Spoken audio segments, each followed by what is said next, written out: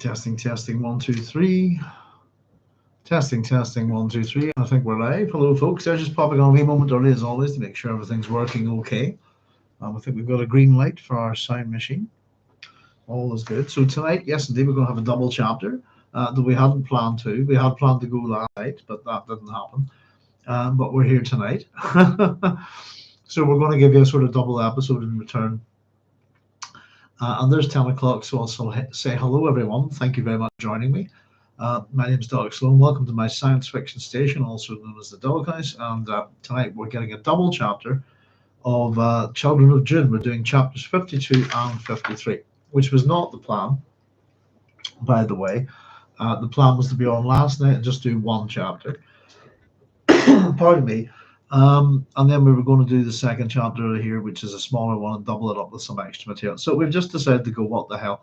I was actually going to put on 2 programs tonight, and I just thought it might as well just do one big program. Hopefully to make up for the for missing out last night. So if you're not up to much this Friday evening, get your slippers on, grab a copy of Children of Dune, if you like, and feel free to join me for the evening.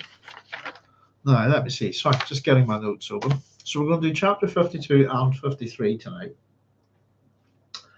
And following that, I'm not quite sure how to do it. What we've got for you tonight, in addition to what we're doing, is it had occurred to us that not everybody's got access to books like Lord Raglan's The Hero, and and also the paper that we have here tonight for you, which is the Moi-Peau of Leto II Atreides, by Noelle Zeender. So what we thought, they're very relevant to what we're doing, and we've been keeping them, in particular for the Moi-Peau, the skin ego, if you like, the second skin, the little skin, for the point in the book where the new skin occurs, and that's this chapter, so chapter 52. So it's appropriate that we look at this stuff now, because we've been holding back, and we wanted to sort of present it where it was most relevant within the book club. And at the same time, I suppose what we've been getting a build up with is some of the ideas of Lord Raglan's towards myth and ritual. We've been getting them throughout the book. And so we're going to present a couple of his chapters for you tonight as well. We're not going to read the whole book, obviously. We're going to be selective in what we read. I was just looking for. I'm basically going to go with an electronic version of Noelle Zeender's essay, if you like, her work on the Moi-Peau of Leto Atreides. So I have it on my desktop, mainly because I couldn't find the paper. But just to let you know that the Moi-Peau or Me-Skin of Leto II in Herbert's Atreides saga is the title. For anybody who wants to check it out, if you have access to such things, it comes from the Journal of Science Fiction Studies. So the journal is actually called Science Fiction Studies, and it's number 66, volume 22, part 2, which is the July 1995 edition, in case that's a bit confusing. So that's the source for that. You might be able to find it online. But also, so I have that on standby on the computer to read to tonight. It shouldn't take too long, hopefully. And it's the same with, where are we? There we have you all there. Thought I lost you there for a second. And it's the same with the Lord Raglan stuff. It shouldn't take too long to get through all of it. What I think you'll find is you'll be surprised at some of the little connections within it, particularly. Well, tell you what, we'll keep it for when it happens, actually. But it's going to be quite interesting. We can have a nabber at it, and you will see people like myself come under attack in his work, if you like, which should be interesting. But just trying to find all of these sort of bits and pieces today, because my office is an absolute mess. I'm joined by Noodles today, this evening. She's snoozing in her bed here. But it was just a whole bunch of stuff in relation to Frank Herbert that I'd found. I've got Alan Feehan's Frank Herbert and the Making of Myths, Irish History, Celtic Mythology and IRA, Ideology and the White Plague, which we'll maybe read to you at some point as well, just because the White Plague and God Emperor of Dune, I think, have some connections. We found our own little flow chart on the sandtrout and the sandworm life cycle, which is kind of relevant to some of the stuff tonight. We've got Julian Thompson's work in progress, Tragedy, Philosophy, A Myth in the Dune series, courtesy of Julian. Thank you very much. You've got Semantics, General Semantics and Ecology, and Frank Herbert's. I haven't got a name on that for some reason. That's from someone. I've got Frank Eulogy to Frank Herbert, which I found, which we'll have to have a wee chat about sometime, by Willis E. McNally. And then I found all my sort of paper copies of the transcripts between Willis E. McNally and Frank Herbert and Beverly Herbert, for example. That's those. And also find, what else do we get? This is the interview with Frank Herbert from Mother Earth News. And A Door into Ocean. Here I have an essay by Joan Sloan. It's basically actually her own, bear with me a second, her own study guide to her homework, I suppose, which is a response to Dune. There we are, Door into Ocean by Joan Sloan. This is just some like stuff around Frank Herbert. Essential bit of reading for anybody who's interested in Frank Herbert. I've got my printout here. Is Dune Genesis by Frank Herbert, which I think you can find on the Herbert Estates website. This one here I have was originally published in the July 1980 issue of Omni magazine. It's never before been reprinted. I think it's available online now. It's well worth having a look. And then I got sent stuff from Semiramis of Babylon to Semiramis of Hammersmith by Julia. Yeah, I picked up some great stuff this year. Orientalism, Assyriology, and the Bible. So anyway, that's just rummaging. And I'm sure, as I said, we're going to present some of this stuff, not this, to you tonight. And it just occurred to me there's a lot of good stuff there as well. I also found my copy of Epic Pooh, which is, I suppose, my copy. It's a printout that I've kind of went through and highlighted. So I promised to have a wee natter about this sometime in relation to fantasy stories, etc. And I found a folder with some of the short stories that I was studying at university when I studied science fiction. And just to give you an idea of what they are, well, there's three of them that they printed these out for us. The Fly by George Llewellyn. We Can Remember It For You, Wholesale. Printouts of Philip K. Dick. I know it's embarrassing, isn't it? Second Variety by Philip K. Dick. And A Boy and His Dog by Harlan Ellison, who probably turned in his grave as a printout of his story being made. There we go. So just some stuff of interest there. And there's, let's say hello to folks actually. There's Sean saying good evening, Doc. Bojack Harkness saying hello all. Julian Thompson saying hello, Doc. Hey all. Hi Julian. Hi Bojack. Hi Sean. Julian just giving you a bit of a plug for one of your papers there. And we've got Carlos Crisella saying hey guys, Doc. And Julian Thompson saying JSTOR offers this essay for free. There we go. It was that this essay is that the one that we're looking at tonight. I didn't think you could get into JSTOR for free unless you were. It's problematic if you're not a student or an academic, isn't it? Such as myself. I'm locked out of a lot of academia simply by money walls, paywalls, you know. But good to see you all, folks. Got a couple of interesting chapters for you tonight. Chapter 52, I've called, for want of a lack of terms, let me see, how did I go with it? The symbiotic transformation, metamorphosis, and apotheosis of Leto Atreides II. That's kind of or Leto's New Skin, I suppose, is the other title that I've given it here. Or we could think of it as the Emperor's New Clothes, in a funny kind of way. I suppose it's a lengthy enough little chapter here compared to the ones that we're usually dealing with. I think it'll go quite quickly tonight. It's highly descriptive of the transformation that Leto starts to go through. And I suppose we've got a couple of other things to have a wee natter about. I was just things that I was thinking about. Let me see. Very quickly.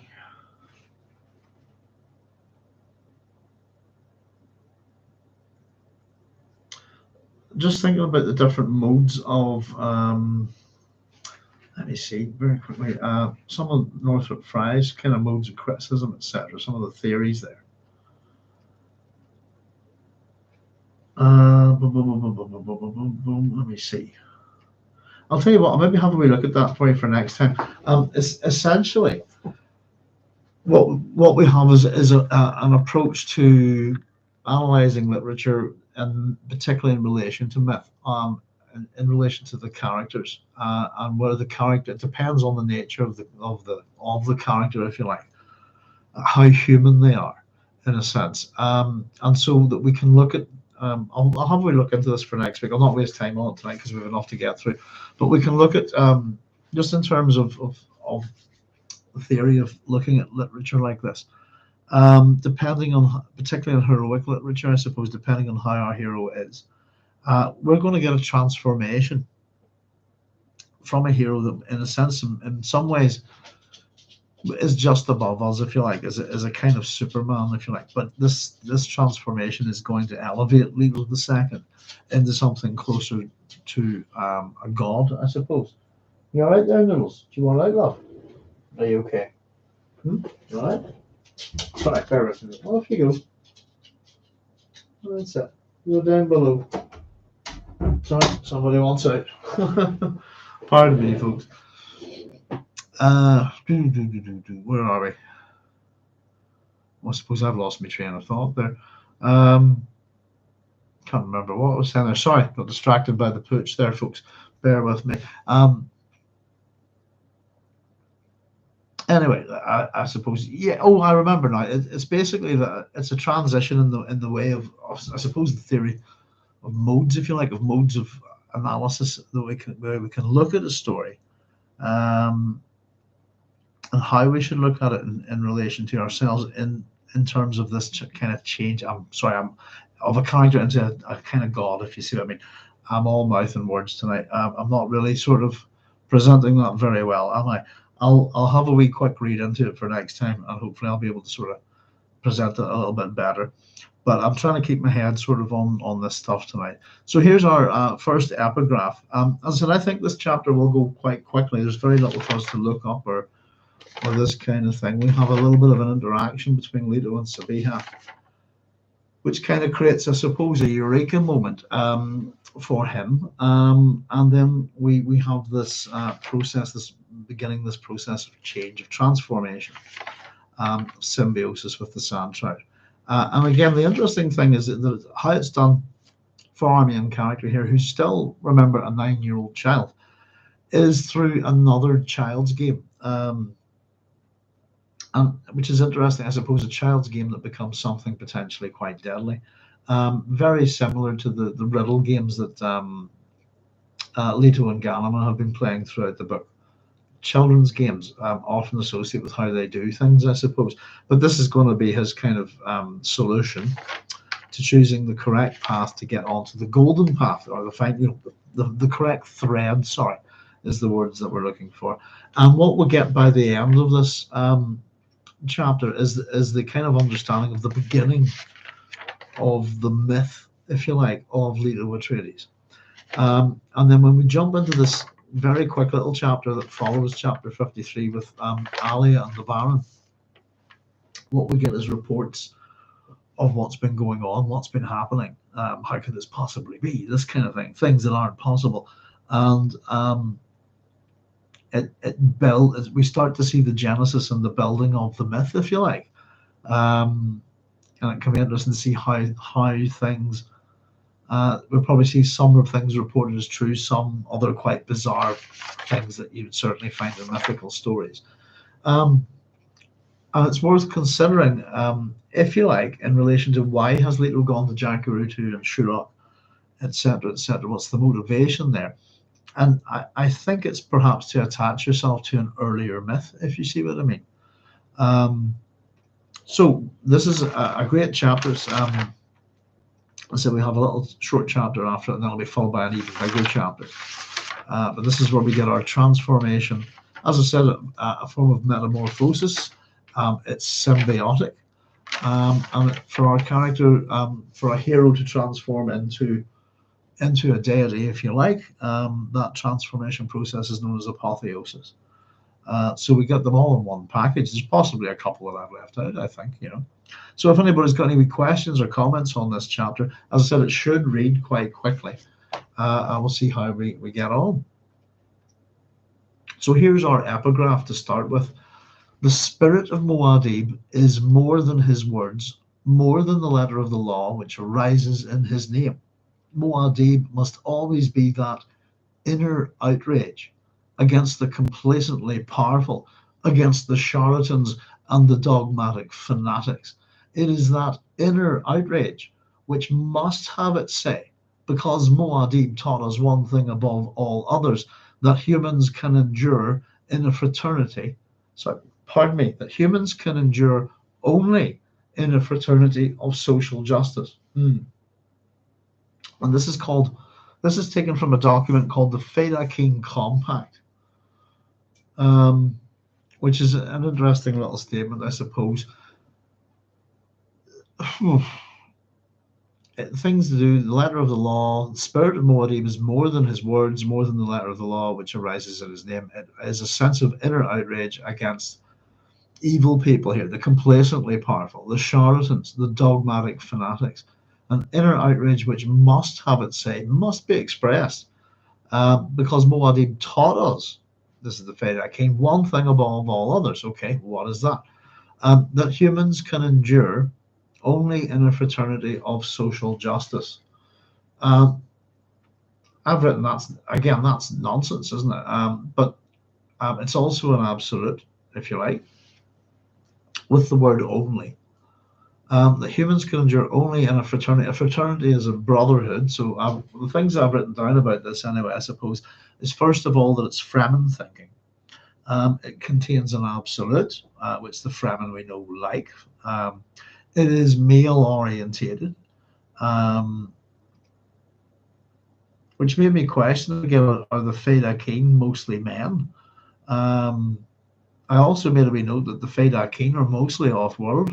According to the story at this point, a lot of them have been given positions in power here and there across the universe.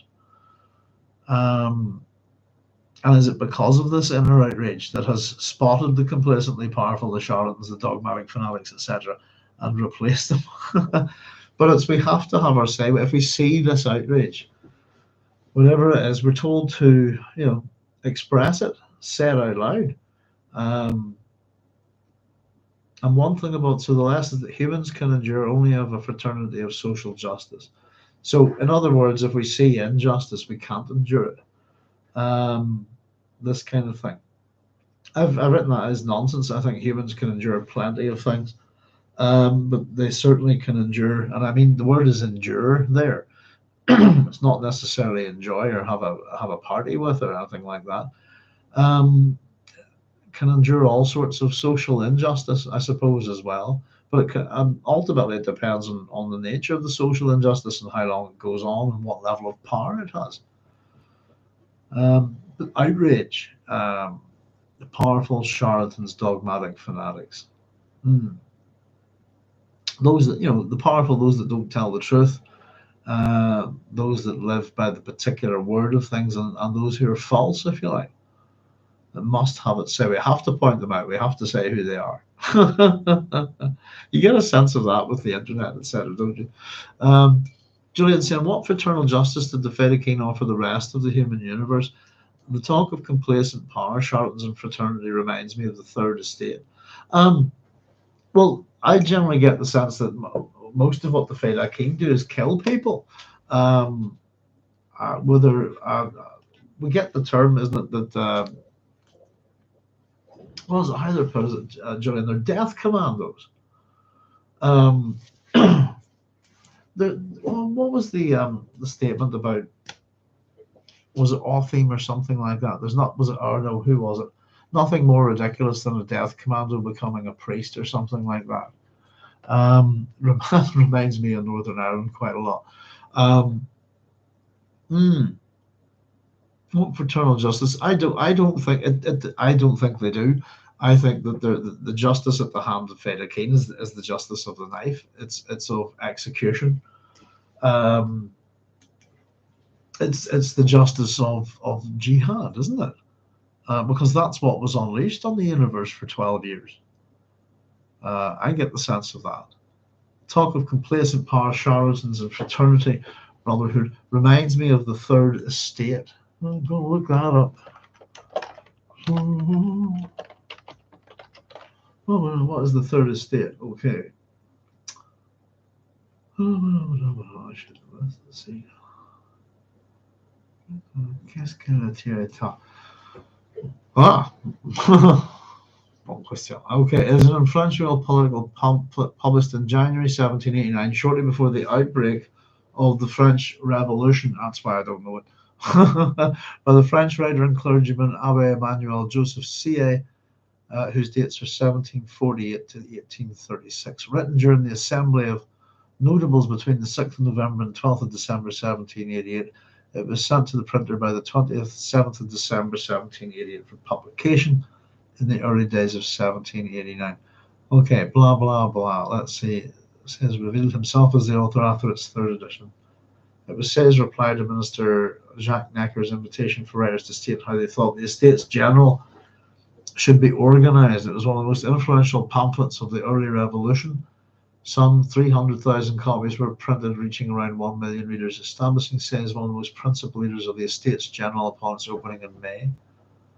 The third estate, the common people of France, constituted a complete nation within itself, providing in the end all the men necessary to man the army, to staff the churches, to administer the law, and every other operation of society. It therefore had no need of the dead weight of the two other orders, the first and second estates, of the respectively clergy and aristocracy, which Say suggested abolishing. Before all else, Say argued for the sovereignty of the nation, unfettered by ancient constitutional niceties, represented by its people and empowered to re-establish the political system. He saw this actualized with genuine representatives in the Estates General, equal representation to the other two orders taken together, and votes taken by heads and not by orders. Comparable to the Federalist Papers and the Communist Manifesto and its influence, Say's pamphlet was profoundly influential in putting forth the ideas and goals of the French Revolution. There you go. So it's very, very important document. The pamphlet begins, this is it pretty much, with the three rhetorical questions and Say's responses. The questions and responses are as follows. What is the third estate? Everything. What has it been hitherto in the political order? Nothing. What is it desired to be? To become something.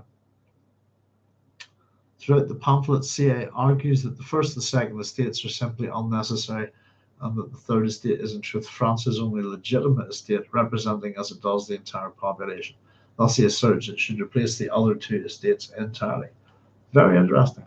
Is that a copy of the first page there? The plan, c'est écrit assez simple. Nous avons trois questions à nous faire. Yeah, pretty much the same thing. Excellent. Thank you. You've educated me a wee bit there, Julian. I'm pretty ignorant about that stuff. And then liberty, equality, fraternity was the French revolutionary French slogan. Yes, I know that one. I'm not too into the details, to be honest with you. Kind of have a bit of an interest in the Peninsular Wars and the that kind of stuff, that kind of era. But yeah, I don't know, sort of Scarlet Pimpernel, that kind of thing is about. I don't know much about the French Revolution at all. I've done some of the tour stuff in France, in Paris. I've been to the Place de Bastille, and I've been to where else did I go to? I've been to Versailles, but that was a long, long, long time ago. But yeah, France is quite nice. I like France. Paris, not so much. Sacre, but I said that I was in Paris at quite a bad time, actually. Let's see. So yes, indeed, a little bit about the spirit of Muad'Dib, I suppose. People are going to be turning against the religion of Muad'Dib within the following chapter. If we want a little bit of relevance, to this epigraph. Pardon me. Right. Okay. So let's get cracking. Yes. Right. Humans can endure only in a fraternity of social justice. Suppose we do seek it, don't we? I think. Leto sat with his back against the wall of the hut, his attention on Sabiha, watching the threads of his vision unroll. She had prepared the coffee and set it aside. Now she squatted across from him, stirring his evening meal. It was a gruel redolent with melange. Her hands moved quickly with the ladle, and liquid indigo stained the sides of his bowl, blending in the concentrate. The crude membrane which made a still tent of the hut had been patched with lighter material directly behind her, and this formed a grey halo against which her shadow danced in the flickering light of the cooking flame and the single lamp. The lamp intrigued Leto. These people of Shuloch were profligate with spice oil. A lamp, not a glow globe, they kept. I'll read that again. A lamp, not a glow globe. They kept slave outcasts within their walls in the fashion told by the most ancient Fremen traditions. Yet they employed ornithopters and the latest spice harvesters. They were a crude mixture of ancient and modern. Sabiha pushed the bowl of gruel toward him, extinguished the cooking flame. Leto ignored the bowl. I will be punished if you do not eat this, she said. He stared at her, thinking, if I kill her, that'll shatter one vision. If I tell her Muraz's plans, that'll shatter another vision. If I wait here for my father, this vision thread will become a mighty rope. I just thought it was interesting the kind of little picture it paints over here. We're heading into, I suppose, the genesis of the God Emperor again, but also the birth of the myths, if you like. We have this kind of, by the lamp, this shadow of her dancing against the background, creating a kind of halo. It's almost like a religious icon portrait, portrayal, sorry, of Sabiha here. I thought just the imagery of it. Did I skip a bit? Oh, hang on. She bent her thin face over the bowl, blending in the concentrate. Let's see, blending in the concentrate. Oh, here we go. Hang on. Let's see. Thank you. She bent her thin face. There we go. Let me just check. Probably I did. Oh, I need a pen. Right, there we go. Oops. Stand on the sides of the bowl.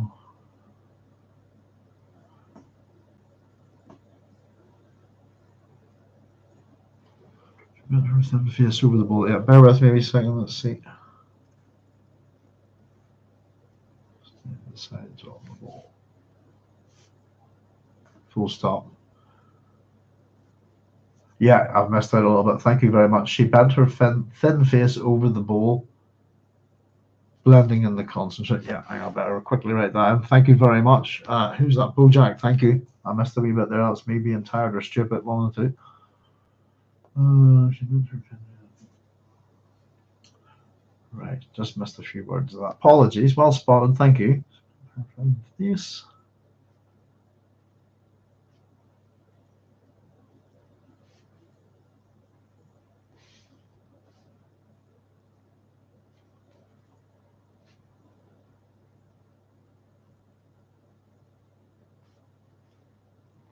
There we go. Thank you very much.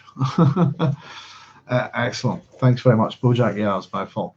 That's not a good start, is it? Hopefully there's not too much of that. Right.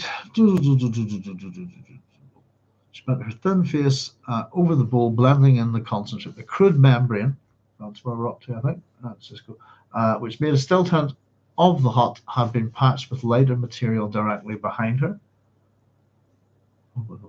Yeah, and this formed a grey halo against which her shadow danced in the flickering light of the cooking flame and the single lamp.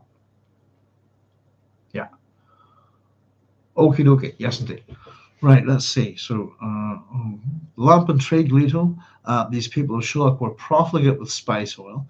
A lamp, not a glow globe. They kept slaves outcast with their within their walls, in the fashion told by the most ancient Fremen traditions.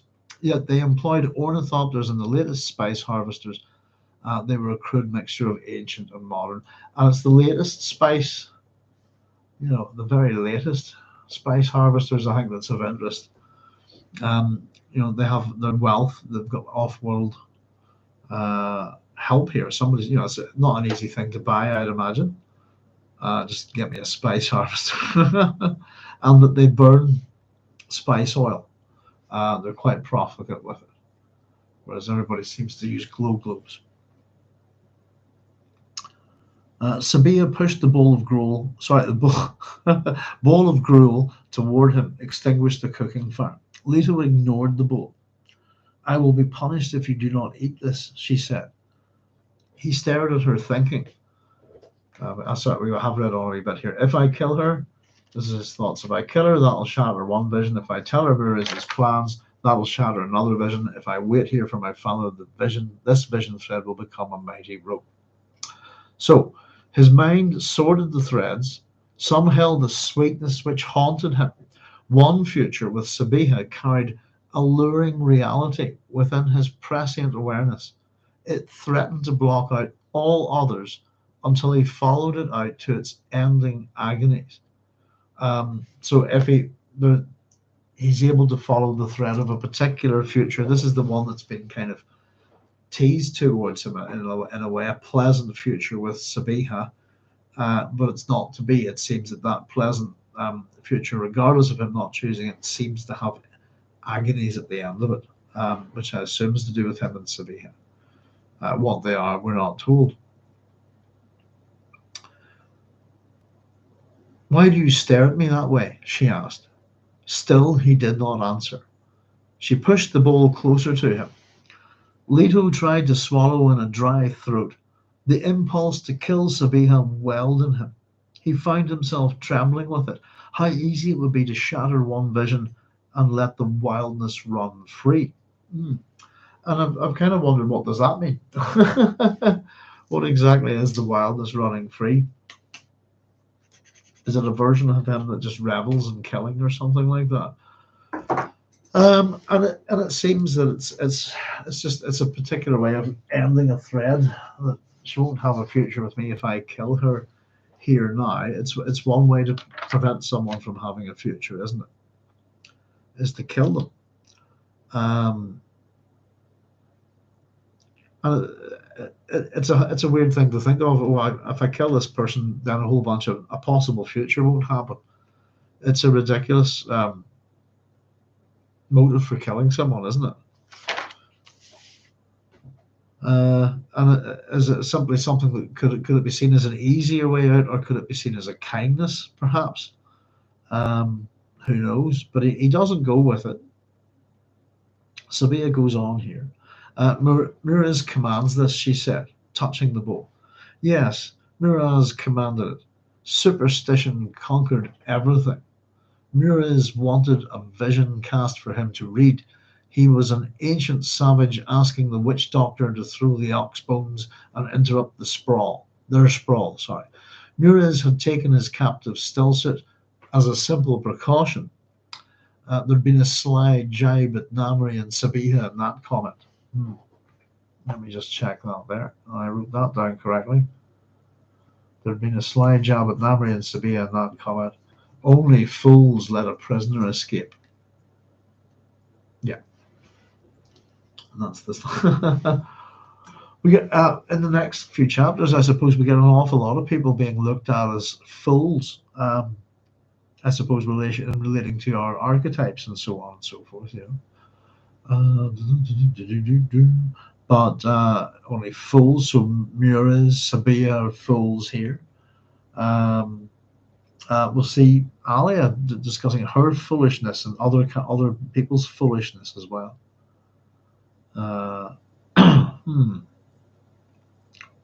Only fools let a prisoner escape. Mirez had a deep emotional problem, though.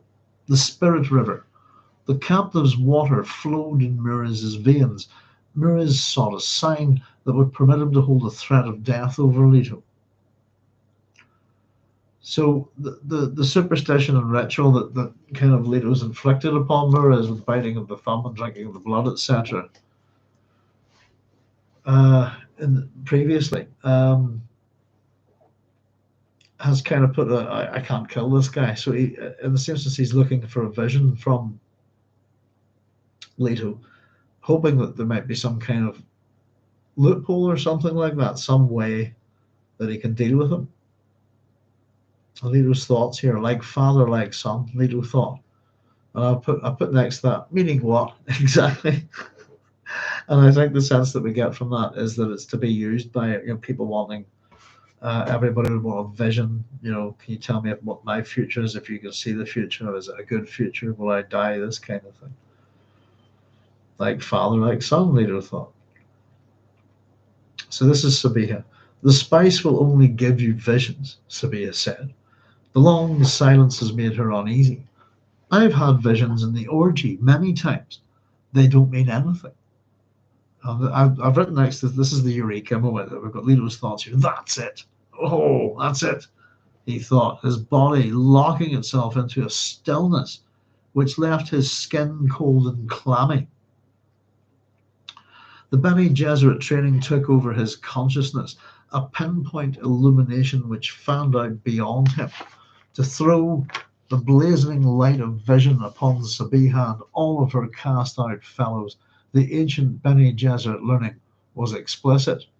So here we have some of the Bene Gesserit thoughts on language, I suppose, and learning. Here we go. Language is built up to reflect specialization in a way of life. Each specialization may be recognized by its words, by its assumptions, and sentence structures. Look for stoppages.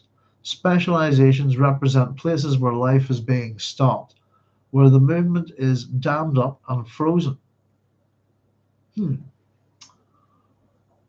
Pardon me. Now, the paragraph goes on there. I'll just run to the end of it. He saw Sabiha then as a vision maker in her own right, and every other human carried the same power. Yet she was disdainful of her spice orgy visions. They caused disquiet, and therefore must be put aside, forgotten deliberately. Her people prayed to Shai Hulud because the worm dominated many of their visions. They prayed for dew at the desert's edge because moisture limited their lives. Yet they wallowed in spice wealth and lured sandtrout to open qanats. Sabiha fed him prescient visions with a casual callousness, yet within her words he saw the illuminated signals. She depended upon absolutes, sought finite limits, and all because she couldn't handle the rigors of terrible decisions which touched her own flesh. She clung to her one-eyed vision of the universe, englobing and time-freezing as it might be, because the alternatives terrified her. So let's have a look at the first part of that, I suppose. Some Bene Gesserit thoughts on language. I think this is interesting enough. Language is built up to reflect specialization in a way of life. Each specialization may be recognized by its words. I would actually disagree with that. I suppose I can give a couple of examples, but he's quite correct here. I suppose every art and craft, every trade,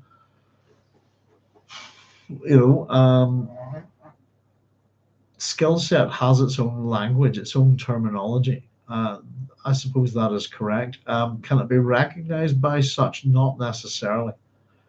Because of language, within any given society, there has to be commonality to language and meaning. As much as sentence structures, as Frank is talking about here, syntax, things like that, semantics are hugely important. And so I can give you an example of a word, for example, product.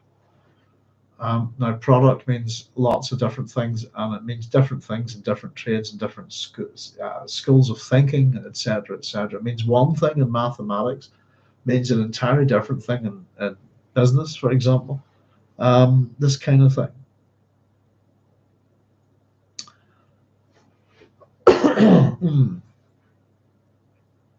Julian saying this bit about language sounds like Taoist thinking. Hmm. I'm not too sure.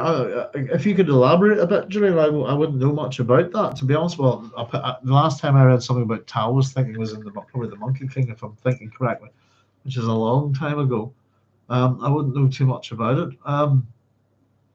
I get the sense that as we go through a lot of this, that we get some things from Frank Herbert about. I think Frank has problems with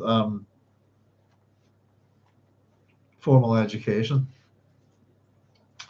And certainly, in terms of what's to blame within the Dune universe, I think certainly within these few chapters and about it, we're kind of pointing at formal education. What he's talking about is the schools of thought, schools of thinking within the Dune universe that have become rigid, that haven't moved in thousands and thousands of years.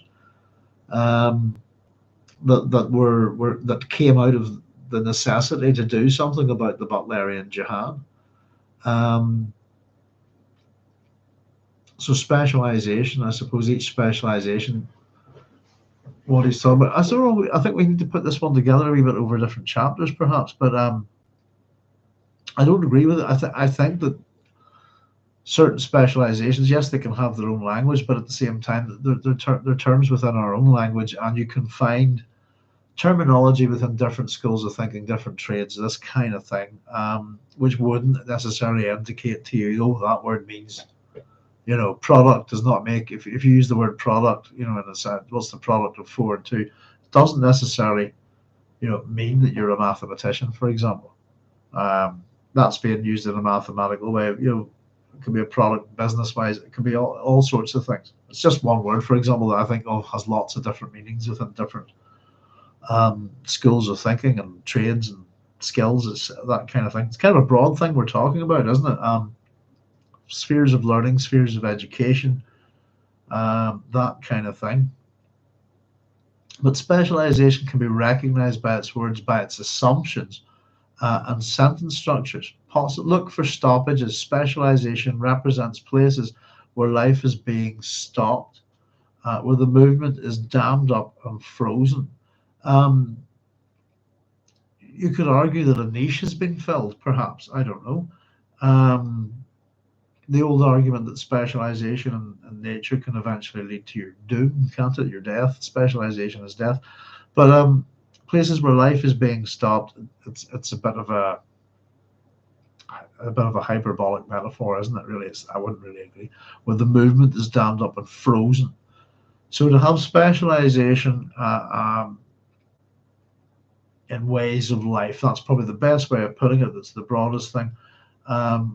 Dams things up, freezes things up, prevents movement. I wouldn't necessarily agree. I'd say it can create huge leaps forward in society, whether it be over a few years or a few hundred years, Oh, Julian's coming some stuff here. Lao Tzu insists the same about language. The Tao that can be told is not the eternal Tao. The name that can be named is not the eternal name. The unnameable is the eternally real. Thank you.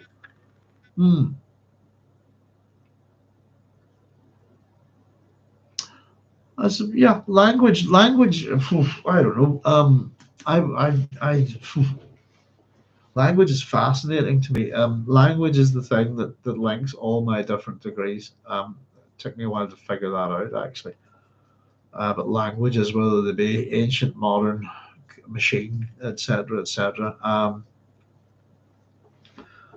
I'm just in thinking about it. But to me, the most dangerous, most powerful, and most useful piece of technology and art that the human beings have invented is the written word. Writing, which, and with throwing writing, you can include mathematics within that, and where we're at now is a kind of a new genesis of what writing can bring in terms of hypertext and AI and all that kind of stuff,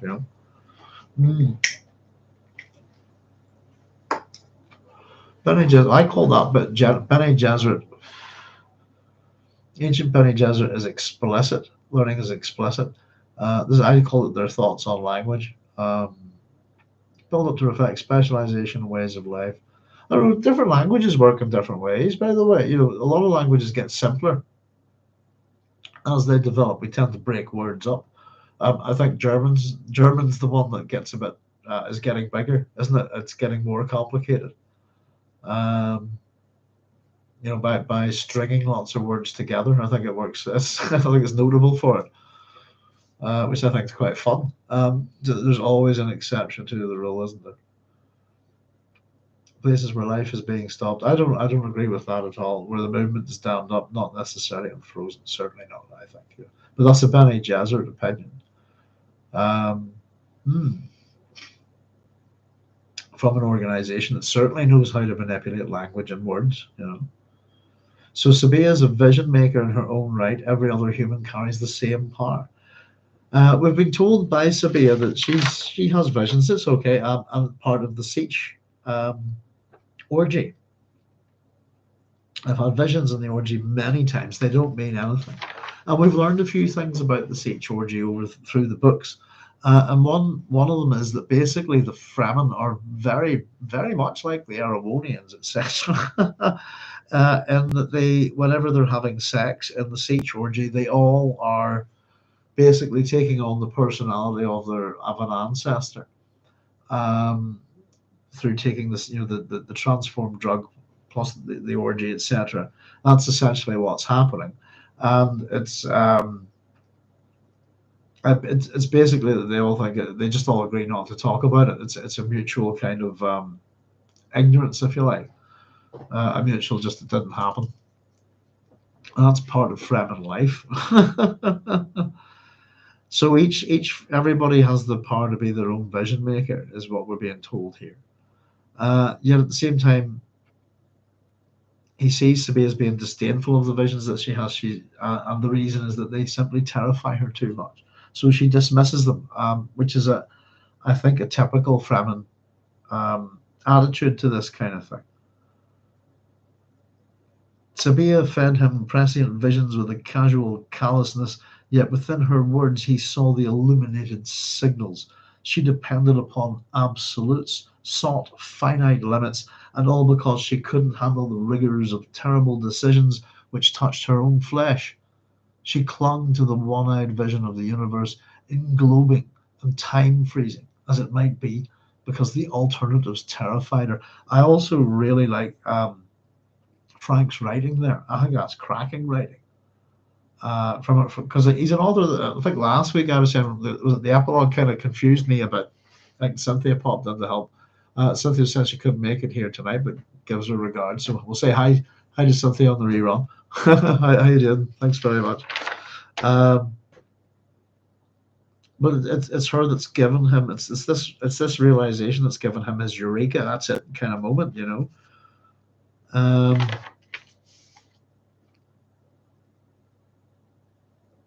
Yeah, and that we're all capable of this in a sense is what they're telling us in this.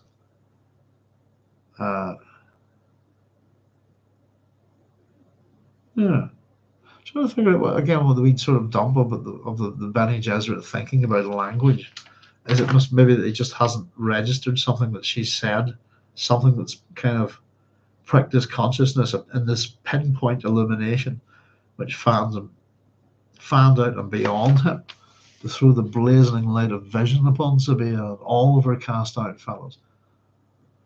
I think in a sense this has maybe got something to do with his vision, his thread, his path, that they'll form part of the myth, part of the story, if you see what I mean. So in contrast, now Leto, in contrast, Leto felt the pure movement of himself. He was a membrane collecting infinite dimensions, and because he saw those dimensions, he could make the terrible decisions, as my father did. You must eat this, Sabiha said, her voice petulant. Leto saw the whole pattern of the visions now and knew the thread he must follow. So it's I suppose in not killing Sabiha, not following any of the other threads and coming to this point, her comments about the Sikh Georgie, about visions are the thing that's kind of sparked him, that she's, and it's drawn a light onto her in a funny way from him about being a vision maker. It's what she said that's kind of kicked it going for him. It's given him that, I've got it, what to do, if you like, to get on the final thread.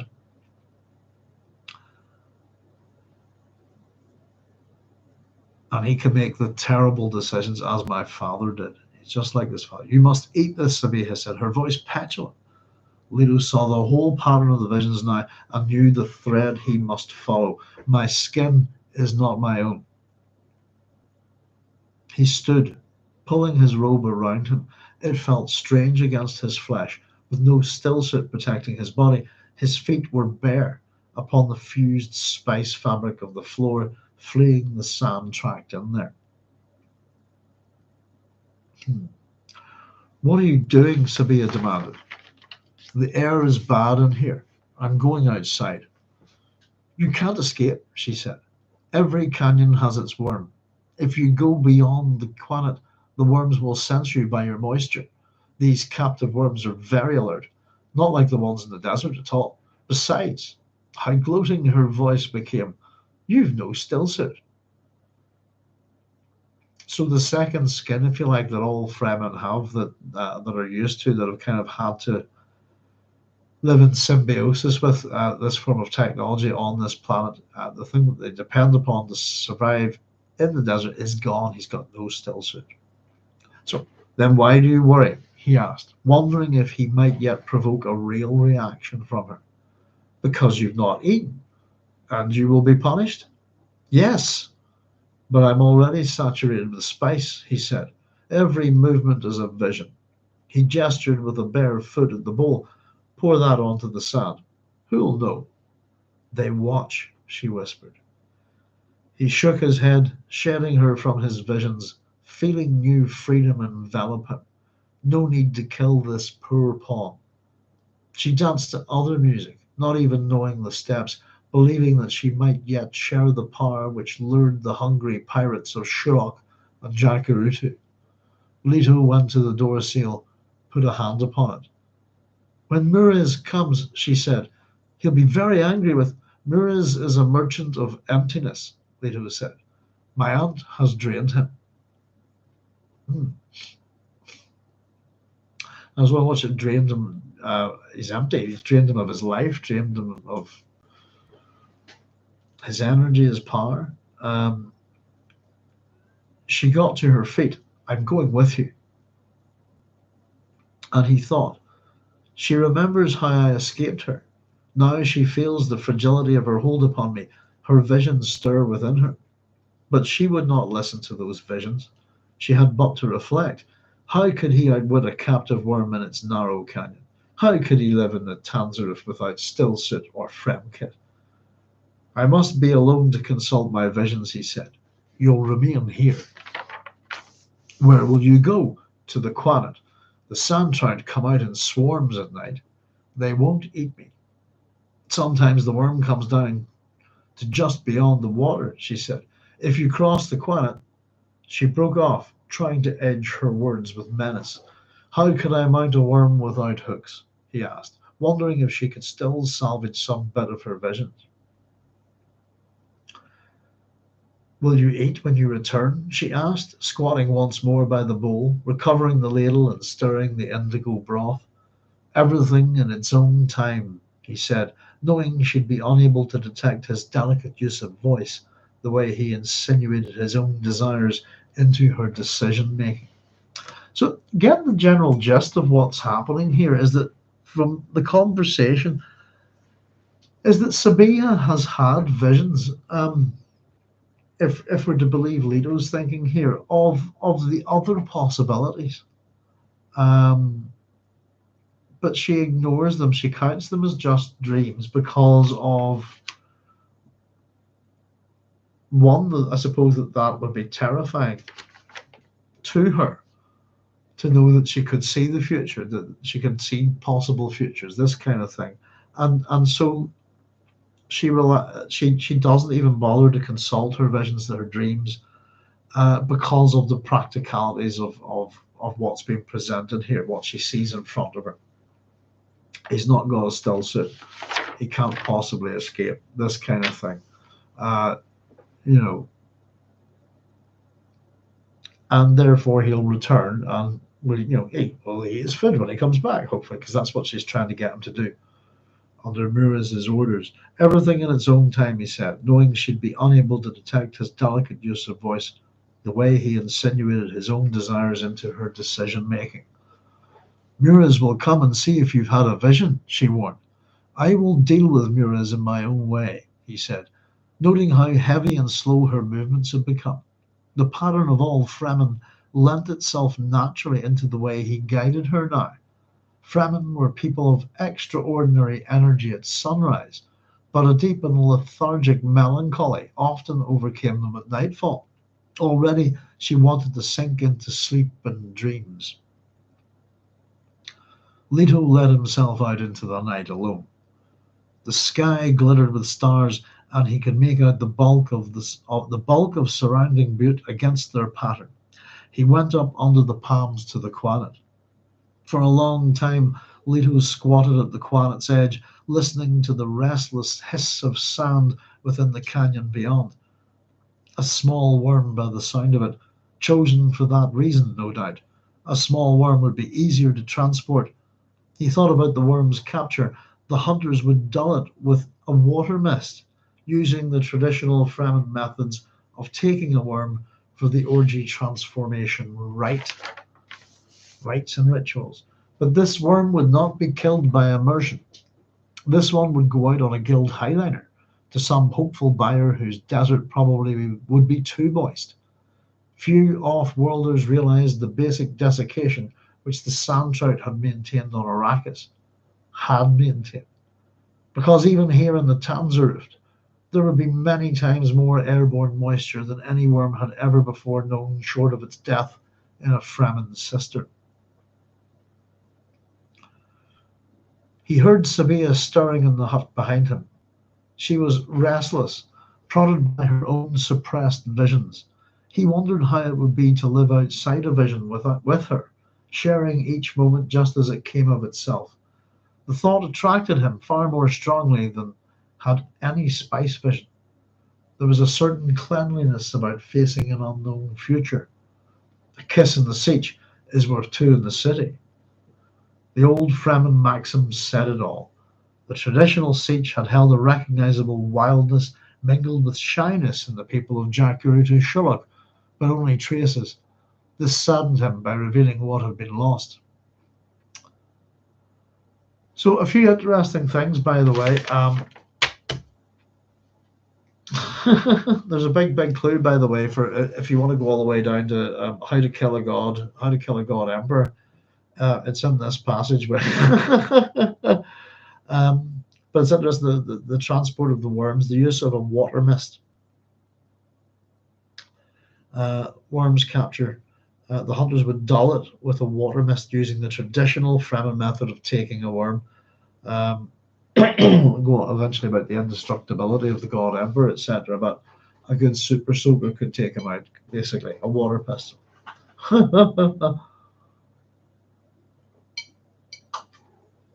I suppose there's a perfectly good clue to that there. So these guys are selling worms to off-world buyers. None are surviving, and we've basically been given the reason here. Pardon me. And we also therefore get the source of Shuloch's wealth, if you like, and Jacurutu's wealth.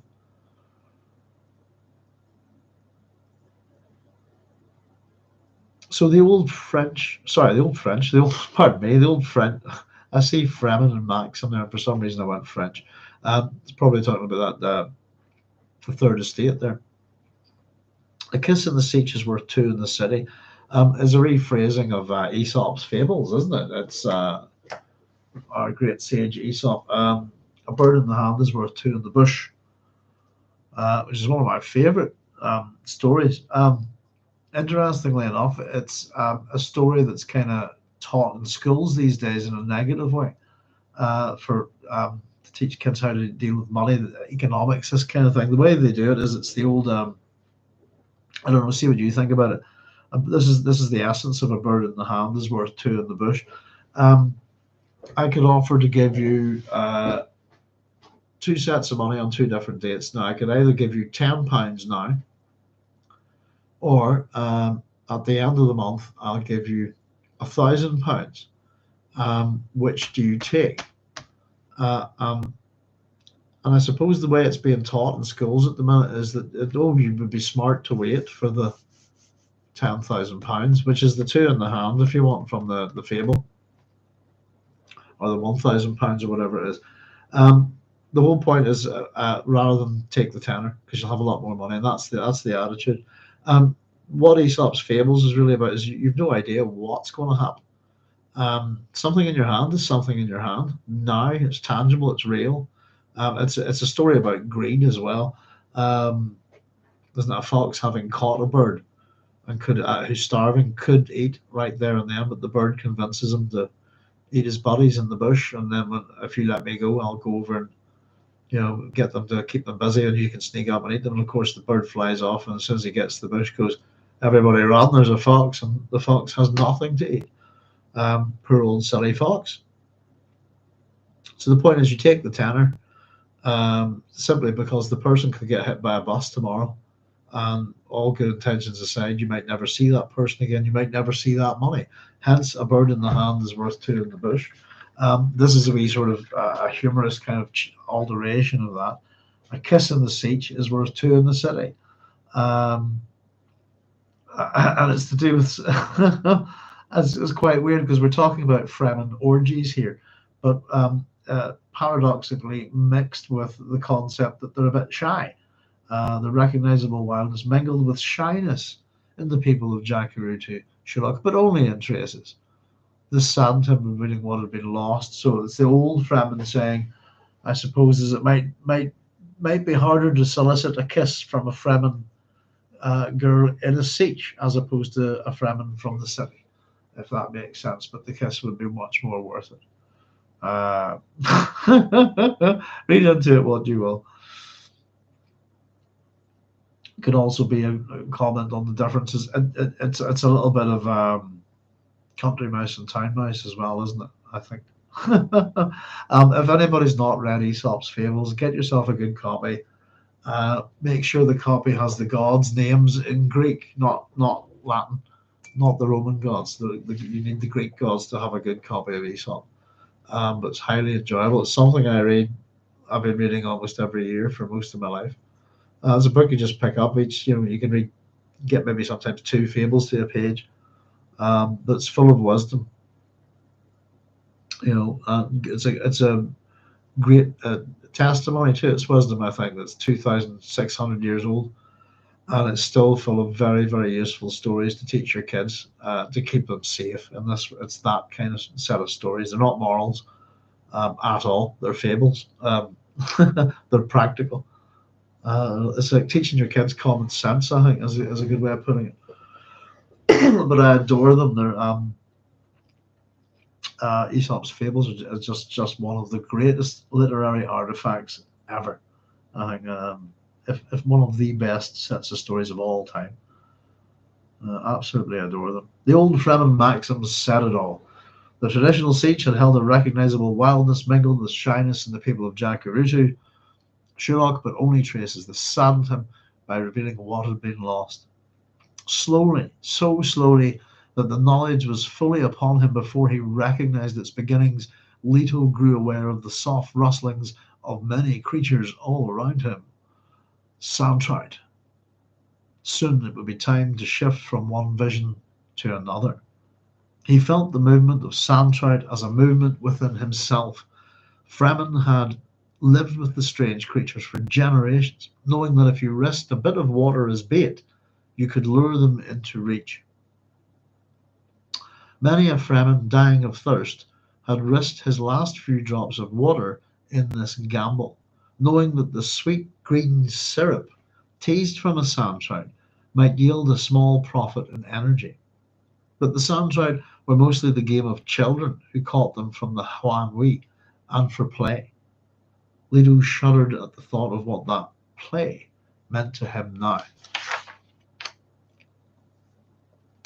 Yes, indeed. So this is again another one of these children's games that's become something a bit important, very dangerous, very sinister, perhaps for Leto. Though sinister in the Dexter sense. So he felt one of that. Hang on a second. He felt one of the creatures. I think I've got a bad misprint up ahead. Yeah, it's okay. I see it. He felt one of the creatures slither across his bare foot. It hesitated, then went on, attracted by the greater amount of water in the qanat. For a moment, though, he'd felt the reality of his terrible decision. The sandtrout glove, it was the play of children. If one held a sandtrout in the hand, smoothing it over your skin, it formed a living glove. Traces of blood in the skin's capillaries could be sensed by the creatures, but something mingled with the blood's water repelled them. Sooner or later, the glove would slip off into the sand, there to be lifted into a spice fiber basket. The spice soothed them until they were dumped into the death still, at which point they probably go a bit bonkers as they die. He could hear sandtrout dropping into the qanat, the swirl of predators eating them. Water softened the sandtrout, made it pliable. Children learned this early. A bit of saliva teased out the sweet syrup. No, teased out the sweet syrup. Sorry. Leto listened to the splashing. This was a migration of sandtrout come up to the open water, but they could not contain a flowing qanat patrolled by predator fish. I'm getting all teeth here. Apologies, folks.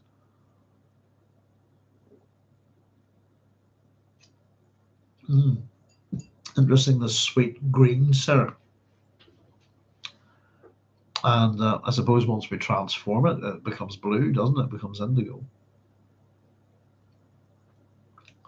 So we've got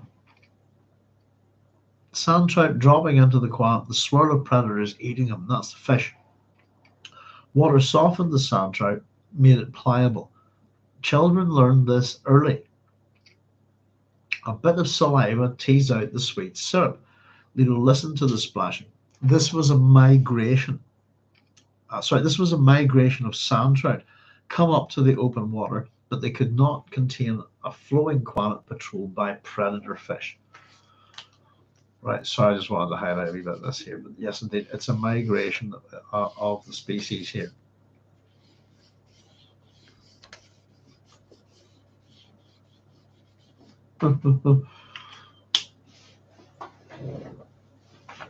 Right, still they came, still they splashed. So we've had the sandtrout glove, maybe the child's game, and here we get the reality of it. Now I've got a mistake here in the book. That's right. Let me just see. Bear with me. It's the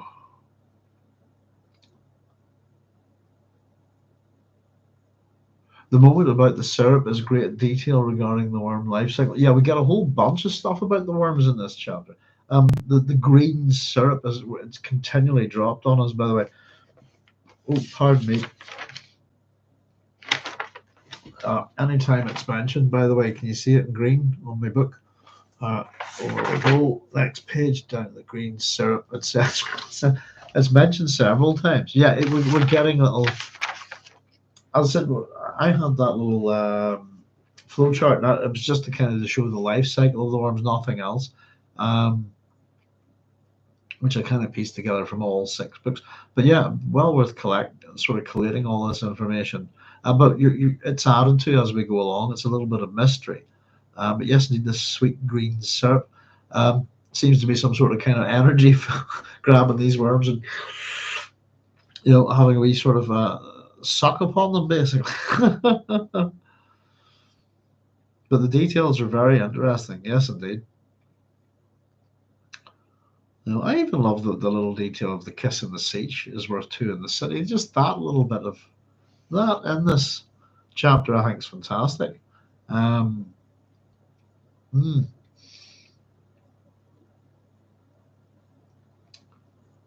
right. Yes, indeed. Sweet green syrup. Surely I thought of what was played to him now. So where were we? So this is the mistake, folks. Let me see. I think it's a howler in my book. I'd love to sort of discuss this one night, just in terms of what we think has happened to the books. For those of you who've been with on us this journey, for the last 3 years with this book club, I wonder what you think about the level of post initial publication mistakes within the text. Certainly within the British copies, it's an incredible amount of mistakes. Some of it looks like sabotage, quite frankly, at this point. Occasionally, well, I don't know, but at this, it seems that someone has taken liberties, either taken some real liberties with these books, real publishing liberties. And again, I don't think it's anything to do with Frank Herbert at all. Someone has made changes to these books, and if they were, I'd love to know who's done it and why. But here we go. I've got lead. What I've got. This is what I've got, and I'll hopefully maybe you can check for me. But I've got Leto was groped on the sand with his right hand until his fingers encountered the leathery skin of a sandtrout. Now, I'm pretty sure, in fact, hang on, let's get the copy up here. I'm pretty sure that's not what's supposed to be said here at all. The best I can make out is we remove an extraneous word here. If we remove the word was, what the hell is happening here? Hang on. Sorry, pardon me. Let's just bear with me a second, folks. I'm just bringing up an electronic copy of the Berkeley just to check here. Find where are we? All right, now.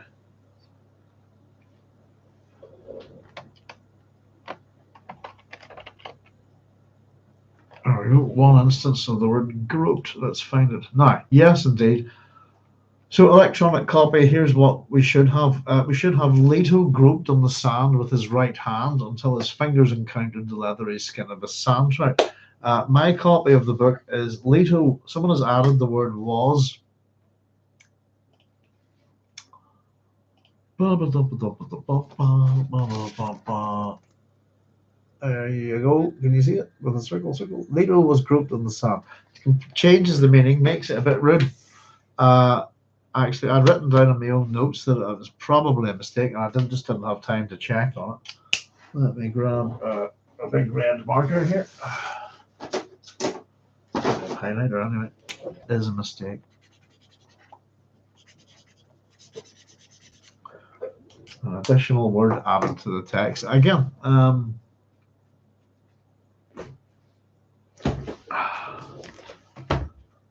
I'm just curious. Well, I really would like to know what you think about this. It's too much. It's far too much. I can't think of any book I've ever read, ever.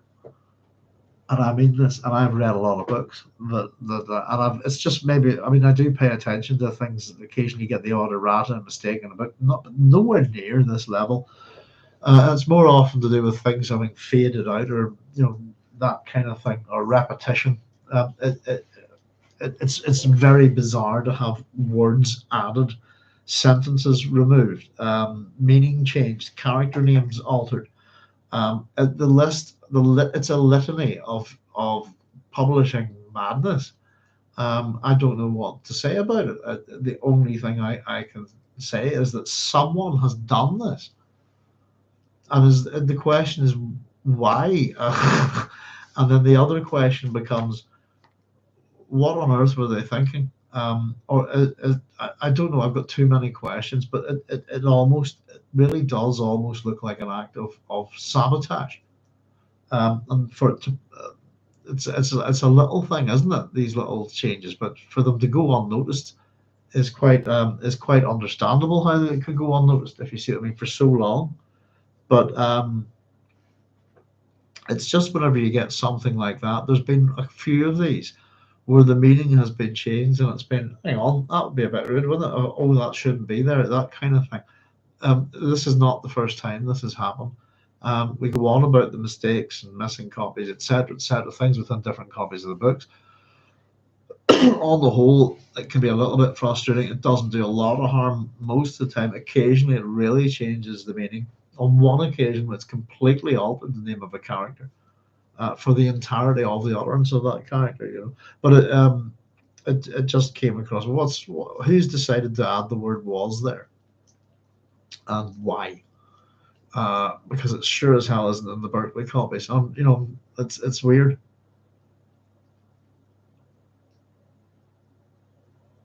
Yeah, again, it's interesting. Let's have a look.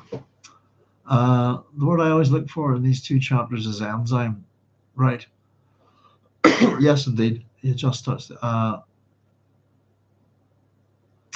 Bojack saying the many mistakes in these books has influenced me to go get new copies for the book club as close to the original publication date as I can reasonably get. Just got a nice copy of God Emperor. Yeah, I'm actually, Bojack saying I'm actually reading out of a true first edition of Children and a new Ace version at the same time to see. Your version is the worst.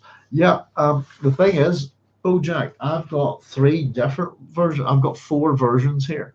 So unfortunately, because I don't like reading stuff on the computer that much, I have the Berkeley's on electronic copy. I'm just a bit. I know you guys have them too, but I tend to work with one copy at a time and just to see. So the one that I'm working with is the Golance. But the mistakes that are in this are in the New English Library ones as well. What else have we got? So I've got 4 different versions. And the choice of which version, by the way, because I have modern ones as well. So simply put, whenever I start the book club, I get all the versions of them, and the one that I pick is the one that's easiest for me to read. That's what my choice is based on. And oddly enough, I've been picking up the new ones because I don't own an entire set of Dune books all with the same covers. So I've got the first 3 or 4, I think, of these kind of new ones. And I'm pretty certain I thought I would go with one of the new ones for the God Emperor. So no, I've and by the 3 or 4 that I have, I think there are different. Let me just quickly check here. Who have I got? I've got 3 or 4 different copies of that one alone. Right. Oops. Not good. Bear with me a second, folks. It's Children. What else have we got? Weird stuff. That was Children.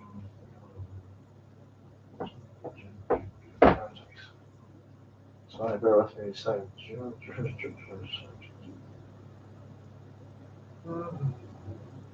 Goodness, I'll tell you what, I must have been moving them about. I'm not seeing them all here. I don't want to waste your time too much. I must have put them down somewhere. Children of Dune. What's this one? This one's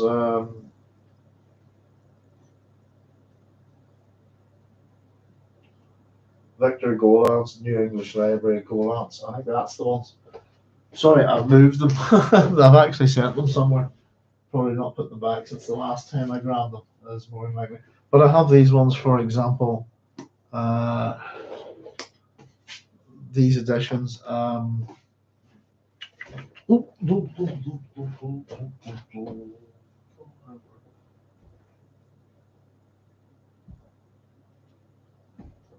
Not that I'm seeing it there, but I've also got this one of Children of Dune as well. What would that be? It's at New English Library as well. New English Library, Golance, Victor Golance, and Berkeley are the 4 I think that I have for most of them. I wonder what I've done with them. They're probably sitting somewhere behind me. Books are piling up and stuff like that. I don't know.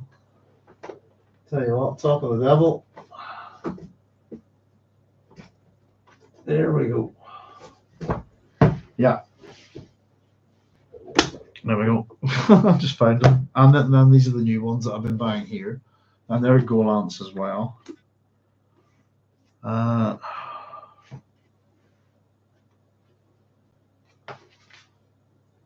Bear with me a second.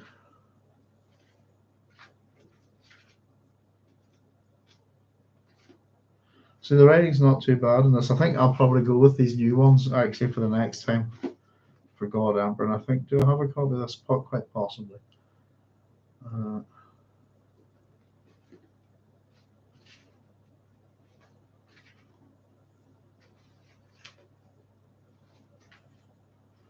There we are. Let's see if I can find this.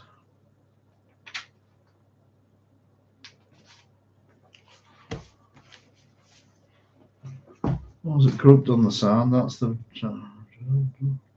Just out of curiosity, I'm gonna get going again. Yeah, Leto groped on the sand with his right hand, so it's fixed in this one. Different. That's okay in this one. So it might be worth going with those. You know, as I said, it's bizarre. It really it's just too much. You know, and what some editions, you know, so maybe some of them are fixed, maybe somebody's had a go at it, but it's ridiculous, and just the disparity between different publishing houses, you know. A true first edition of Children and a new AS version at the same time to say your version is the worst. Yeah, and so it's not by any particular. I said my choice of books of which copy to use has been kind of arbitrary. It's just it's not. It's been based on how easy it is for me to read is which one I've picked, you know. But we'll maybe go with the modern one. See if it gives us less bother. At the same time, still, it's a good question to ask. What's happened here? Right, folks, we'll go on. So, the mistake in my copy of the book, we have Leto was groped on the sand. That word was should not be there.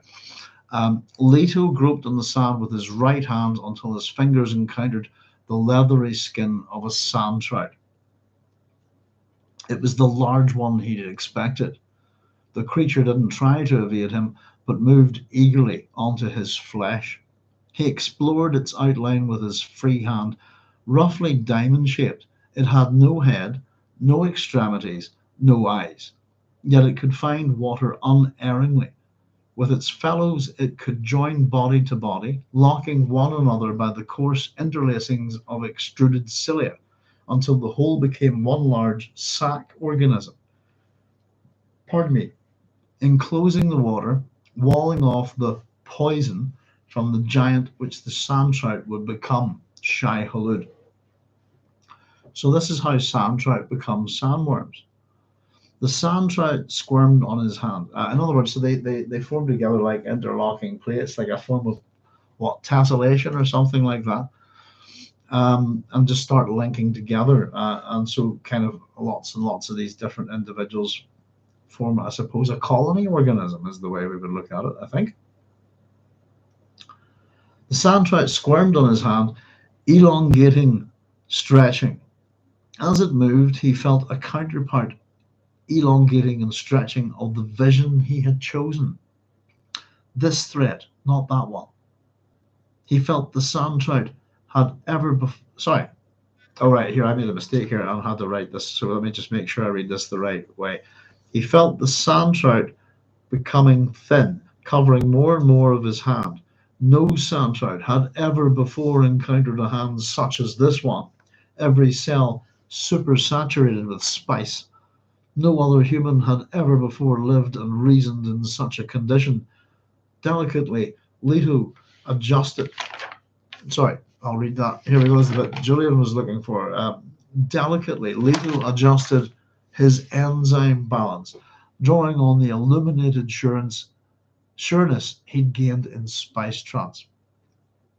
The knowledge from those uncounted lifetimes which blended themselves with him provided the certainty through which he chose the precise adjustments, staving off the death from an overdose, which would engulf him if he relaxed his watchfulness for only a heartbeat. And at the same time, he blended himself with the sandtrout, feeding on it, feeding it, learning it.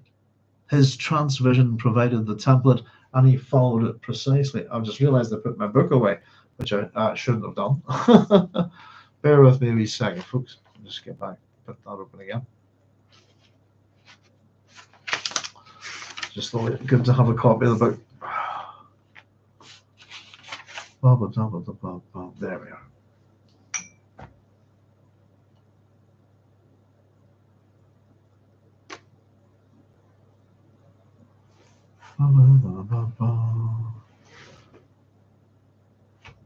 Right, sorry, there we are, wrong page, that's up there.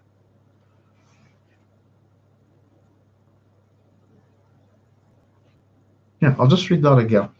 So, because I missed, sometimes I miss a bit. This time I caught it, I missed the sentence I missed and had to draw arrows and write it around that kind of thing. So I'll just run through it again. The sandtrout, this is it, this is the beginning really, isn't it? The sandtrout squirmed on his hand, elongating, stretching. As it moved, he felt a counterpart elongating and stretching of the vision he had chosen. This thread, not that one.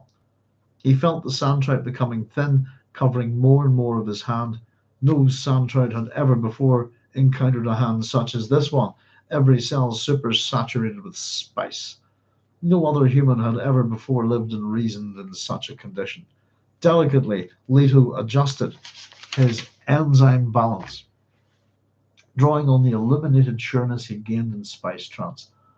The knowledge from those uncounted lifetimes which blended themselves with him provided the certainty through which he chose the precise adjustments, staving off the death from an overdose which would engulf him if he relaxed his watchfulness for only a heartbeat. And at the same time, he blended himself with the sandtrout, feeding on it, feeding it, learning it. His transvision provided the template, and he followed it precisely. So he's on the right path, isn't he? It's do this, do that, to get a certain future. And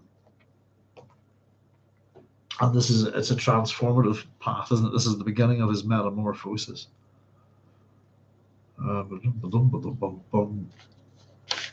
Right, okay. Leto felt the sandtrout go thin, spreading itself over more and more of his hand, reaching up his arm. He located another, placed it over the first one.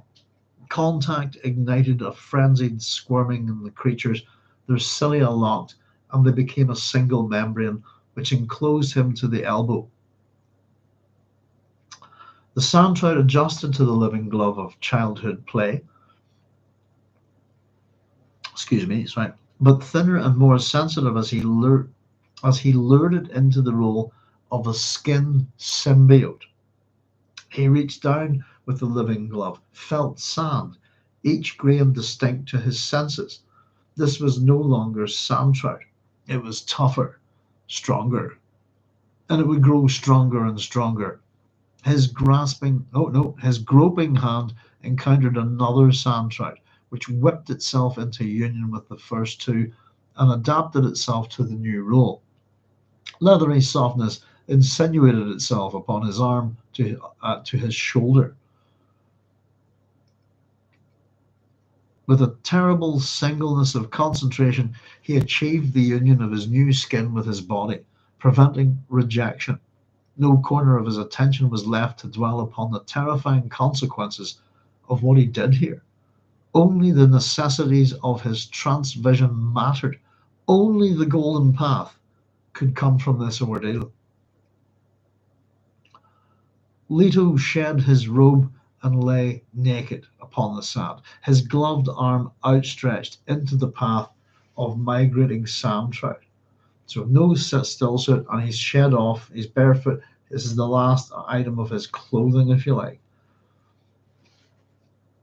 So he's completely naked on the sand and his gloved arm outstretched into the path of the migrating sandtrout. So they're just going to run over him, basically, isn't it?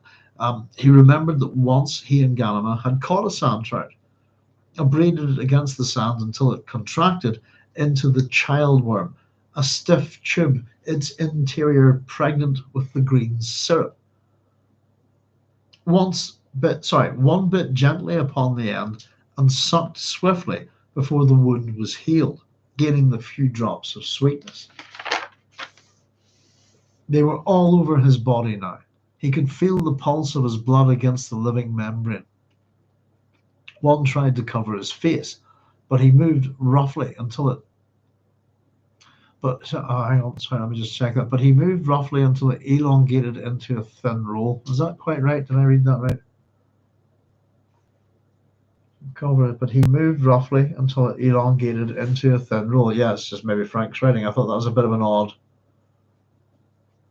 phrase. Maybe it's just the abrasion, if you like, rough.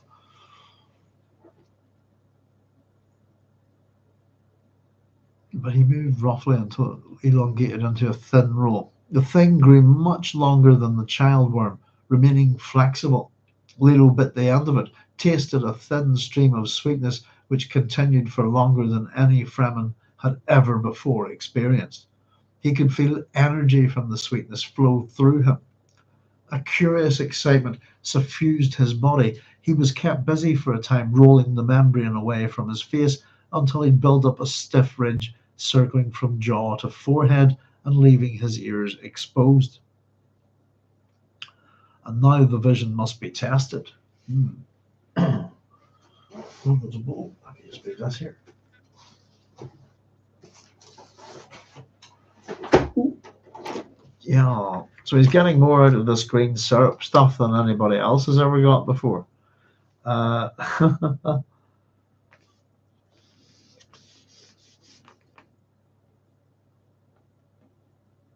Energy from the sweetness flow through. And it seems that as bits of the mask are covering up his face, he's kind of able to, I don't know, roll them, and into kind of I suppose, a ridge, a frame, if you like, for this part of his face. And as we'll see, basically, it's the transformative kind of nature of these sandtrout with upon his body is going to act like a still suit. His ears exposed, now the vision must be tested, we're told. He got to his feet, turned to run back toward the hut, and as he moved, found his feet moving too fast for him to balance. He plumped into the sand, rolled, and when he fell back, trying to walk, he again moved too fast. Stop, he commanded himself. He fell into the prana bindu forced relaxation, gathering his senses into the pull of consciousness. This focused the inward ripples of the constant now, through which he experienced time, and he allowed the vision elation to warm him. The membrane worked precisely as the vision predicted. My skin is not my own. So he's seen this before. But his muscles took some training to live with his amplified movement. I was just thinking that, very quickly, the membrane worked precisely as the vision predicted. Essentially, the membrane is becoming his still suit. It kind of reminds me on Paul, wearing the still suit for the first time with Lee at Kynes. It kind of seemed the right way. If you see it, I mean, that kind of thing. His muscles took some training to live with his amplified movement. When he walked, he fell, rolling. Presently, he sat. In the quiet, the ridge below his jaw tried to become a membrane covering his mouth. He spat against it and bit, tasting the sweet syrup. It rolled downward to the pressure of his hand. Enough time had passed to form the union with his body. Leto stretched flat and turned onto his face. He began to crawl, rasping the membrane against the sand. He could feel the sand distinctly, but nothing abraded his own flesh. With only a few swimming movements, he traversed 50 meters of sand. The physical reaction was a friction-induced warming sensation. So I get the sense he's kind of doing a kind of a Man from Atlantis type thing along the sand. God, that's going back a bit, isn't it? The Man from Atlantis. It was Patrick Duffy, wasn't it? Anybody ever used to watch? I used to watch that when I was a kid. I don't remember a thing about it. Oh dear. Friction-induced warming sensation.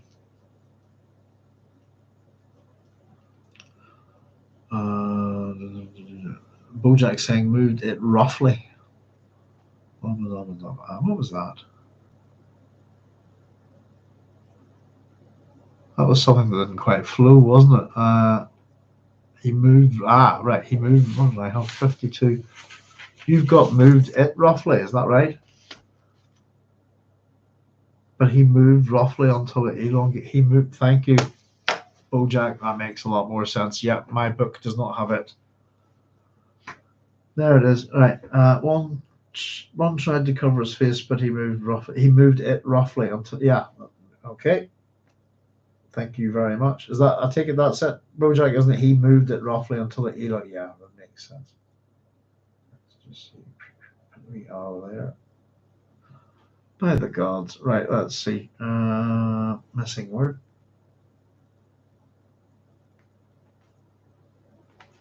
Oh, no. I really should look at more editions of it, but I've got, in all honesty, guys, I've got enough to do. That's why I tend to stick with one book, but it's, yes, sir, says Bojack. Thank you very much, Bojack. Mucho appreciated. Yeah, it's just the fact that a lot of these, there's not that many different copies of the book. I think it's good that you can spot stuff too. I don't think it would matter which version of the book I picked, to be honest. Of the physical copies, we'd be dealing with stuff anyway. 52. Let me see. Start changing the book. Got to change it in my notes. All right.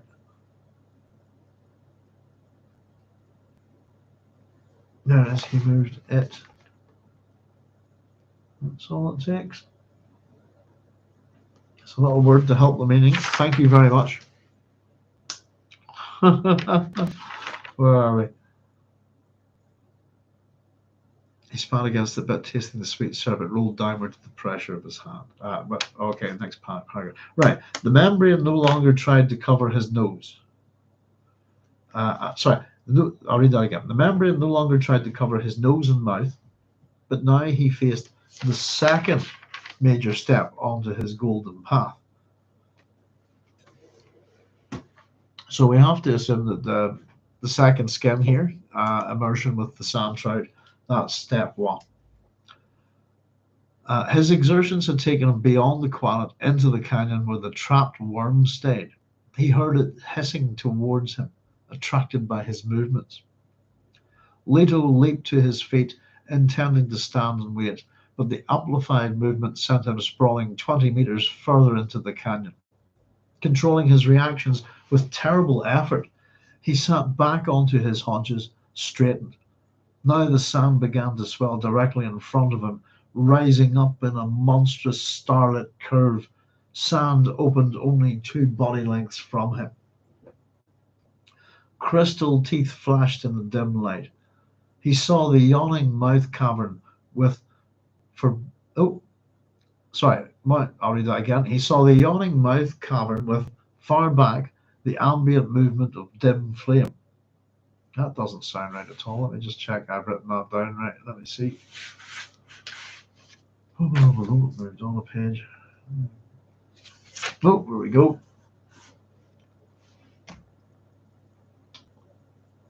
Crystal teeth.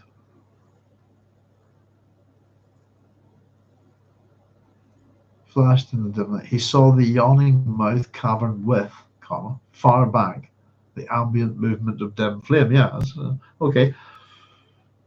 I'll come to that in a wee second, Julian. Let me see. The overpowering redolence of the spice swept over him, but the worm had stopped. It remained in front of him as first moon lifted over the butte. First moon's got the hand, doesn't it? The light reflected off the worm's teeth, outlining the fairy glow of chemical fires deep within the creature. Fairy glow. As Julian says, it's always disappointed me that we've never seen the flame in the worm's mouth in any adaptation. Yeah, it makes it a bit different, isn't it? It's staring into the face of a dragon, really, is, and that little flame kind of brings that. My little doodle of the worm jumping up in front of him. I've just put Ixont Draconis. Here be dragons in all the canyons. But yeah, and it does tie it into that kind of, like the dragon, the beast, whatever it is, the monster that you have to slay on your quest. And here we have our hero confronting his dragon right face to face, and he's not going to slay it in any way, shape, or form. This is the interesting thing, I suppose, in that, but that our hero has become the dragon in many ways. in order to get the pearl of great wisdom, I suppose. But you don't have to kill. Yeah, this is a moment of mutual recognition, I suppose, isn't it? But I agree, it would be a pretty good look, and it does give the worms, I suppose. We talk about worms as in as much as these worms here, and we can link them to lampreys and stuff like that. That kind of thing gives them the sense of your kind of fantasy dragon, or in this case, a worm with a WYRM. As a dragon without legs, basically. But yeah, it's a good point. I think I agree with you. It'd be good to see them with the fire and make it much more dragon-like, wouldn't it, as well?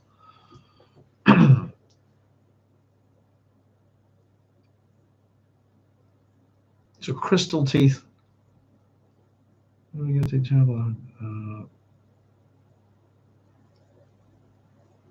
take? Yes, indeed, this is the worm. Let me just say, yes, the fire from the creature. So deep was the inbred Fremen fear that Leto found himself torn by a desire to flee. But his vision held him motionless, fascinated by this prolonged moment. No one had ever before stood this close to the mouth of a living worm and survived. Gently, Leto moved his right foot, met a sand ridge, and, reacting too quickly, was propelled towards the worm's mouth. He came to a stop on his knees. He accidentally leapt into the worm. Still, the worm did not move. It sensed only the sandtrout and would not attack. It sensed only the sandtrout and would not attack the deep sand vector of its own kind. The worm would attack another worm in its territory and would come to exposed space. Only a water barrier stopped it, and sandtrout, encapsulating water, were a water barrier. Experimentally, Leto moved a hand towards that awesome mouth. The worm drew back a full meter. Confidence restored, Leto turned away from the worm and began teaching his muscles to live with their new power. Cautiously, he walked back towards the qanat. The worm remained motionless behind him. When Leto was beyond the water barrier, he leaped with joy, went sailing 10 meters across the sand, sprawled, rolled, laughed. Ha ha ha ha. I've written next, this is a little bit reminiscent of John Carter of Mars, I think, isn't it? This kind of thing. Light flared on the sand. As the hut's door seal was breached, Sabiha stood outlined in the yellow and purple glow of the lamp, staring out at him. Laughing, Leto ran back across the qanat, stopped in front of the worm, turned and faced her with his hands outstretched. Look, the worm does my bidding. Look, he called. The worm does my bidding. So I've put down here, I think this is one of these myth moments, if you like. Sabia with the lamp. But this is him coming back. This is his behold me, this kind of thing. And as she stood in frozen shock, he whirled, went racing around the worm and into the canyon. Gaining experience with his new skin, he found he could run with only the lightest flexing of muscles. It was almost effortless. When he put effort into running, he raced over the sand with the wind burning the exposed circle of his face. At the canyon's dead end, instead of stopping, he leaped up a full 15 meters, clawed at the cliff, scrabbled, climbing like an insect, and came out on the crest above the Tanzerhoft. Sorry, it's my handwriting there. Looks like Tanzerhoft. It should be Tanzerhoft. Let me fix that. There we go. The desert stretched before him, a vast silvery undulance in the moonlight. Leto's manic exhilaration receded. He squatted, sensing how light his body felt. Exertion had produced a slick film of perspiration which a stillsuit would have absorbed and rooted into the transfer tissue which removed the salts.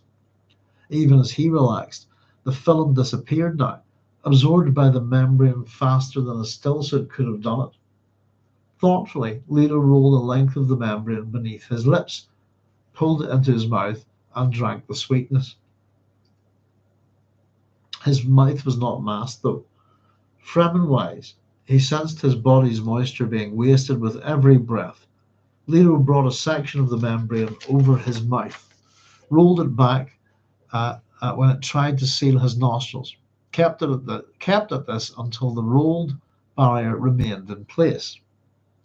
In the desert way, he fell into the automatic breathing pattern, in through his nose, out through his mouth.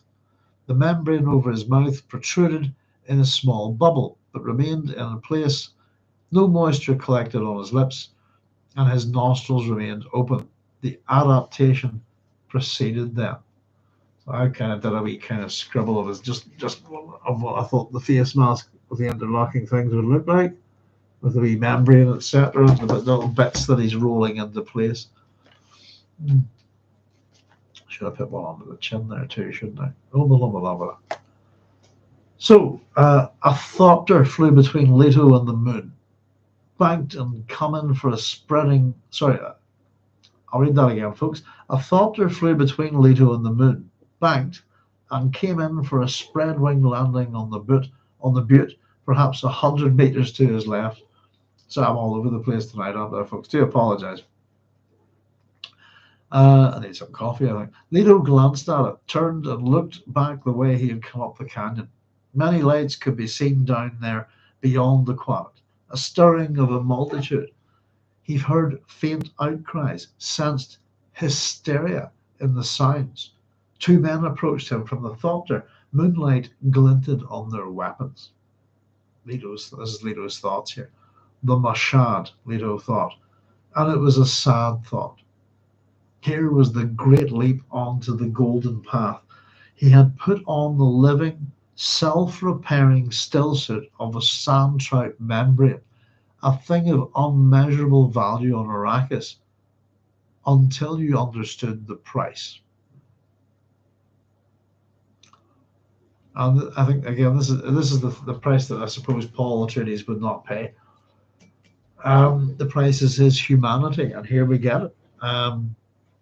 As much as we always get the people throughout the Children of Jim, we keep getting this "I am not a child" kind of thing. We get a change here, don't we? I am no longer human. The legends about this night will grow and magnify beyond anything recognizable by the participants, but it will become truth, that legend. I've written down see next chapter. But I've also put here, this is the myth. The myth begins here, really. This running around, jumping all over the place, circling worms, bombing about like something out of goodness, like a superhero, really. Shocking, we have Sabiha's shock, the thopters chasing after him, and him bouncing around, but I'm no longer human. As I said, this is where the myth begins. The legends about this night will grow and magnify beyond anything recognizable by the participants, but it will become truth, that legend. So we're going to see a bit of that in the next chapter very shortly. He peered down from the butte, estimated the desert floor lay 200 meters below. The moon picked out ledges and cracks on the steep face, but no connecting pathway. Leto stood, inhaled a deep breath, glanced back at the approaching man, then stepped to the cliff's edge and launched himself into space. Some 30 meters down, his flexed legs encountered a narrow ledge. Amplified muscles absorbed the shock and rebounded in a leap sideways to another ledge, where he caught a narrow outcropping with his hands, dropped 20 meters, leaped to another handhold, and once more went down, bouncing, leaping, grasping tiny ledges. He took the final 40 meters in one jump, landing in a bent knee roll which sent him plunging down the slip face of a dune in a shower of sand and dust. At the bottom, he scrambled to his feet, launched himself to the next dune crest in one jump. He could hear hoarse shouts from atop the cliff, but ignored them to concentrate on the leaping strides from dune top to dune top. As he grew more accustomed to amplified muscles, he found a sensuous joy that he had not anticipated in this distance-gulping movement. It was a ballet on the desert, defiance of the Tanzerift, which no other had ever experienced. When he judged that the ornithopter's occupants had overcome their shock enough to mount pursuit once more, he dove for the moon-shadowed face of a dune, burrowed into it. The sand was like heavy liquid to his new strength, but the temperature mounted dangerously when he moved too fast. He broke free on the far face of the dune, found that the membrane had covered his nostrils. He moved it, sensed the new skin pulsing over his body in its labor to absorb his perspiration. Leto fashioned a tube in his mouth, drank the syrup while he peered upward at the starry sky. He estimated he had come 15 kilometers from Shuloch. Presently, a thopter drew its pattern across the stars, a great bird shape, followed by another and another. He heard the soft swishing of their wings, the whisper of their muted jets. Sipping at the living tube, he waited. First moon passed through its tracks, then second moon. Now, I think that's quite interesting. As I suppose, if you want to run with it, it's kind of an inversion of a very typical sort of oracular presentation from Greek and Roman mythology. Is that Leto is the worm, the snake, if you like, the serpent on the ground, and the ornithopter is the eagle. And we've had this visual representation, this visual metaphor before. The eagle would often represent power, Zeus, the king, etc. Serpent, your enemy, this kind of thing. But the eagles successfully swoop in and capture the snake. It's a very common thing in Greek, well, probably history as well as mythology. And so we do have that kind of the serpent representation and that of Zeus, and I think it's an inversion of it. In the sense that I think Leto is more like Zeus, if you see what I mean. But rather than he's not. Rather than being an Olympian deity, he's becoming chthonic. Perhaps it's one of these ways you could look at it, I suppose. Let's just have a wee check about your comments here, folks. Let's see. As Julian said, it's always disappointing. We never see the flame in the mouth of the worm. I agree. Julian's saying Leto's body has to be so infused with spice that it's an ecosystem that can support sandtrout. Does that include the water in his body? I would think so. Yeah. He mentioned in God Emperor that most of the moisture in him was expunged. We get the sense that there's something in blood as well in this, don't we? That normally would cause the worms the sandtrout to fall off. God Emperor, yeah. And that's it, isn't it? They insist all water. And he's not human, he's becoming something else. We know what happens to his head, actually, to his brain, and as the face is kind of almost just a facade, isn't it? He's becoming what fuses membrane to membrane.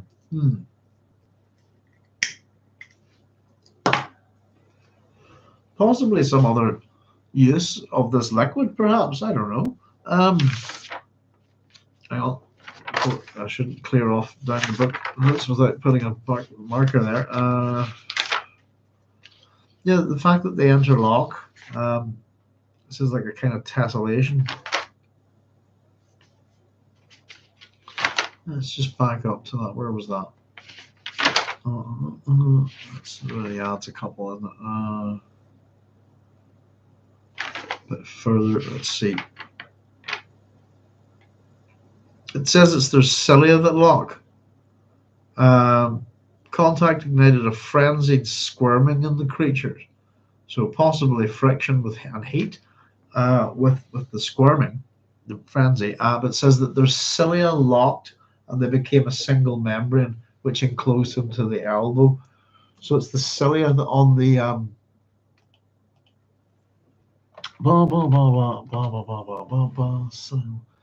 So cilium are plural cilia are short microscopic hair-like vibrating structures found in large numbers on the surface of certain cells. either causing currents in the surrounding fluid or in some protozoans and other small organisms providing propulsion. That's just the dictionary entry here. Basically, the short microscopic hairs that vibrate. Um, Other meanings an eyelash.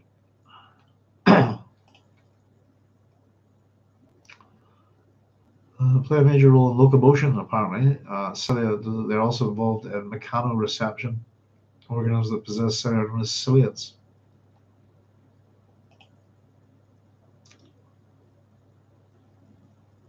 Yeah, in humans, the bronchus in the lungs are lined with hair-like projections called cilia that move microbes and debris up and out of the airways.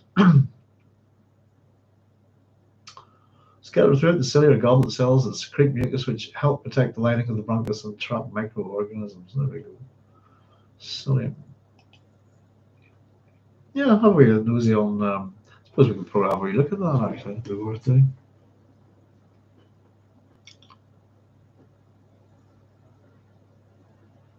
Yeah, they're standard thread-like projections that extend from the surface of much larger cell body.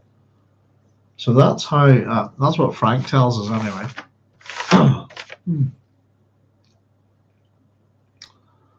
Oh, there's too much to learn, isn't there? Everything's interesting.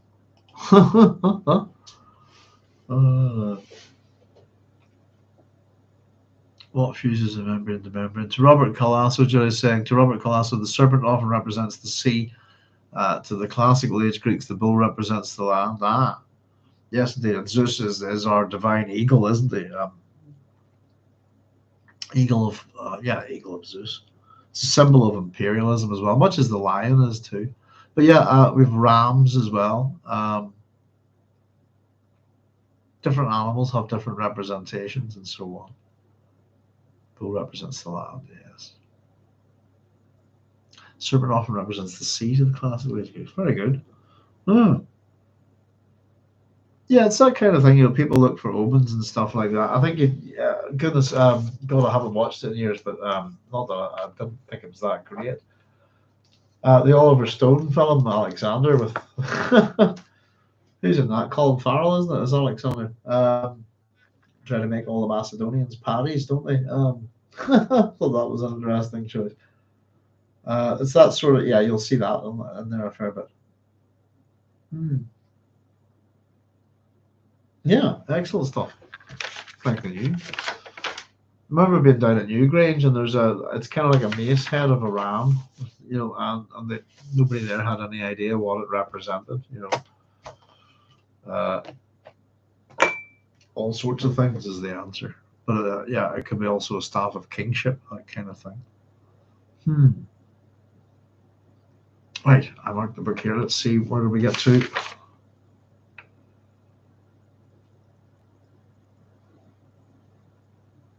Yes, he just buried himself in the sand, didn't he? There, hang on.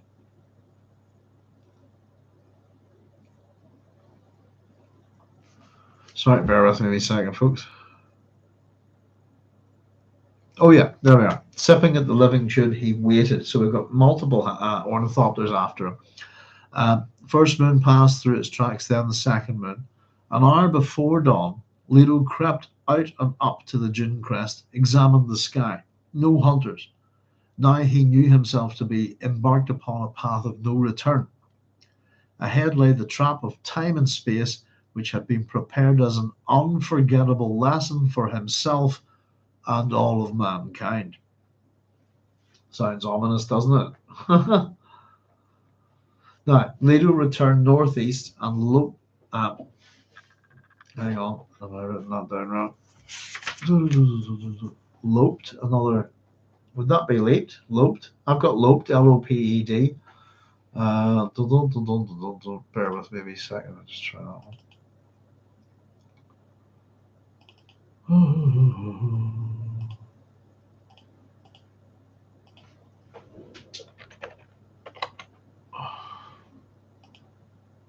Loped? No. I got loped.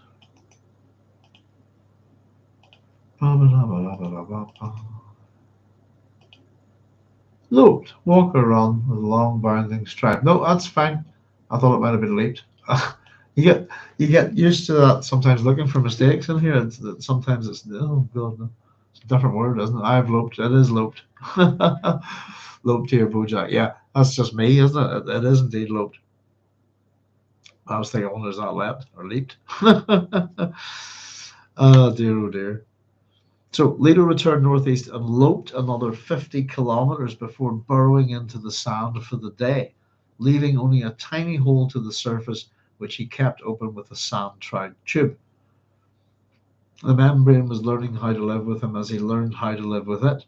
He tried not to think of other things. He tried not to think of the other things it was doing to his flesh. So it is actually doing all sorts to him, isn't it? And we get his thoughts here. Tomorrow I'll raid Gara Ruin, he thought. I'll smash their qanat and loose its water into the sand. Then I'll go on to Windsack, Old Gap, and Hard.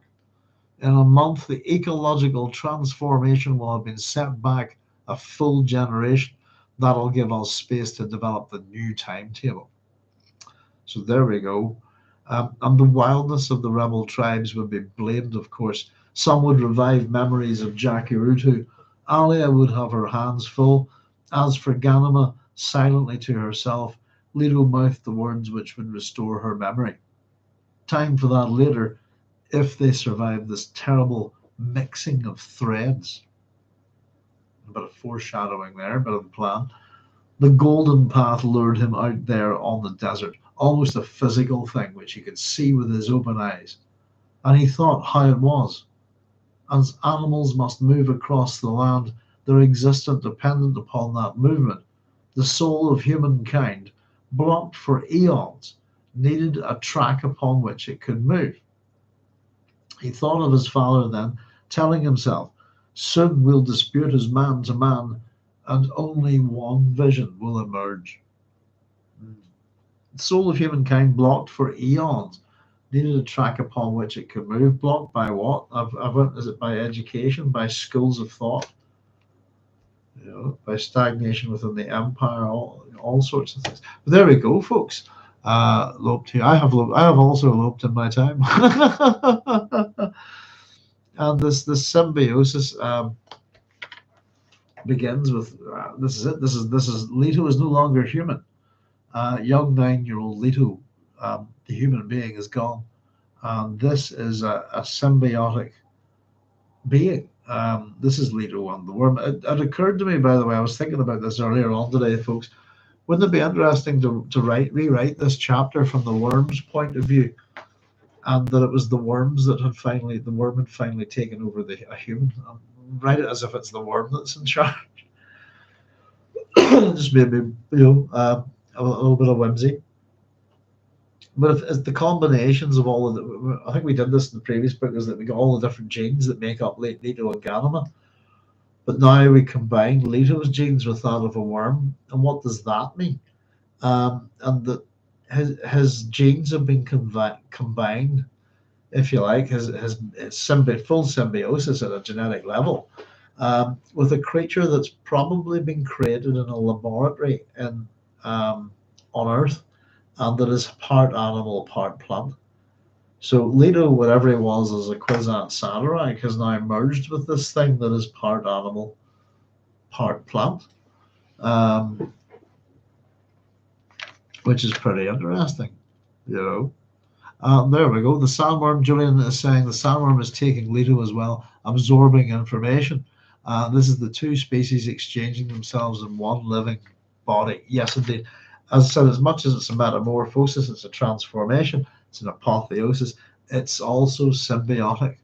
And we'll see aspects of the worm that come to the fore in God, Emperor of Dune. But it's a very descriptive chapter, the one that we've had here. And we get the sense that we get Leto off starting his guerrilla warfare, basically. The hero that Leto would remind you on, probably in this part of the book, as he goes about his business, there's a bit of Cuchulainn about him here.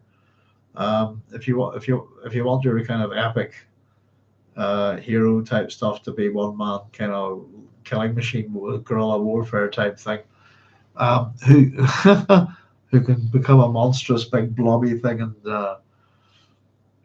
warp spasm out and all of this kind of stuff. Cuchullin's your guy, I think. One of my favorite heroes, Cuchullin, actually. Very interesting one. Yes, indeed. So there we go. That was what we were planning to do for yesterday. And so we do have this other very quick little chapter that we can tear right through. I'm so glad I didn't plan to do this in 2 programs. I was going to, and I was going to create a split, take a half-hour break, and then pop on with another program. But I'd hoped to got it done by 12, and it wouldn't have happened. So this was the right way to do it. There we go. So we're going on to chapter 53, where we get to meet Alia and the old Baron, who's of course resides within her. And we get to see some of the building of Leto's myth here. As our bad guys, if you like, start to lose control. Our epigraph here is quite interesting. Limits of survival are set by climate. Those long drifts of change which a generation may fail to notice.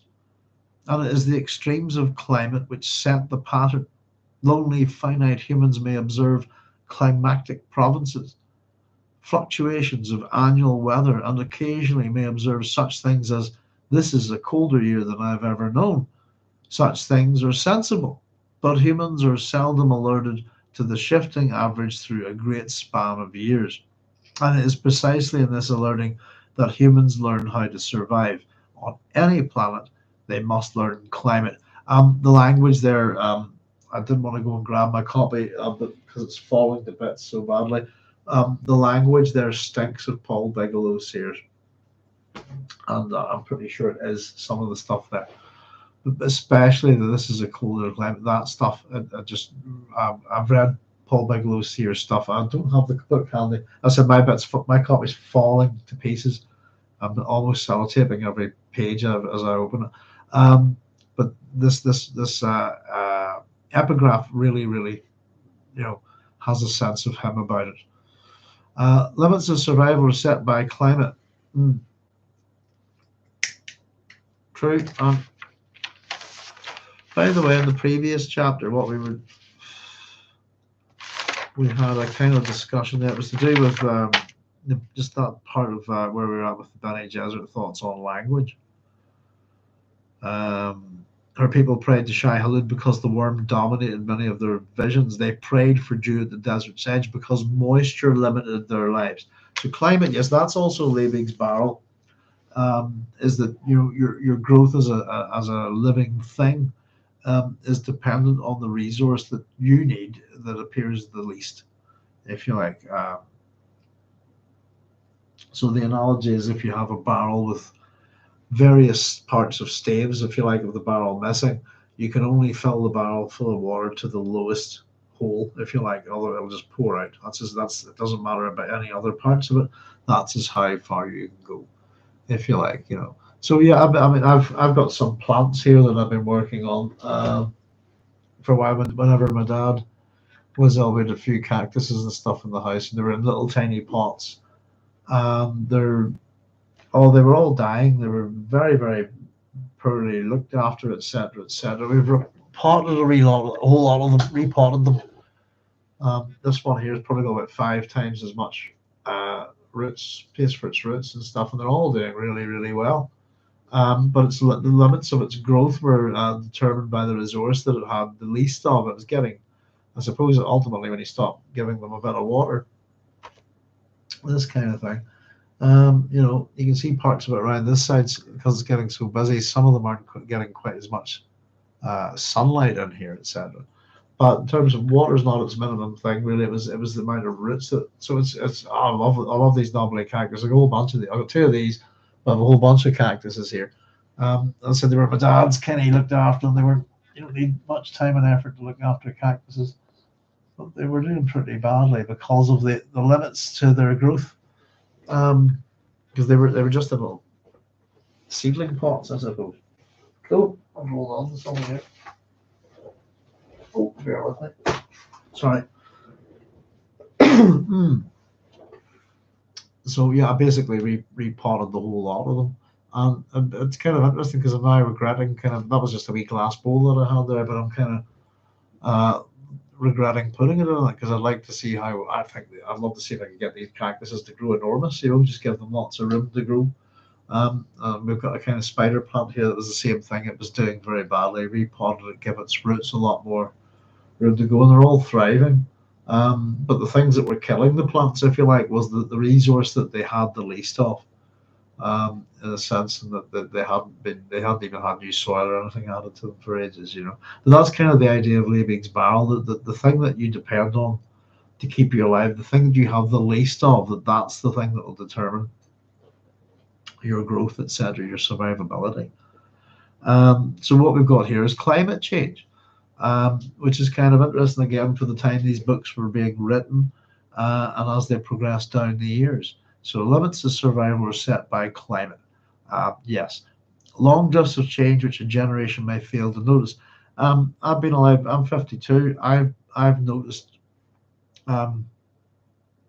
significant change in the weather. Weather's not climate, by the way, but actually the climate of my own country. I'm kind of particularly noticing it at the minute. Actually, we've been having quite unusual weather. Almost, I'd say, within Northern Ireland, it's almost like we've had a seasonal shift. Actually, the seasons are moving, and that's kind of interesting. But it's been going on for quite some time, and our winters are getting colder, our summers are getting warmer and more humid, and as always, it's always wet here. Let's see. Due to generation may feel the extremes of climate set the pattern. Lonely finite humans may observe climactic provinces, fluctuations in annual weather. Oh, it's a colder year than this year, etc., etc. Pardon me. Such things are sensible, but humans are seldom alerted to the shifting average through a great span of years. I suppose that's true. It's precisely in this alerting that humans learn how to survive on any planet. They must learn climate. So if we ever do have a future on any other world, understanding climate, understanding ecology, I suppose, will be essential. Climate change is our big discussion that we've been having, for quite some time. I think it's the naysayers are probably, I think, have come around to the understanding that it actually is happening. That's not something that is out of the blue, that it's happened before, and it happens a lot. And there's enough evidence to demonstrate that, I think. But very interestingly, I suppose, at the period where we get kind of the ecological movement that grows, I suppose, particularly in America and particularly in universities and stuff, part of the counterculture movement, a book like Dune, bringing out ecological awareness, books like Silent Spring, this kind of thing. And we have projections of coming out of this year of the 60s into the 70s of climate change, of all our big problems, I suppose. And those projections are generally aimed at 50 years, which is now, which I've always thought interesting. I did a lot of research into this kind of stuff for the ecology chapter of my PhD. So if you want to check out the videos on that, you'll see a fair amount of it mentioned. Various computer models and stuff like that, how apocalyptic it is in tone, etc. But they're generally saying that just that shit's going to happen in about 50 years. And the interesting thing is we're living in the period now where they said it was going to happen, and it's not quite end of the world type stuff, but serious change has arrived and occurred, and it continues to occur. I think it's kind of interesting, we do have recordings of things like this, I suppose, as well. But way back, even things like stuff in the annals of Ulster, from the like things like the 6th century AD. But the point is that they tend to be major events, etc. This kind of thing, something that causes a dramatic shift. But it maybe it's a generational thing. My dad used to tell me about when he was a kid, the river that we have here, main river that runs from Lough up middle of Northern Ireland, is called the River Bann. And my dad used to tell me stories. My dad was born in 1944, but as a kid, it must have been early 50s. That the river froze. That a guy took his horse and cart across it and stuff, and all the kids playing on it. And, a few years back, I think it was probably I don't know, the year my mum died. It's those 3 years we had a lot of snow here in the winter. I think it was either the year after, so maybe 2010 or 2011 around Christmas. Something similar happened, and I was able to go, my God, the river's frozen. I was down with a friend, we were chucking coins off it. It was at night just to make sure it was frozen. And we kind of go, wow, that's something that hasn't happened since the 1950s. Because my dad used to talk about this event, and it hadn't happened since then. Um, so in some ways, it maybe it takes generations maybe to occasionally see these things. And with the event of technology and things like that, I think in one of the programs we put up there, we show an example of I think it's a lake or something in America, and it's been photographed over the decades, so we're actually able to put the images up and get a time lapse of how this lake has dried up. It's interesting. Bojack saying Trump just ordered the satellites the United States uses to track climate change destroyed. Why would he order it destroyed? That's a bit of Trump's a maniac. He's a madman. Um, he's a nut. Mm, that doesn't make any sense. Satellites have a lifetime, don't they? Pretty much. We want to bring them down, but if it's something that's useful, why? I take it you mean destroyed, as in blown to bits, just as in, or brought down. You wouldn't blow it up, would you? You have to bring it down in a controlled burn or something like that. You don't want to blow things up, and in orbit it creates all sorts of problems. That's just ridiculous. It's silly. I suppose it won't really matter in that sense. There's plenty of other instrumentation and ways of looking at it. I was thinking about ice cores in particular with some of this stuff. Um, Things like the Annals of Ulster probably are recording that huge explosion, the volcanic explosion. It was a Krakatoa or something like that. It's an event that kind of lines up with the idea of the Arthurian Dark Age, if you like, in Britain. Um, hmm, I don't know. I'm a Bojack. I'm a very funny about things like that. It's simply I'm a person who's kept things going for years. If you see what I mean. I don't like waste. I'm a great believer in utility. I've had a computer, 64-bit computer, working for over 20 years. In fact, most of the YouTube videos that I did for the first year were done on it. Before it kind of died its death. Um, and someone told me that you're only supposed to get 5 years out of a computer. I kind of impressed myself. But to get rid of such a thing, to destroy such a thing is bizarre. Um, they're not cheap, are they? I've been thinking lately how what a shit waste of money missiles are in terms of hmm, really expensive. They don't do that much. Well, they wreck buildings, don't they? But I did enjoy the South Park episode taking the piss out of Trump. Humpty Trump is what I call him. But yeah, he's a. I try not to watch. It's ridiculous, I think, because I don't even live in America. Just how much he's on. It's one of the reasons why I don't watch the news. It's one of the reasons why I stopped the whole BBC television license nonsense. As I said that if he got elected, we don't see our own news and what's going on here. Half the time it's just Trump this, Trump that, which is a bit ridiculous. And I know the problem with the modern world is everything's connected, isn't it? Everything. you know. But he's certainly entertaining, isn't he? But yeah, New South Park last night, it goes hard at the current administration once again. I haven't seen it yet, Bojack. I caught a trailer for it. So my understanding is it's something to go with your ICE thing in America. But yeah, I look forward to seeing it. Um, the last one though was vicious. I thought it was very good, but I don't know. I think there has to be some kind of paradigm shift in governments or something like that.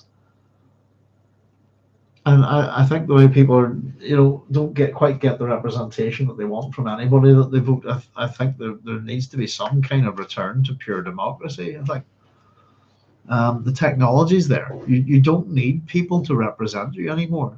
You can be your own voice, your own power. Trump is a living example of the Dunning-Kruger effect. Mm, that's I know that one. That's the term for people who appear to be. Sorry, isn't it soundbite intelligence? Isn't that right? Dunning-Kruger effect. Uh, People who dump loads and loads of sound bites don't actually. It's sophistry in a way, isn't it? Let's see. Dunning-Kruger effect is a cognitive bias, okay, where people with low ability in a specific area tend to overestimate their competence. Yes, while those with high ability tend to underestimate theirs. Yeah, that's true. Essentially, those who know the least often think they know the most, and those who know the most tend to underestimate their own knowledge. Yeah, it's true. And somebody gave a name. I take it, Mr. Is it to Mr. Dunning and Mr. There you go. David Dunning and Justin Kruger gave you a name for it. I suppose it's always been true though, isn't it? I'm sure there's another name for it. Yes, indeed. Um, hmm. I don't know. Politics is bizarre these days. It really is. The sort of people that we elect and the systems that are set. I mean, June, I suppose, we're getting the warnings in these books. Oh, excuse the squeaking. I've got a doggy with a toy at the back. Oh, I don't know. I do this, and I do this online every week. I try to do this online every week. I'm a reasonably smart guy. I've got letters after my name and stuff like that. I got to do my work to act like to be able to do this and have any sense of what I know and appear to look like I know what I'm doing, which I don't, by the way. Is I've got to do a whole lot of work for this. Um, and as much as I can run through this, it's I've prepped everything usually, and and there's things that I'll miss, and even the problems with the text. Just taking doing a book club, I always say if I know I like to think I know a lot, but what I don't know fills an entire universe. But there's something that's probably the cockiness of youth and things like that as well. There's more to it, I think, but it's yeah, it's a little bit like sophistry, isn't it? It's the appearance of uh, you know knowing what you're doing, the appearance of as the term being sophisticated, isn't it? In the old sense of the word, maybe that's another term for the Dunning-Kruger effect. Hmm. I keep hearing stuff put forward by scientists at the minute I think that are supposed to be their ideas, and they're not. And I heard some guy saying, "Oh, we've got this asteroid spinning around through the solar system at the minute. And I think it could be a blah, blah, blah." And he's basically giving you the plot for Rendezvous with Rama. There's another guy supposed to be responsible for the pet hypothesis, which is the idea that Samuel Butler puts forward in Erewhon. Goodness, hololicious. Getting a lot of squeaks. I hope that's not too bad. But yeah, it's I don't know. It's my own society is a bit strange at the minute as well. We've had a few problems here in the last few weeks. I've had bother with government. I've had bother with private developers. I've had bother with terrorists, and just bother. The last few weeks, I think it's just in general. We've had other things happen as well. Life's been attempting to crap on us, but at the same time, it hasn't. If you see what I mean, the problems that we've had that could have been pretty bad have turned out to be minor, but almost none of them are of our doing, unfortunately. Oh dear. But yeah, I don't understand Bojack. Maybe you could explain it to me. But why would he order a climate change satellite? We're talking about a multi-million, possibly billion-dollar piece of kit that could be used for something else. Why not just repurpose it? You know, I don't quite get the destruction. It's like I'm tired of my toy, blow it up. Got something to read to you tonight, perhaps with the Moi-Peau of Leto Atreides that might maybe relate a little bit to Trump. I don't know. You know, I don't know. Our prime minister over here is at the moment a complete numpty. Um, and I think whenever you get politicians, particularly prime ministers and presidents, who tend to be weak at home, especially if it's a second term, they tend to run around on the international stage a fair bit. Um,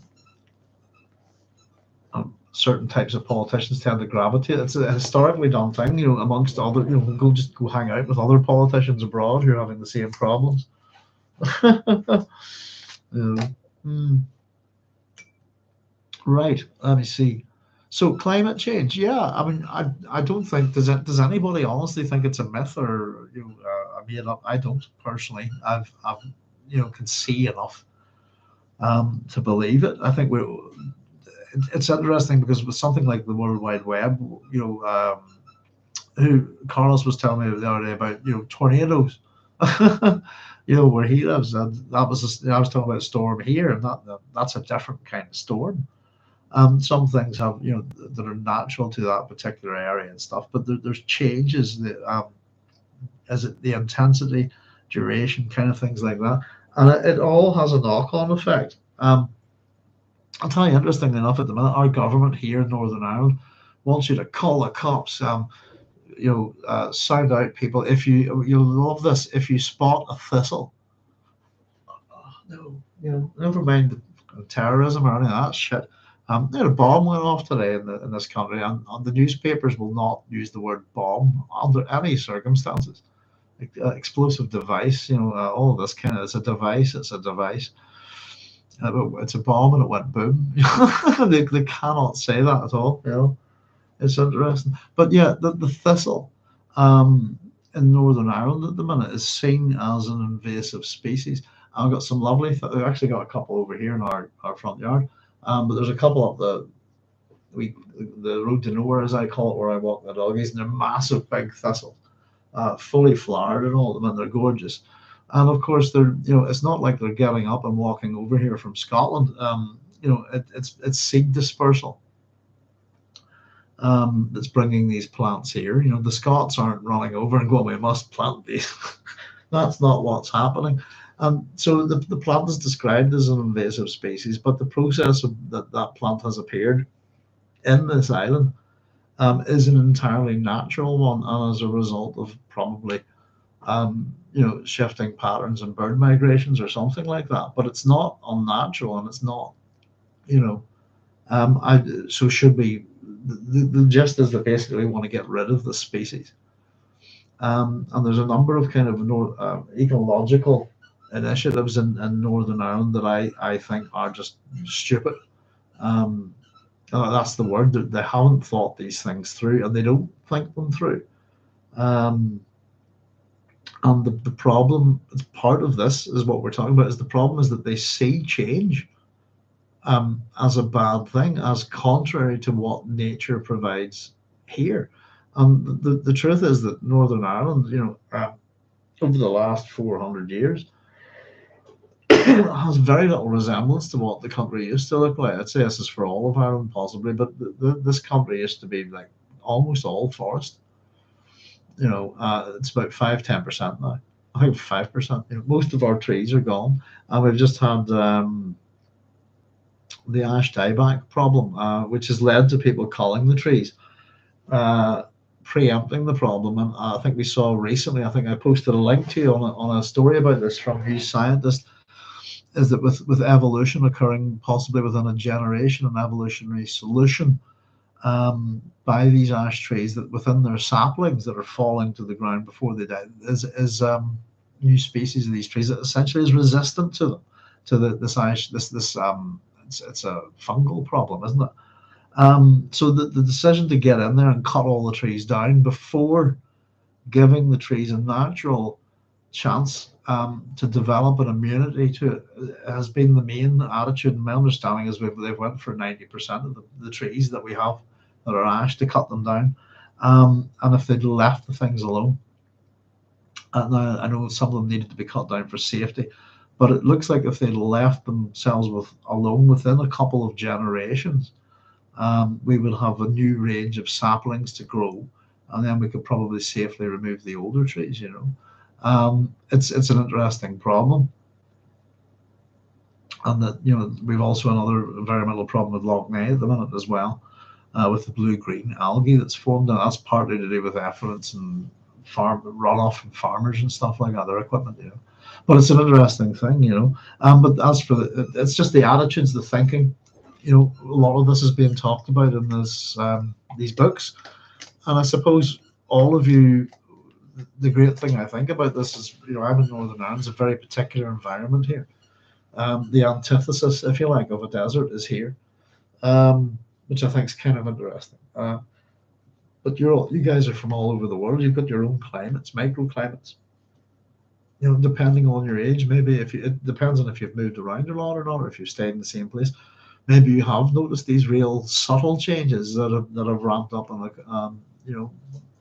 from around where you live. It really is interesting. And it's all chaos and systems. Bojack said, I suppose it's more like shutdown. One will burn up in the atmosphere and the others in the space station. Right. Yes, I was wondering because the word destroy, shutdowns. Yeah, that makes more sense. I don't see why shutting it. If one will burn up, it's maybe due to come down. Yeah, one's on the space station.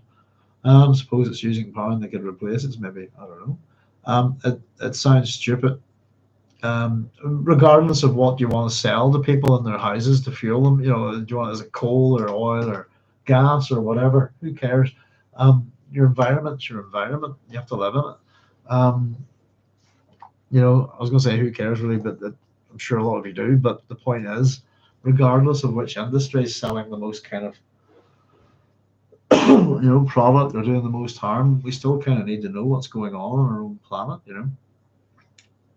Which Christopher Crowley saying, I'm not sure of our ability to have caused it ourselves, but in terms of living on the planet, being good stewards is just a good idea for our own comfort. I agree, but I generally do see that greed is a major factor. I think, plus overpopulation. I think that ultimately it's anything done too much is a problem, isn't it? I'm not sure of our ability to have caused it ourselves. I think we've certainly done things to help it. But I also think that things like global warming and stuff occur. I've been looking at things that have happened in the past. In terms of this kind of thing. What is it? Is it the 4.2K problem? Is that it? Something like that? What do you call it? Which looks to have been like about 4,200 years ago. Let me see. Hang on. What are we looking for? The 4.2K year event. Is that what? 4.2 kilo year event. Sorry. 4.2 thousand BP aridification event, also known as the 4.2 Ka event, was one of the most severe climactic events of the Holocene epoch. It defines the beginning of the current Megalian age in the Holocene epoch. Starting around 2200 BC, it most likely lasted the entire 22nd century BC. It has been hypothesized, this is where I know it from, to have caused the collapse of the old kingdom in Egypt, the Akkadian Empire in Mesopotamia, the Langshu culture in the lower Yangtze river area. The drought may also have initiated the collapse of the Indus Valley civilization, with some of its population moving southeast to follow the movement of their desired habitat, as well as the migration of the Indo-European speaking people into India.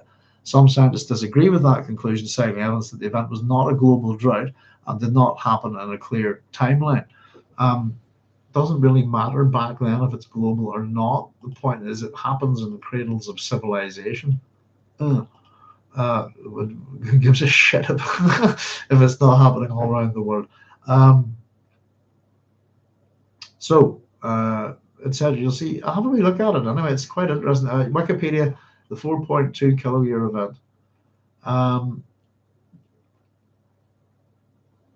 there's flooding done. There's a number of things like that. We do have climatic change. As I said, how much of it are we responsible for? Our population has never ever been anything like this. Just on a global scale. But it's I don't know. It is interesting. But I think we certainly contribute, Christopher. Put it that way. Um, but yeah, to be a good steward is a good idea. But we're not. I don't know. I think we're not very good at it as a society. Some societies are really good at looking after the rubbish and dealing with all that kind of stuff, and recycling and using power. And some societies are really innovative. But this is another interesting. This is from a science fiction point of view. What Frank is telling us here from this, and this is from Arrakis: The Transformation after Hark al Ada, is that if we want to ever learn to survive on any planet, I suppose the little sci-fi thing here for us is that's where we've got to learn climate there. Terraforming or pantropy, basically. And essentially what we've got here with I don't know if you're familiar with the term. Let me just check. Is it one that I haven't completely made up? I'll be stupid of me with it. Pantropy is the height. Yeah. There we go. I'm not bonkers. So basically, when it comes to going to other worlds, what we've got a bit of an example of this. The Man Plus is a good one for this, by the way. Pantropy is a hypothetical process of space habitation, space colonization, in which, rather than terraforming other planets or building space habitats suitable for human habitation, humans are modified, for example, via genetic engineering, to be able to thrive in the existing environment. The term was coined by science fiction author James Blish, who wrote a series of short stories based on the idea collected in the anthology The Seedling Stars. James Blish, what's the one I'm thinking on? It's Frederick Paul, isn't it? Bear with me a second. So simply put, most of us have been. It's maybe an idea. I'm hoping it's an idea that most science fiction readers are well aware of. But the one that we usually hear running with in science fiction is commonplace is terraforming. Making a planet to be like Terra, making a planet to be like Earth, atmospheric, changes, basically planetary construction, if you want, and adaptation to make a world into an environment that's similar to Earth. And we have aspects of that within Dune, the sense of terraforming, if you like. The animals and plants, for example, that are brought here. But the opposite of that, then the alternative is to alter the human being, alter the body to live in any kind of environment like that, any environment. The book I'm looking for, let me just see if it's here, folks. I remember there's a really good one on this. Are you there? Are you there? Let me see. There it is. Oh.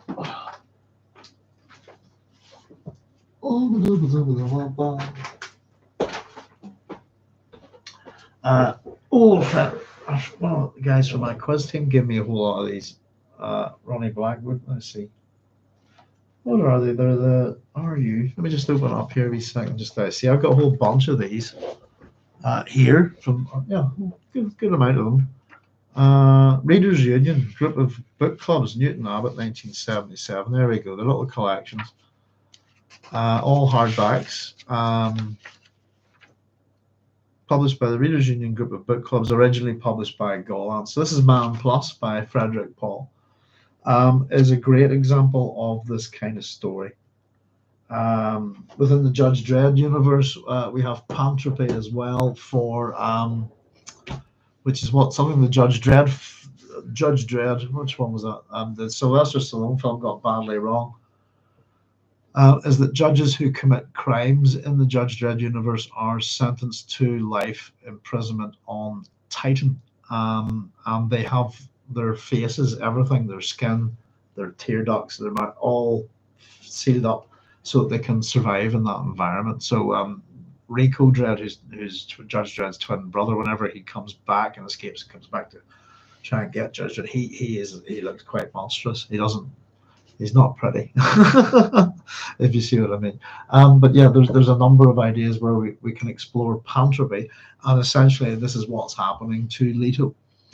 He's absorbing he's gone into a process of symbiosis with the sandtrout, but it's going to give him, basically he's altered himself to live in this environment. So that's the term for it. You could argue that it's a form of extropianism, if you like. But extropianism is more concerned with other things. But it's the alteration of the body to live even in vacuum, that kind of thing. So pantropy, Pantropy, is our sci-fi term for it. So it's been explored by a few different writers. Check it out on Wikipedia if you like that. But climate change, yes, indeed. It's just where we're at. It's 2025. This book began. We're hitting our 60th anniversary of Dune, aren't we, this year? Our publication here is 1976, if I'm not mistaken.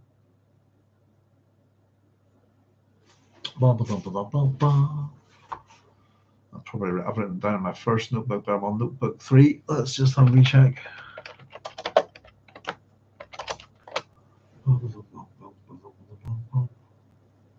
Yeah, 1976. April 1976. Let's have a look. Boom. June serialized 1966. August 1965. Folks, there you go. It's August. I don't know, is there a particular date for its first publication, but we are in the month of the 60th anniversary of June. Yay! And here we are engaged and discussing things that I suppose the point I was wanting to make is that these ideas, climate change, that they're not new. They've been occupying writers like Herbert's interest for quite some time. We get to see an argument and discussion about ecology evolve within these books, though it will disappear following the God Emperor, sadly. As it's just interesting, and that they were often apocalyptic in tone. Well, we're all still here, if you see what I mean. But we certainly do have growing problems with environmental issues that are causing megadeath, probably amongst humans now, not just the odd thing here. I think at the minute France is having a lot of bad fires. I said I don't try not to watch the news much at all. I try not to watch the news, but it's the nature of the internet that you catch things anyway, isn't it?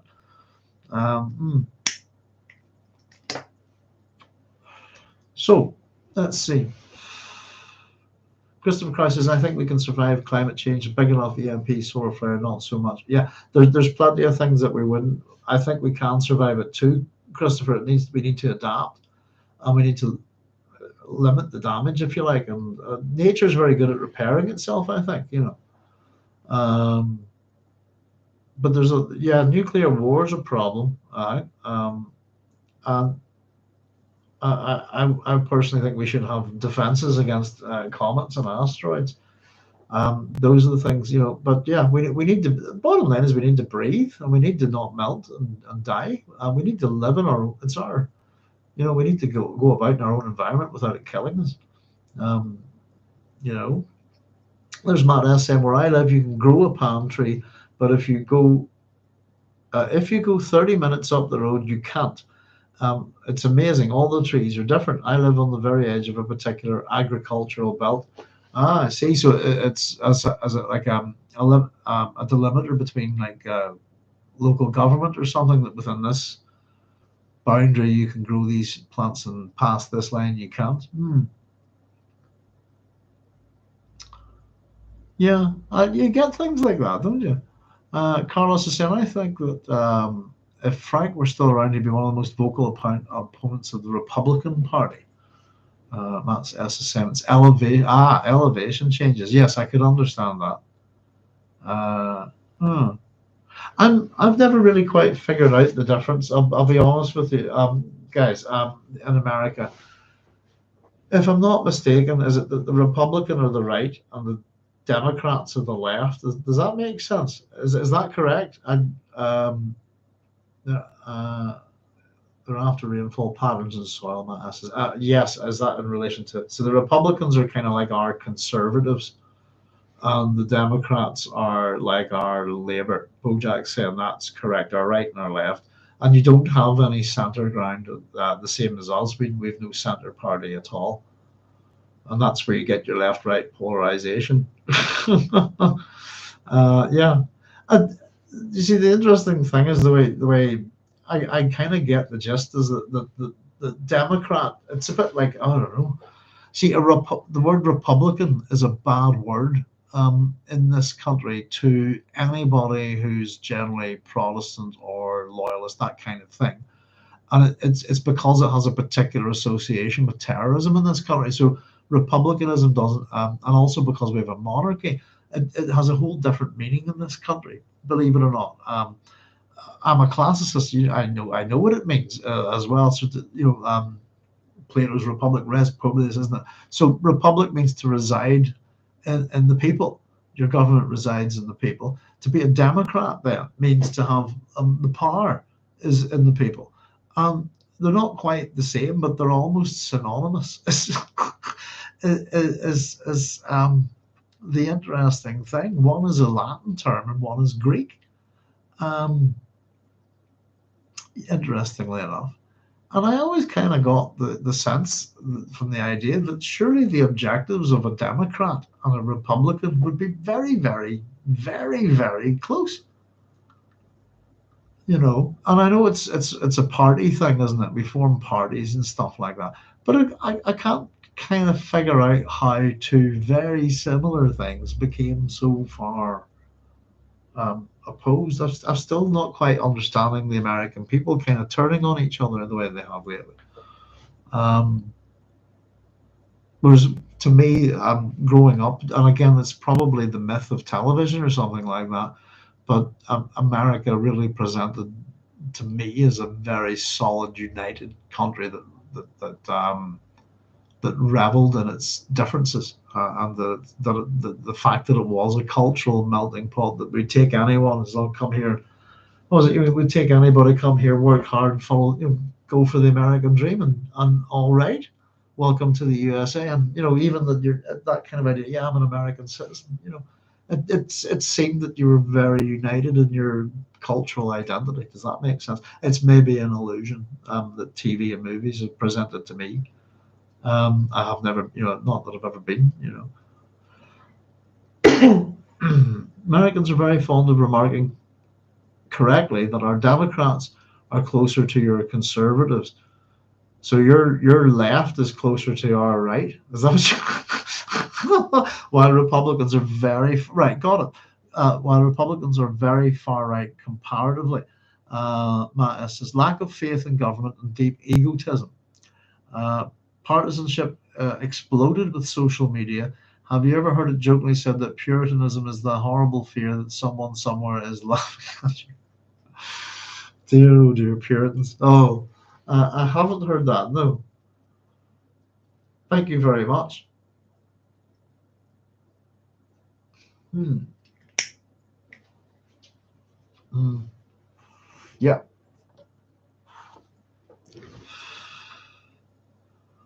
I don't know. I think centre ground's needed these days.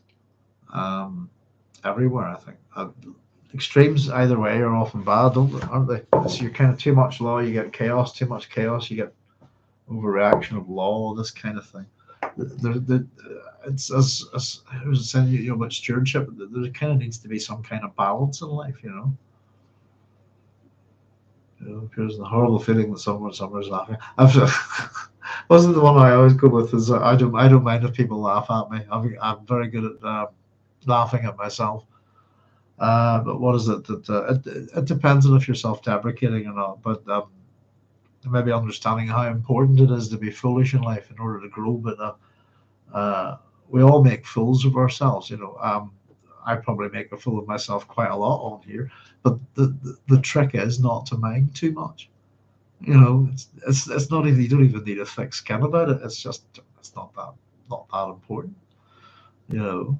But essence, that awful color problem. Yeah, the one thing I have really got out of discourse in America before we go pile on with this is that in the non-pejorative sense of the word, that you've got a very much retarded, and I really need to say that, retarded, not pejoratively, sense of race, and it seems like somebody needs to educate your whole country on race.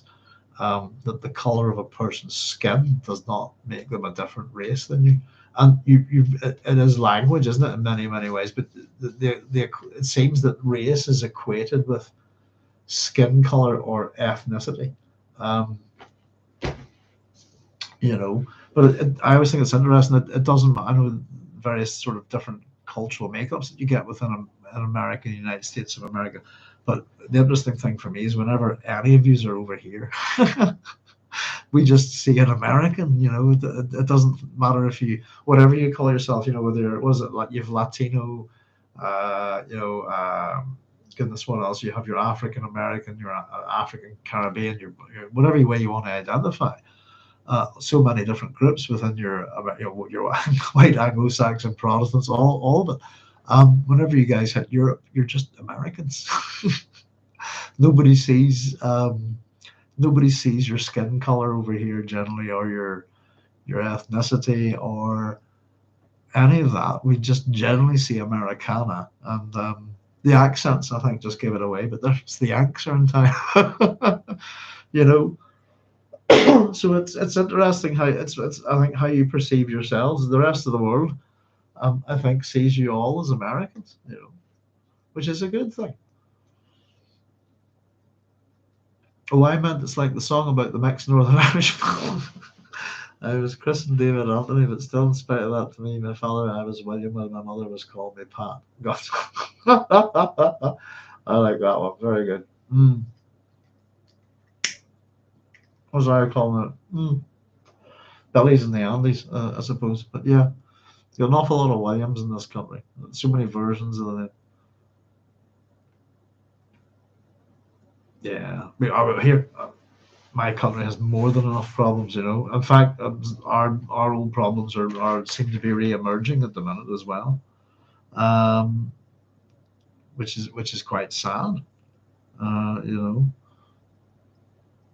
Bojack saying we've gone completely backwards. It's hard raising kids right now. They don't think positively on the future. It's Blake. It's becoming a police state. No, I suppose you know, got my own son. He's doing all right, I think.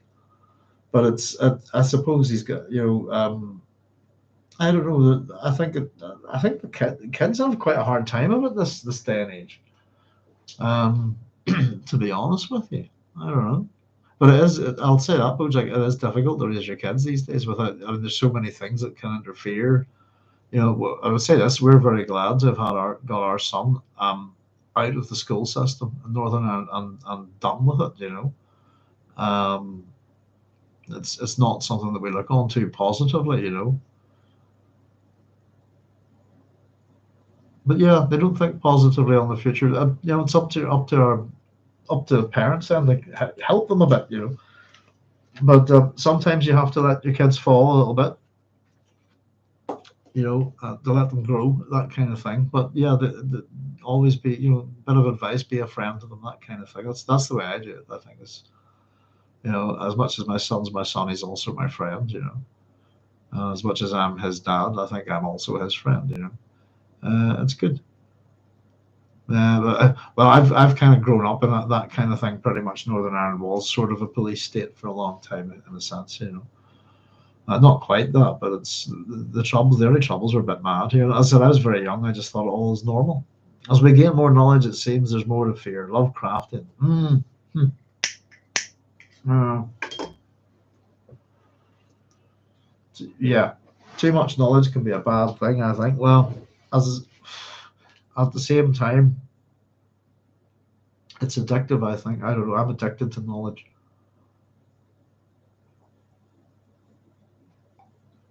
I want to know more because there's always more to know.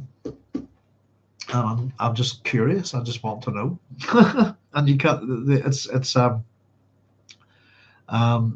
bit like what I've said about science fiction, or my hobbies, interests in life, and I've kind of taken them elsewhere. But the classical world, it's not just the classical world, to be honest with you. I'm probably better being described as a Hellenist. I love I go beyond, well beyond the classical world, into the ancient Greece and archaic Greece and all of that kind of stuff. But that part of the world fascinates me. Science fiction as a genre fascinates me so big. I won't live long enough ever to read all of it. It's just not possible, and it's sad. I find that I would like, at least, I certainly wouldn't want immortality. I think maybe I would have in my youth, but I would like at least a bit of longevity to learn stuff and see things, really. But no matter what, you'll always not know something. You'll always have missed out on something. And I think that bothers a lot of people. It doesn't bother me too much. It's just, I know that that's what's going to happen. But wouldn't it be nice to be able to live long enough to see that happen, or something like that? It's nice to speculate that way. Oh, dear. Connor said, it seems to me that the government keeps perpetuating a race divide to distract from the real problem, which is that the true division is between rich and poor. Yeah, it's getting a bigger divide as well, isn't it? There's always, but the British government's major play over the last few hundred years is divide, isn't it? It's we got a new sea border popped in a wee while back, but it's always, and let them fight while we enjoy, all the benefits. Some people are terrified by the idea that they can be wrong, as opposed to thinking, oh, thank God I was able to fix my error. They distract the dogs to raid the hen house. Yes.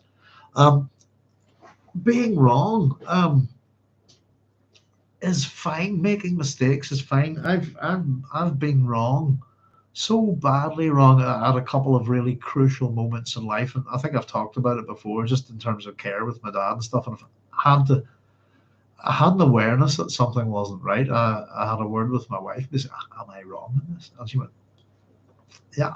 And okay, shit, And it wasn't that was the problem. It was the fact that I've been doing something wrong, because my immediate response was, oh, shit, I need to stop doing this. I need to fix it. I'm the problem, And the first part of that was, am I wrong? That's a simple question. The answer was yes, and I didn't go nuts or take it badly. It was right, and it was presented in a rational, logical, discuss this with me if you like way, and the answer was yes, you're wrong. And I went, in my heart I knew I was, and once I had the yes, it's time to do something about it. It's not sit and worry about it or be terrified or I'm wrong. Time to fix it, and I did, and I was grateful for being told that I was wrong. And it made life a lot, it changed things. It made life a lot, it was about major change in life and care and stuff like that, But there we go. Julian said, so sorry, everybody, I have to go. See you all next week. Thanks, Doc. No worries, Julian. Take it easy. It's probably a bit of a late one this night. We're having a wee bit of an hour, but yeah, nice just to run off that for a wee second. But yeah, it's governments, was it, for example, particularly the U-turn the government makes, people can change their mind, this kind of thing. But no, mistakes, making mistakes, I've made shitloads of them. There's a part in your life where you either understand that I learn from my mistakes. That's it. You can make them. In fact, if you make them, you learn twice as much. Because if you make mistakes, you learn what to do and what not to do. Does that make sense? You've learned from the negative as well as the positive. But yeah, thinking, my God, I was able to fix my error. Yeah. I got to be. I must have a response to this person to make, but it was kind of talking about some of just something I'd said one night that they weren't happy with. But in all honesty, I actually agree with what they said in their complaint to me. They're correct. But it's why did I? The answer was I was just dog tired, monosyllabic, not thinking properly, fatigued, etc., etc. Not myself. It's that kind of thing. But yeah, it is. It's the ability to adjust, to think, and adjust your thinking to understand that you're wrong, you've made a mistake, you've processed something wrong, you're missing a key part of information, it's okay to make mistakes. Keeping your mind open to it is the key thing, you know. But again, I've got different ways of thinking, Matt. So just even in kind of like error reduction and stuff like that, I think like that mathematically, about, and if I was designing a computer system, reducing my chances of error, all of this kind of thing. I do think a bit like that sometimes. Because I'm also a control freak and I don't like making mistakes. I really don't. But the minute that realization comes in, then it's no, do something about it and learn from it, and don't, if you can help it, try not to make the same mistake again. You know, distract the dogs to raid the hen house. Yeah, it's look at the shiny. Dune has the same thing. It's part of the warnings of Dune. Carlos it's a particular thing. Whenever something's going on up here, the real thing that we should have been paying attention to goes wee, and that's the really important thing. It's a motif within the Dune series, Carlos. Distracting the dogs to raid the hen house. Yes, indeed. No, interestingly enough, from all of these things, maybe fear, etc., blah blah blah. But honest thinking is good thinking. Certainly within government and stuff, the strong desire, it's in local governments and in my country, in every aspect of businesses, is you make a mistake, the strong desire is to hide it, lie about it, cover it up, gaslight, falsify, and protect yourself. And that's what a lot of people do. And part of me thinks that there's some kind of survival instinct there, a lot of people, Matt says, a lot of people just look for the relief of blaming others, sadly. Yes. But I was fortunate to have a boss at an early stage in my career that said, you go ahead and try to make a mistake, I can't fix it. Very, very good. Well, I've always said that's as part of a lot of the words, it's easy to blame other people for your own problems. And it's a thing that other demagogues and, certain types of speakers will manipulate situations like that. But regardless of who you are, where you're at in life, if you take a good hard look at yourself and go, well, what can I do to change this, for myself, then you'll probably get the answer. The influence of our cultural moment on sci-fi is interesting. In the optimistic 1990s, we would imagine very different things. Now we imagine threats we can't or don't see or understand. I've been thinking hard about that, Matt, to be honest with you. Zombies, plagues, such a, yeah, the going from fantasy to science fiction. I've been thinking about the promises that science fiction made to probably people of my generation, because the things that we were promised weren't here yet. The moon landings were, we've had that in science fiction all long before it happened. If you see what I mean, it happened, and a lot, particularly the cyberpunk era of science fiction, was seen to have been kind of a bit of a failure. Academically speaking, just in terms of people who look at it, in terms of that it didn't kind of leap on from the new wave and explode, right? If you like, cyberpunk didn't really take off the way it should have, I think, in the 80s, and it preempted something. You can argue, sorry, but with Alfred Bester, it's kicking off in the 50s, actually. But just the pre-internet age, and that there was something kind of anticipatory about it, but not quite right. And cyberpunk is looking like its time has come, if you like. Again, that its predictions are looking more real now than ever. That we're just short of that by the looks of it. Zombies are real. Have you been to plagues, etc.? Yeah.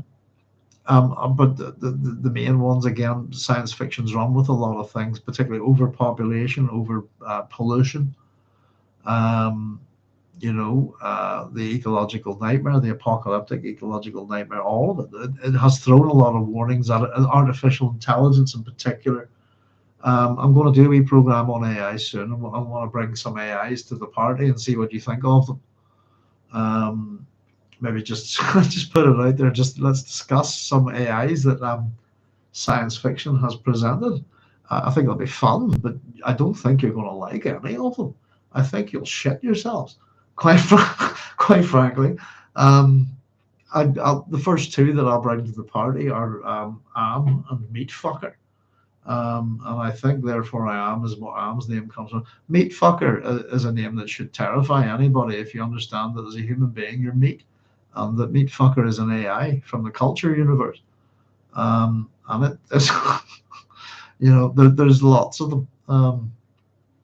You know, but Matt's quite right. The influence of our cultural moment of sci-fi is interesting, in particular how the readings of our tech giants, if you like, the things that have interested us has possibly inspired them into a level of degree, but kind of wondering if they've actually read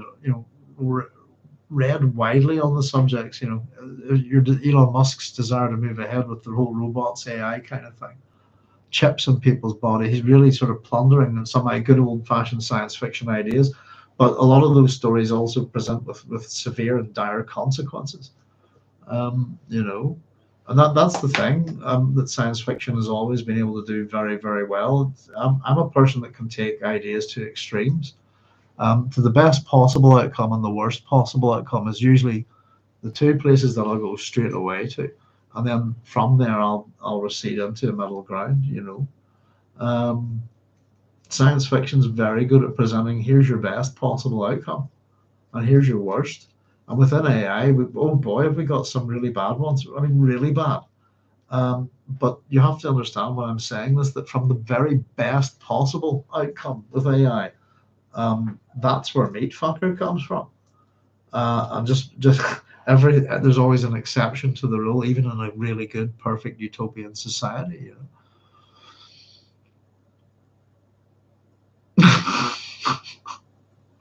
I can't wait for the country song about the guy who's sad because his AI truck drove away and left him. I think some guy in Japan, Matt, I read a story recently, I can't say if it's true or not. I would have to verify it, but I think some guy recently got, it might not even be Japan, but I read a story that there's AI girlfriends out there, and that one of them dumped some guy. He's been dumped by an AI girlfriend. That's harsh. Mm. Right, folks, let's see. Here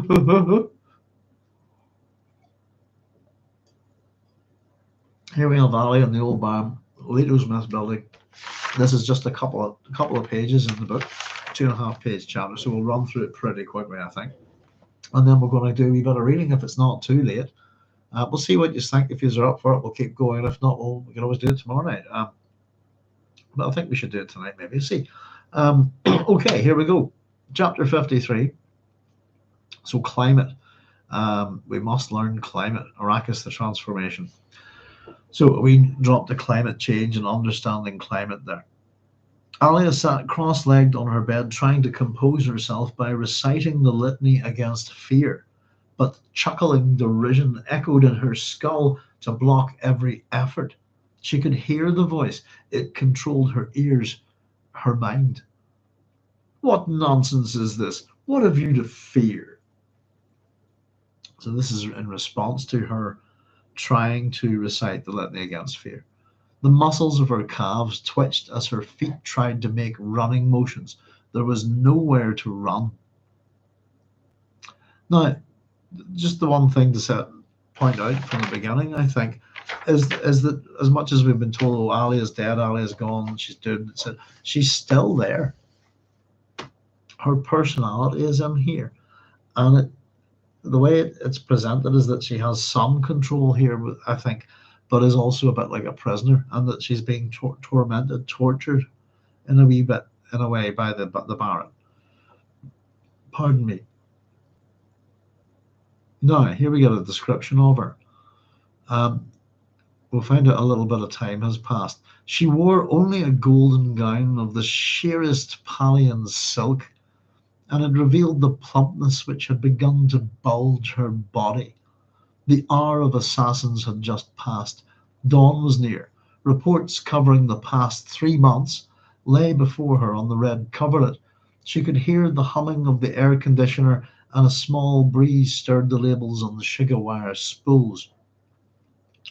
I think that's a really nice bit of writing from Frank there. Just the we get this description. She's gotten fat from the Baron's consumption problem, consumption of food, his gluttony, his greed, if you like. So she's physically changing because of the Baron's personality here. And I think I'd speculated earlier on, well, I wonder, does she get fat? And here's our answer, by the way. With his personality intact, she does. I thought the sheerest Pathian silk in its review. There's a word for silk that I always think is brilliant. It's one of my favorite words. You get it in Arthurian literature and stuff. Any opportunity where silk is around from a literary point of view, it should be used. I think it's called samite. I love the word samite. It's great. It's a word I associate the most with the Lady of the Lake, I believe, for some reason. I always associate her with samite. It's a great word. Aides, here we go. Aides had awakened her fearfully 2 hours earlier, bringing news of the latest outrages, and Alia had called for the report spools, seeking an intelligible pattern. So she's looking for some meaning to this. She gave up on the litany. And I've written next to that, has the fear won? Is it overpowering her? She can't. Does that make sense? These attacks had to be the works of rebels. This is what Leto had kind of suggested in the previous chapter. And the wildness of the rebel tribes will be blamed, of course. Some would revive memories of Jack Urutu. So this is what Leto has suspected. It's him, of course. Had to be the works of rebels, obviously. More and more of them turned against Muad'Dib's religion. And what's wrong with that? The derisive voice asked within her. Of course, this is the Baron. Alia shook her head savagely. Namri had failed. Sorry, I'll read that again. Over the page. Namri had failed her. She'd been a fool to trust such a dangerous double instrument. Her aides whispered that Stilgar was to blame, that he was a secret rebel. And what had become of Gurney Halleck? Gone to ground amongst his smuggler friends? Possibly. So I've maybe note here's Ali is still here. I've also put here, is this gossip? Is it true? Is this from her spies? Whispered that Stilgar was to blame. Is secret rebel? Is it something they suspect or something they know?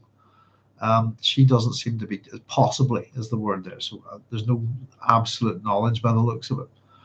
She picked up one of the report spools. And Mures, the man was hysterical.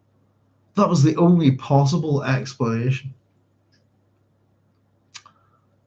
Otherwise, she'd have to believe in miracles. No human, let alone a child, even a child such as Leto, could leap from the butte at Shuloch and survive to flee across the desert in leaps that took him from Dune crest to Dune crest.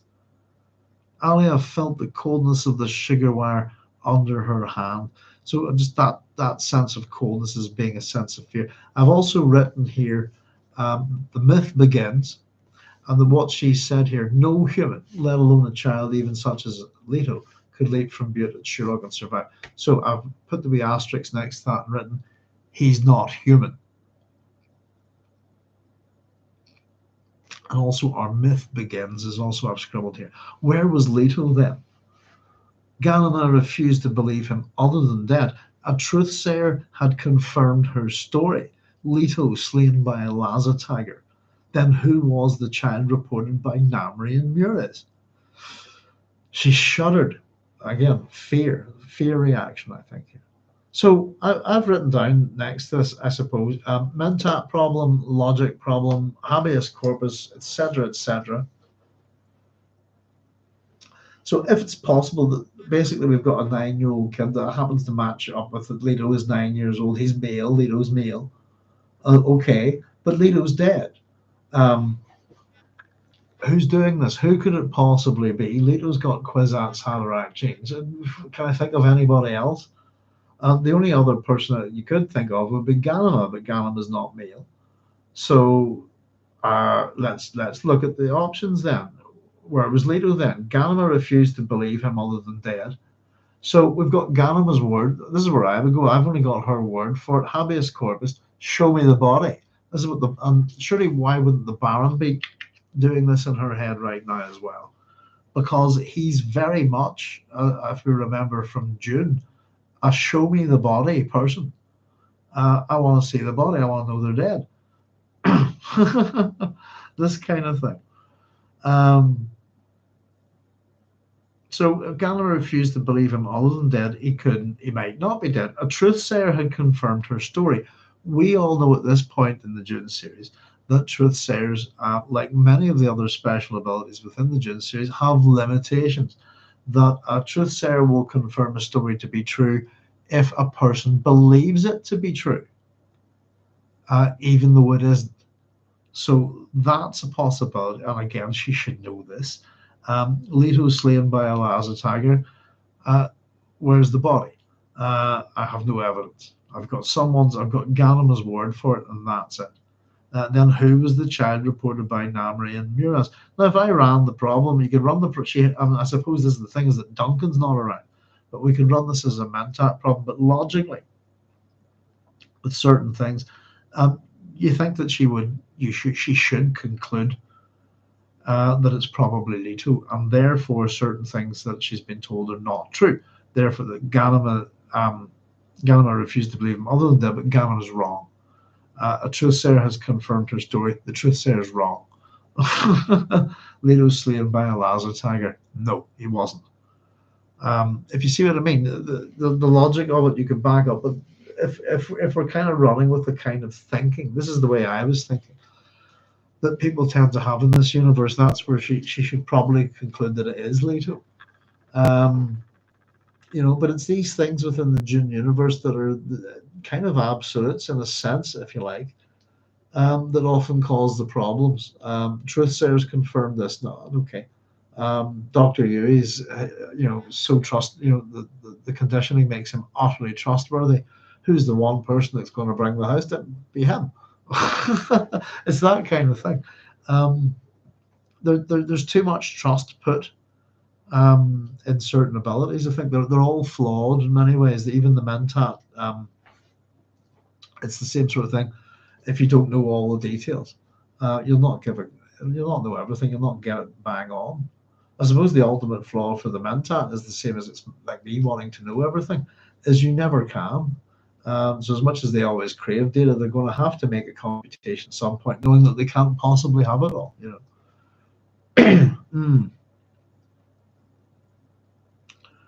But it's just Alia has been more. Even just think of it in terms of her abilities. I suppose maybe the damage is done mentally, but the Baron and her combined, she's been running the Empire pretty much with her brother since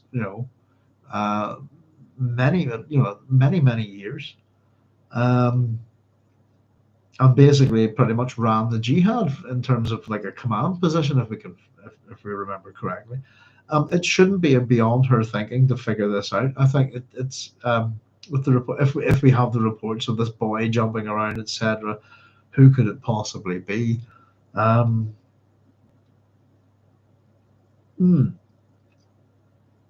Fear is the mind killer, isn't it? 40 qanats have been breached, their waters loosed into the sand. The loyal Fremen and even the rebels, superstitious louts all. Her reports were flooded with stories of mysterious occurrences. Sandtrout leaped into qanats and shattered to become hosts of small replicas. Worms deliberately drowned themselves. Blood dripped from second moon and fell to Arrakis, where it stirred up great storms. And the storm frequency was increasing. So 4 things within these reports here that we've just had: strange, mysterious occurrences. So sandtrout are diving into the qanats with part of their might and shattering to become hosts of small replicas. So they're forming together to become small worms. Worms themselves are deliberately drowning themselves. Okay. Blood. Now this is the mystery. This is the myth This is the possibly stories attached to Jack-Urutu Shuloch, but blood dripped from the second moon. The second moon is the one with the mouse shadow on it, the Muad'Dib shadow, and fell to Arrakis where it stirred up great storms. So that's kind of a superstitious kind of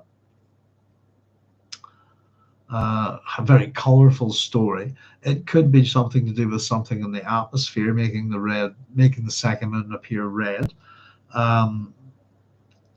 We get stuff like that with our moon, but also that storms are increasing in frequency. The suggestion is the third thing there is causing the great storms to increase, but it's the fourth factor is that the actual number of storms are increasing on the planet. The worms, the sandtrout, storms, the desert, etc. It's natural occurrences. Seems to be, in a sense, with the blood dripping from the moon, a bit of a sense of nature turning upon itself, nature in revolt, if you like. And Alia, she thought of Duncan incommunicado at Tabar, fretting under the restraints she'd exacted from Stilgar. He and Irulan talked of little else than these. Sorry, I'll read that again. He and Irulan talked of little else than the real meaning behind these omens. Fools! Even her spies betrayed the influence of these outrageous stories. So this is the myth building, isn't it? This is how a myth is formed. Something is actually happening. It's happening all over the place. Various people are attributing all sorts of things to it. And I think because of what's happened with Leto, there's an attachment to him, his transformation, his metamorphosis, and the myths of both Jack-Urutu and Shuloch. Blood is involved here. Storms. And again, storms are, the representation of storms kind of within Fremen mythology. Or Kralazak is the great. So this is just the beginning, isn't it? So at Siege Tabar, Stilgar and Irulan are talking of little else than the real meaning behind these omens, these stories. And that's interesting because you've got a combination of, I suppose, the Fremen folklore of a naive of Stilgar combined with the Bene Gesserit understanding of Irulan, who've been presented with omens, if you like, stories from what's going on, omens, things that are happening that people are interpreting them in relation to the future. That's what omens are. Even her spies betrayed the influence of these outrageous stories. So it's stories that are driving this, real events, stories that are coming out of them, attaching themselves to superstitions and myths. It's beginning to get difficult. Excuse me. Beginning to get difficult to get a sense of what's going on for her.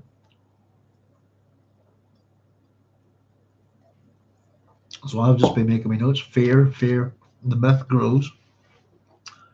What's that say?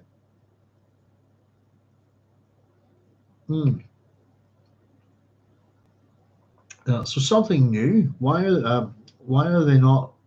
Why is this not possible? Mythical or natural qualities assigned. And then our next thought here is, why did Ganima insist on her story of the Laza Tiger? So I made it really note next is this would make it fit with Leto. So it's this one key piece of information, this misleading piece of information that is not allowing her to see what's really happening, who it really is. And that, again, Gannon is backed up by a truth sayer. And I just think it's interesting in this universe, just with this character, with her intelligence, why she doesn't run the problem if Leto didn't die. Therefore, Gannon is hiding something. How could this happen? Because I think it is within her capabilities. I think it's probably partly to do with the Baron invading her head, her personality being subsumed. I don't know. Possibly is it? I don't know. Maybe just the fear interfering here because it is the mind killer, isn't it? Don't know if you agree with me on that. Alia's side. Only one of the reports on the Shigawar spills reassured her. Farad'n, I've written down, I like this. I put super civil writing here, very good. I like this bit of writing here. I'll just read it again. Alia sighed. Only one of the reports of the Shigawire spills reassured her.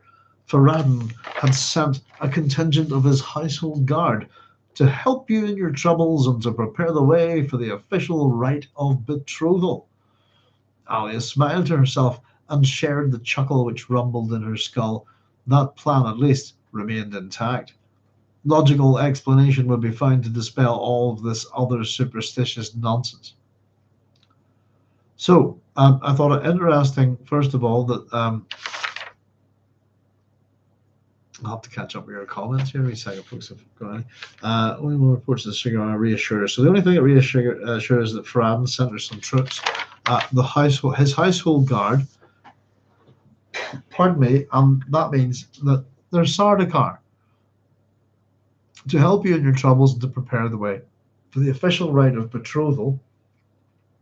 And I thought it was very interesting that it doesn't name who the betrothed is. Possibly deliberately, Alia smiled to herself and shared the chuckle which rumbled in her skull. That's the Baron's chuckle.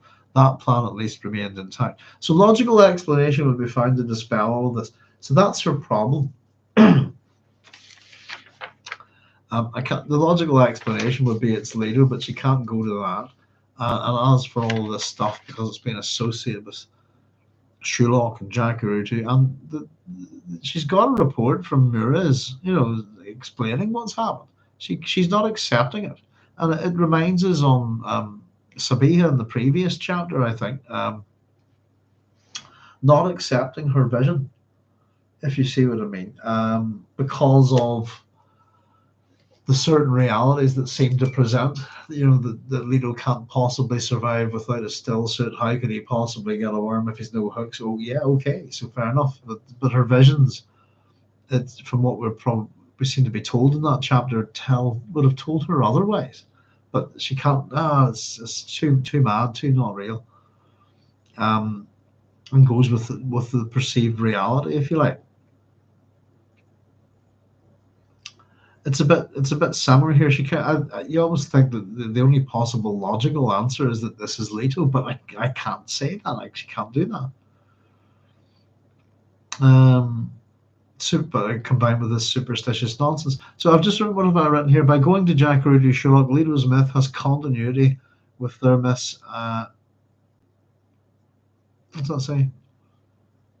And his with their myths and his father's, a fresh mytheme. A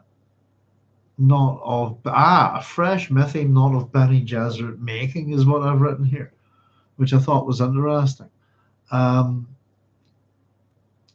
it made me wonder, is that why Leto goes to Jacurutu? Is that why he chooses that particular place? Because it's a myth that is not being created by the Bene Gesserit, and his myth is being born out of this place. It means that the myth of Leto II, as much as he's attached, I suppose, ultimately to the myth of his father, Paul, which can be traced back to Bene Gesserit myths, etc. He's emerging. His myth is being created out of a set of stories that the Bene Gesserit didn't write, if you like. I think that's interesting. And here's the meanwhile. What are they chuckling about? Meanwhile, she'd used Farad'n's men to help close down Shuloch and to arrest the known dissidents, especially among the Naibs. She debated moving against Stilgar, but the inner voice cautioned against this. Not yet. My mother and the sisterhood still have some plan of their own, Alia whispered. Why is she training Farad'n? Perhaps he excites her, the old Baron said. Not that cool one. You're not thinking of asking Farad'n to return her. I know the dangers in that. In other words, no. Good. Meanwhile, that young Eadzia recently brought in, I believe his name's Agarves. Poor Agarves. If you'd invite him here tonight. No. Alia. It's almost dawn, you insatiable old fool. There's a military council meeting this morning. The priests will have a... Don't trust them, darling Alia. Of course not. Very well. Now this Buer Argars. I said no. The old Baron remained silent within her, but she began to feel a headache. A slow pain crept upward from her left cheek into her skull. Once he'd sent her raging down the corridors with this trick, now she resolved to resist him. So I've made it she is resisting him, she's trying. The question is for how long? Um, and then the other question is, could Idaho not see this? I suppose we've kind of been told that she's dead, she's gone, she's not no longer there, but she is there. There's still something of Alia here, if something of her personality. If you persist, I'll take a sedative, she said. So she's a means of fighting him here, drugging herself. He could see she meant it. The headache began to recede. Very well, petulant. Another time then? Another time, she agreed. And that's our chapter. Just jumping back very quickly to our character that we've got here, Buer Agav. Did I write that down? Agarbs, is it? Let me just check I spelled that correctly. Agarbs, Agarve, even, perhaps, Agarbis. If you want to do a quick etymology on it, the young aide Zia brought in, his name's Agaves, Buer Agaves. We have a name here. Again, we've had a whole bunch of characters with names similar to this previously. So this is another name from a demonic grimoire. So Buer is a demon from the 16th century grimoire Pseudo Monarchia Demonum. I think we've mentioned this before. Johann Ware. This is the Naibs, etc., who were working against Paul way back. We had a whole collection of them with names from these books, from demonic grimoires, etc. So we have another one, Buer, B-U-E-R. As I said, is a demon. He's the great president of hell. If you want to go to see Wiki, I said see Wikipedia for illustration. If you want to check him out on Wikipedia, have a wee nosy, and you will see an image, which is an interesting one.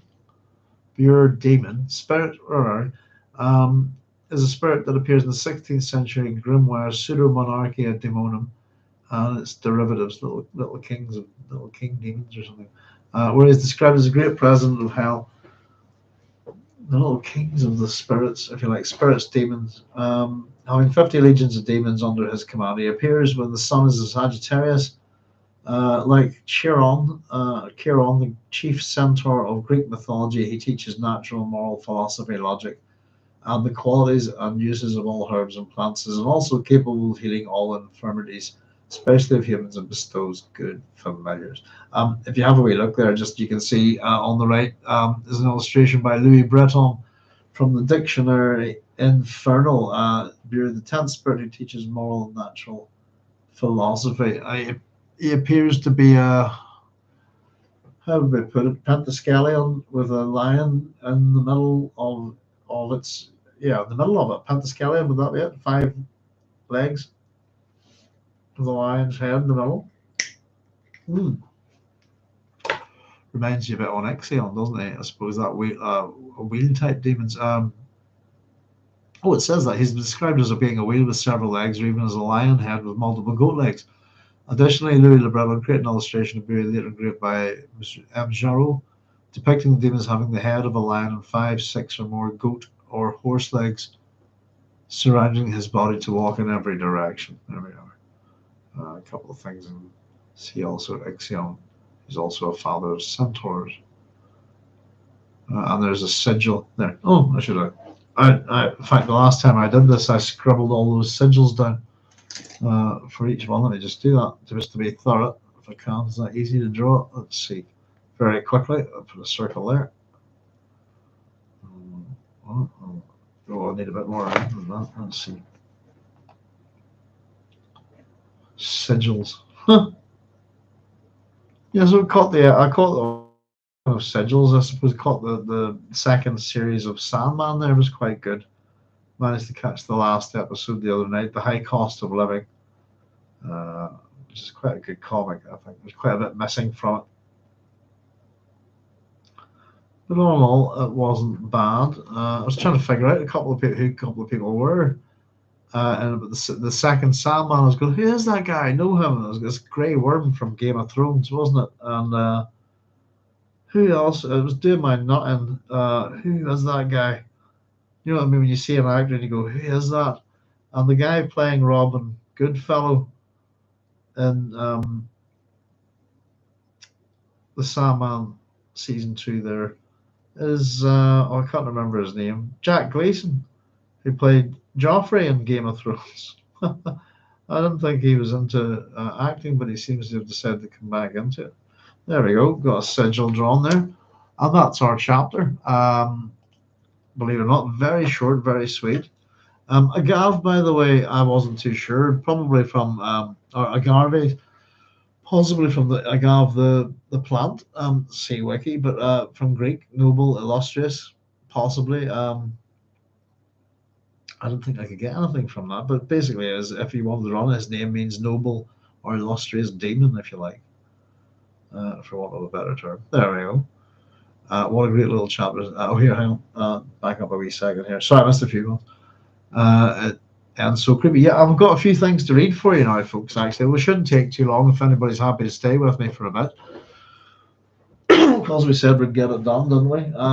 We'll do the Moi-Peau first, I think. We'll just tear through that. But just catch up with your comments. But yes, indeed. Yes. The question, I suppose, is a young Ian. We know what the Baron's tastes head towards. You know,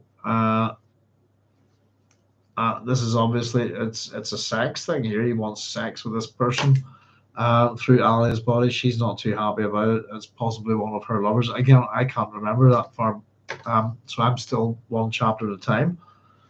So this is as far as I'm read up. I just know that the next chapter is 14 pages, and that's how much work I've got to do for next week. But yes, indeed, the Baron doing his thing. And I suppose the other thing is that we have the Sardaukar acting against the cast-out Fremen, getting a bit of action against them, arrest, no distance, especially the Naibs. I was thinking about going after Stilgar, not yet, but that's the Sardaukar have a pogrom against the Fremen, don't they? Last time we heard because of the defeat. So here's a little bit of Sardaukar cast-out Fremen action. Courtesy of Faradin's household guard. Interesting. Very well pitched. Another time then, another time. She agreed. So how much control Alia has, what she's, he's using pain. It looks like she's got a defense against it in terms of sleep medicine. But she seems to be, her personality seems to be still intact. How much control the Baron has, it seems, is quite a lot by the looks of it, based on her physical condition. Alia's gotten quite fat, plump, lying there, the whole kind of sensuous self, the kind of thing. It's an interesting chapter because you almost think of them in two different bodies. I find it hard to reconcile the fact that in my head I was imagining them as two different people when I was reading it, and I had to reconcile in my head that they're actually in one body. You've got to remember that, Let's see, zombies are real. Just jumping back. Happy birthday to Matt says, I can't wait for the country song about the guy that's sad because his AI truck drove away and left him. Yes, it'll definitely be a country song. My 40 up and left me. I don't know what I do. There's a great bit in Old Harry's game if you want. It's a country and western band have all been killed and arrived in hell. And they've because they're in hell, they're immediately start writing songs. And I think he ends up sending, who is it he sends to deal with them? Old Harry, the country and western band. It's either Nero or Caligula, one of the two. but they start composing, songs about their place in hell, making it really bad. Maybe the Baron, this is Bojack saying, maybe the Baron doesn't ask about Leto's body because his ultimate goal is to destroy the Atreides, and to that end, just throwing a wrench in the gears. What a great little chapter ends, so creepy. Carlos says, and brings up the interesting question of how self-aware the Baron truly is. Indeed. Do you remember this, folks? There's more than one version of the Baron on the go at the minute. We know of at least two, don't we? Because there was within Leto. So there's a version of the Baron here with Alia. We know there's one within Leto because the personality of his father, Paul, personality of the first Leto was having a bit of a ruckus with the personality of the Baron within the mind of Leto II. We had that recently. Because I think we pointed out that possibly there are 3 versions of the Baron Harkonnen on the go at the minute. For those who have other memory, but it's potentially Ganima, Leto, and we know that Leto and Alia both have a version of the Baron inside their other memory, and if that's the case, Ganima's got one too, though we haven't seen that one surface, I think. But yeah, that's an interesting thing. And are the versions of the Baron aware that there might be another version of them? And so, it starts to get silly, doesn't it, Carlos? Well. No, I couldn't find this on paper, so I have it on electronic copy here. Let me just bring this up. And simply put, what we thought we'd do is read this paper to you tonight. It shouldn't take too long, folks, but it was we've kept it for the right time, if you like. And I'll try and get through it as quickly as possible. So this paper, let me just get this. So I've got it on my desktop here. All right, that looks. There we are. And we'll try and run through it, as I said, as quickly as we can. And if anything needs explaining, or if anybody's got any questions about this, just let me know. Now I'm just trying to sort out my screen here a bit, make this a bit easier. I don't mind having to not look at myself. Right. Okay, let's do that. Right. Okay, folks. Now, this is, as I said, we've got this whole thing with the second skin, etc. So we thought we promised we would read you this whenever we got to this point. So this is a paper called The Moi-Peau, a Me-Skin of Leto II and Herbert's Atreides Saga by Noelle, Zeender. This is published in 1995. It's taken from Science Fiction Studies number 66, which is volume 22, part 2. In other words, the July 1995 issue of Science Fiction Studies will find you this. You should be able to find this online. I think Julian pointed out earlier that you can. I'm happy to send a copy of this to anybody if they want it. I just have it as a Word document here. So here we go. Let's just run through this. I think you might find it interesting. So the key character of the Dune cycle, Leto II Atreides, is an enigmatic and disconcerting figure. Born under the sign of duality, he is the son of Paul Atreides and his Fremen concubine Chani, but he is also Ganima's twin brother. While still a child and after a painful initiation, he chooses to renounce a large part of his human condition and to cover his body with a new skin, that of the sandtrout, a creature having mythical significance for the Fremen. Through this symbolic assimilation, Theon Two-Tooth is a reference, he gradually metamorphoses through retaining his human head and parts of his arms into another creature of mythical significance, the sandworm.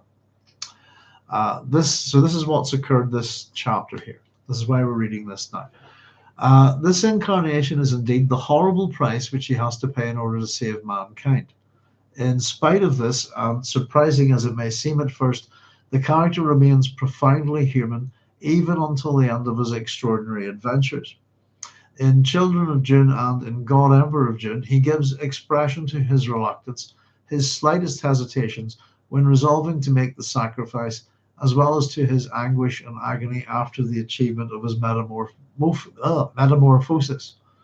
By thus revealing the most intimate manifestations of his unconscious, Leto allows us to follow the different phases of his evolution and perhaps to understand better the self hidden under this monstrous frame. This study is inspired by the works of the French psychoanalyst Didier Anzu, especially his most famous work, Le Moi-Peau. The theory of the Moi-Peau, that should be Moi-Peau, posits a parallel between the skin, i.e. the envelope that limits, contains, and protects the body, and what he calls a psychic envelope, which serves a similar function for the self. Our purpose is to show to what extent the theory of the Moi-Peau can be applied to a fictional character like Leto II, and to demonstrate that through such a fantasy, spelt with a PH here, Leto's behavior can be interpreted as autistic, and also as the inevitable denouement of an adventure which has certain similarities to the psychotic family novel. Before even considering the various aspects of Leto's development, it is essential to take into account the factors, as set forth in Children of Dune, which rule over his destiny from the very start. I'd say there might be some spoilers here, by the way, for God Emperor of Dune. Possibly, just to let you know. In the first place, his birth is marked by the dual seal of death and twinship. Contrary to all expectations, Chani dies while giving birth prematurely to heterozygous twins, both preborn, that is to say, already initiated into the mixture and capable of seeing and communicating when they are barely out of their mother's womb. Neither Leto nor Ganima has a very distinct identity at the dawn of their lives. In fact, they are often referred to simply as the twins. The feeling that they are aspects of a single personage is confirmed by their physical appearance. Their faces betrayed the stamp of shared, this is quotation, sorry. Their faces betrayed the stamp of shared genes, generous mouths, widely set eyes of a spice addict blue on blue. Their names do not throw any particular light on their personalities. They even endow them with some form of ambiguity. Ganima, which means spoil of war here, has a warlike and not especially feminine connotation, whereas Leto suggests, on the contrary, the mother of the mythical twins Apollo and Artemis. In other words, it appears that the Atreides Dioscuri have an ill-defined sexual identity, a little as if they form the split reflection of an androgynous being. But at the same time, they make us inevitably think of them as a miniaturized mirror image of the couple formed by Paul and Chani. This becomes explicit when they play the parent game, during which Leto and Ganima act the parts of their father and of their mother in turn. Then they relive in words, in thoughts as well as in sensations, the romance of Paul and Chani. Ganima may well say that her brother is not Osiris and she is not Isis, for many allusions in the text lead us to think that such is the case. Consequently, these incestuous implications are essential to the interpretation of the relationships between the twins, all the more so because the Bene Gesserit toys with the idea of mating the Atreides offspring in order to fulfill their genetic scheme. Such a revelation generates a feeling of inexpressible horror in them, which urges them to part for a while as they profoundly wish to avoid an unnatural fate. Far from being taken without proper consideration, their decision is, on the contrary, adopted knowingly, since thanks to their kaleidoscopic memory, they can experience every incident of their parents' past, including their erotic games, and also their ancestors. For instance, Ganima never considers treating tactfully her grandmother's modesty when she tells Jessica, talking about Leto, "You don't like the fact that he knows our father as our mother knew him, and knows our mother as our father knew her." When she goes on, not without irony, alluding to the rotting sensuality of Jessica's late husband, Duke Leto I, Jessica's embarrassment and terror can be easily understood. In fact, it is clear that as far as the twins are concerned, the self is not exclusively another one, but a multitude of others at the same time. What Leto himself sums up in a most revealing sentence: the entire universe with all its time is within me.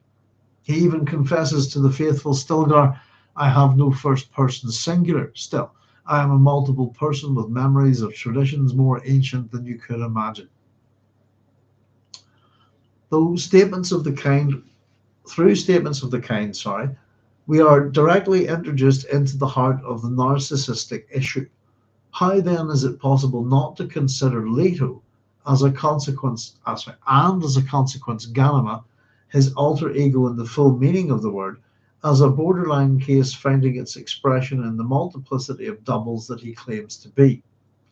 And this is all the most striking to the imagination because he is only 9 years old, which is to say, from a purely objective and biological point of view, he is only a child.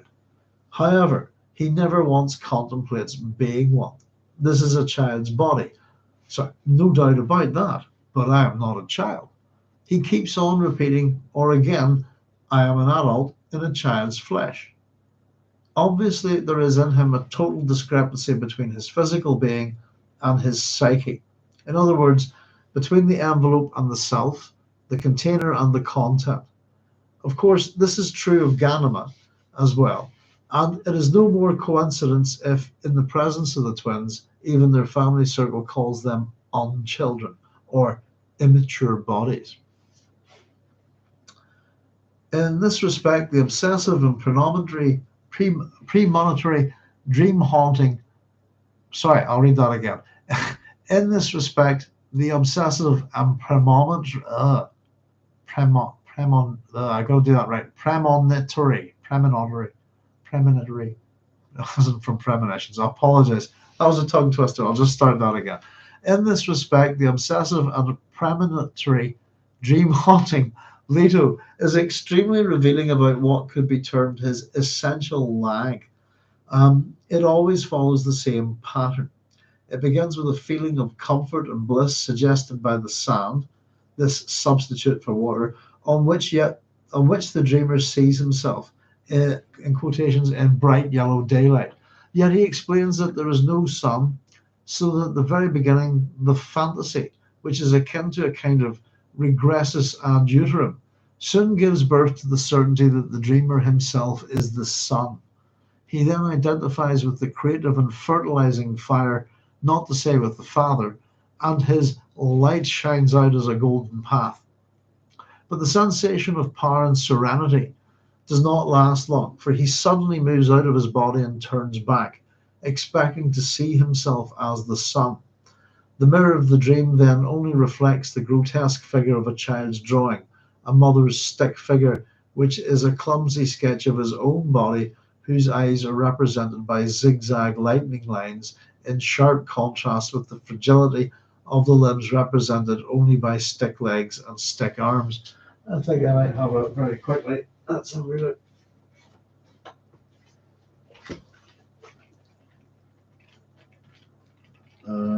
I did a wee sketch of this in one of our notebooks. The question is, can I find it quickly?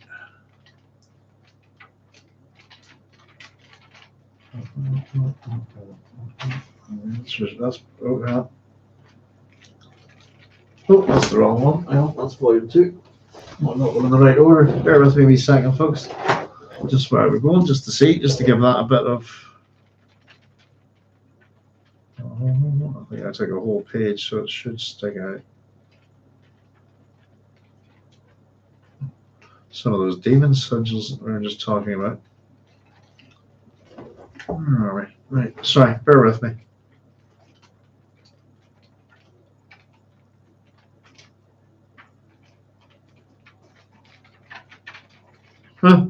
I should create a flick book there. I just saw that second. There you go. Bang. Right. That's what I know. I'll find that a bit hard to see. Just minimize. There we go. That's what we're talking about there. That's his vision. The stick insect man holding the mace kind of thing with the lightning eyes. That's the bit we're just reading about there. From way back. Let's just put that there.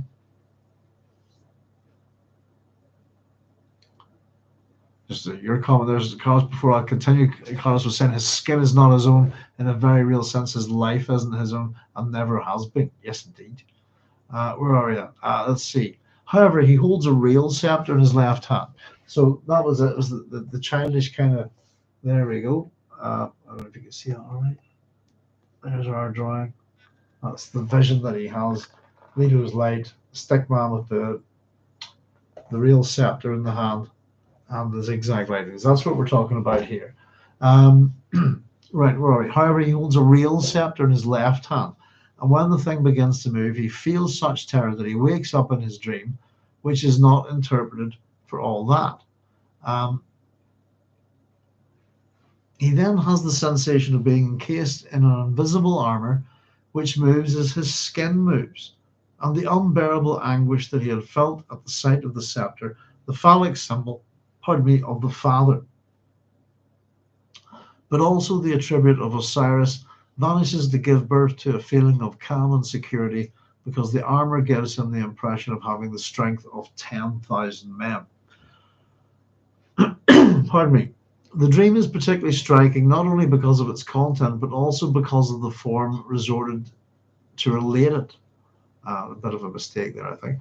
In the text, the very skin of the words used, the direct speech in the first person narrative, and the simple present contribute to showing that Leto makes no difference between the context of utterance, the context in which he speaks, and the context of the dream, which is the situation about which he speaks. This lag with regard to time may be interpreted as a characteristic indication of his mental state. As for the symbolic meaning of the vision, it reflects a whole set of Oedipal preoccupations on the one hand, and on the other hand, a powerful autistic impulse finding its expression through the fantasy. Again, that's fantasy spelt with a PH, of a new skin. Oh, now, let's see. Sorry, I was getting barked at there. I think somebody's seen to it. There we go. Leto's dilemma perfectly illustrates what D.D.A. Anzu defines as a Moi-Peau uncertain about its functions as a stimulation fender and a psychic container. The protective armor mentioned in the dream is most surprisingly akin to those described by Frances Tusta, for instance, when she analyzes the behavior of autistic children who make sorts of cardboard armors in which they find refuge. The analyst explains such a phenomenon by asserting that a nightmarish object causes some kind of mortal terror in the child's mind, so that his only possibility to escape from it is to leave his own body and to go into another one he has himself made. If Leto's experience is only a dream at first, the continuation of his adventures clearly shows an irreversible transformation of his Moi-Peau.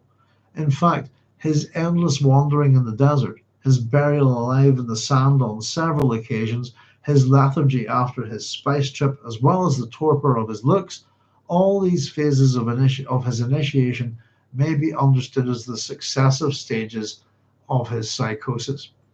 According to T. Nathan, dreams containing an explicit illustration of the Moi-Peau are exceptional and would characterize the patients who have lived an experience of fusion with a brother or sister, as is usually imputed to twins. In such a light, Leto's attitude becomes meaningful, and his refuge in autism is to him the only way to survive, to be a full being, if we can say so. His suffering is all the more intense because, as an obsessive leitmotif, he keeps on repeating, "My skin is not my own." There is a time when he has the impression of being actually disembodied and has the feeling of being merely a dry shell, like that abandoned by an insect. Thus, stripped of his envelope, his only chance of survival is to put on a substitute false skin. That's in quotations, that's from Anzu's work, large and elastic enough to contain him. When he lies naked on the sand to make a skin symbiote of sandtrout, in other words, when he puts on this living membrane, he does not simply experience a new birth, but creates himself anew, reconstituting through an artificial process something similar to an amniotic membrane. Moreover, to a certain extent, he generates himself, thus cutting off the cord which united him to his progenitor and the rest of mankind. As a consequence, Leto supplants his father, who is reduced to wandering blind like Oedipus in the solitude of the desert, and puts on the skin of the ideal father which he himself made. Everything happens as if the family roles were inverted, and the doubts which Stilgar had expressed about Leto are strangely confirmed. This is the quote here. The boy spoke of an ability to be his father and had proved it. Even as an infant, Leto had revealed memories which only Muad'Dib should have known. Such an inversion reappears still more explicitly during their last meeting when Leto does not hesitate in the least to pass judgment on his father. Now, we haven't got to this wee bit yet, so a bit of a spoiler ahead, folks. But we're very nearly there. The past judgment, sorry, I'll read that again. Such an inversion reappears still more explicitly during their last meeting when Leto does not hesitate in the least to pass judgment on his father, reproaching him for never being a real Fremen and for being cowardly enough to shrink from the golden path. Although it may seem surprising, Muad'Dib accepts this judgment and suddenly asserts, I am not your father. I am only a poor copy, a relic. This acknowledgement is essential for the interpretation of the Dune saga. Leto's later comparison of his father to a dry shell like that abandoned by an insect awakens powerful echoes in us, for the words used here are those he earlier used to describe himself as he was before the metamorphosis. As for his own body, it is already that of the sandworm, or of Shai-Hulud, the old man of the desert, old father eternity, and grandfather of the desert, who will subsequently become Shaitan, God Emperor of Dune.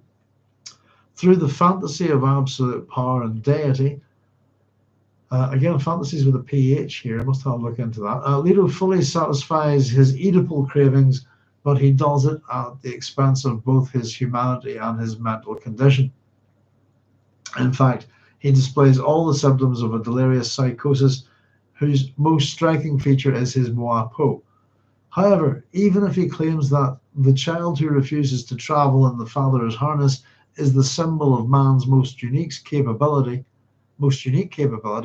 we have the strong impression that he only perpetuates a family tradition, though carrying it to extremes. The pharaonic empire which he sets up largely reproduces the parental pattern.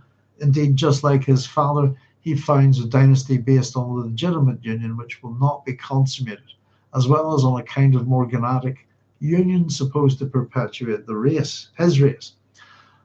Just as Paul had married Irulan for reasons of state and made Chani his concubine, the mother of his children, Leto makes the decision to marry Ganima, but to give her Farad'n as companion. As my mother was not wife, you will not be husband, he tells him. And here again, Leto inverts the roles, or rather, having no sexual identity after his self-inflicted castration, seems desirous to assume all the roles at the same time, not only that of the father, but of the mother, the brother, and the spouse as well. It is obvious that in this instance he behaves as the dominating twin towards his sister, asserting thus his dynastic position in what may be considered as his fraternal complex. Nevertheless, this marriage, one justified by dynastic concerns, has incestuous implications, even though the incest is to be consumed by proxy and in fulfillment of a very elaborate genetic program. This is a fundamental difference between Paul and his son. The relationships between Muad'Dib and Chani were the fruits of a mutual and genuine love, but such is far from being the case with Ganima and Farad'n.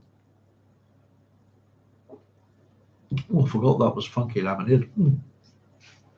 At the end of Children of Dune, spoiler alert, folks, again, just assume it's here with this stuff. Pardon me. The Atreides twins are reunited at last, a bit like Isis and Osiris. Yet, unlike the Egyptian gods and in accordance with the etiquette imposed by Leto, they must never appear face to face in public. This is the way it'll always be with us. We'll stand thus when we are married, back to back, each looking outward from the other to protect the one thing which we have always been. It's Janus. As again, the Atreides Dioscuri. If we're going here, Dioscuri.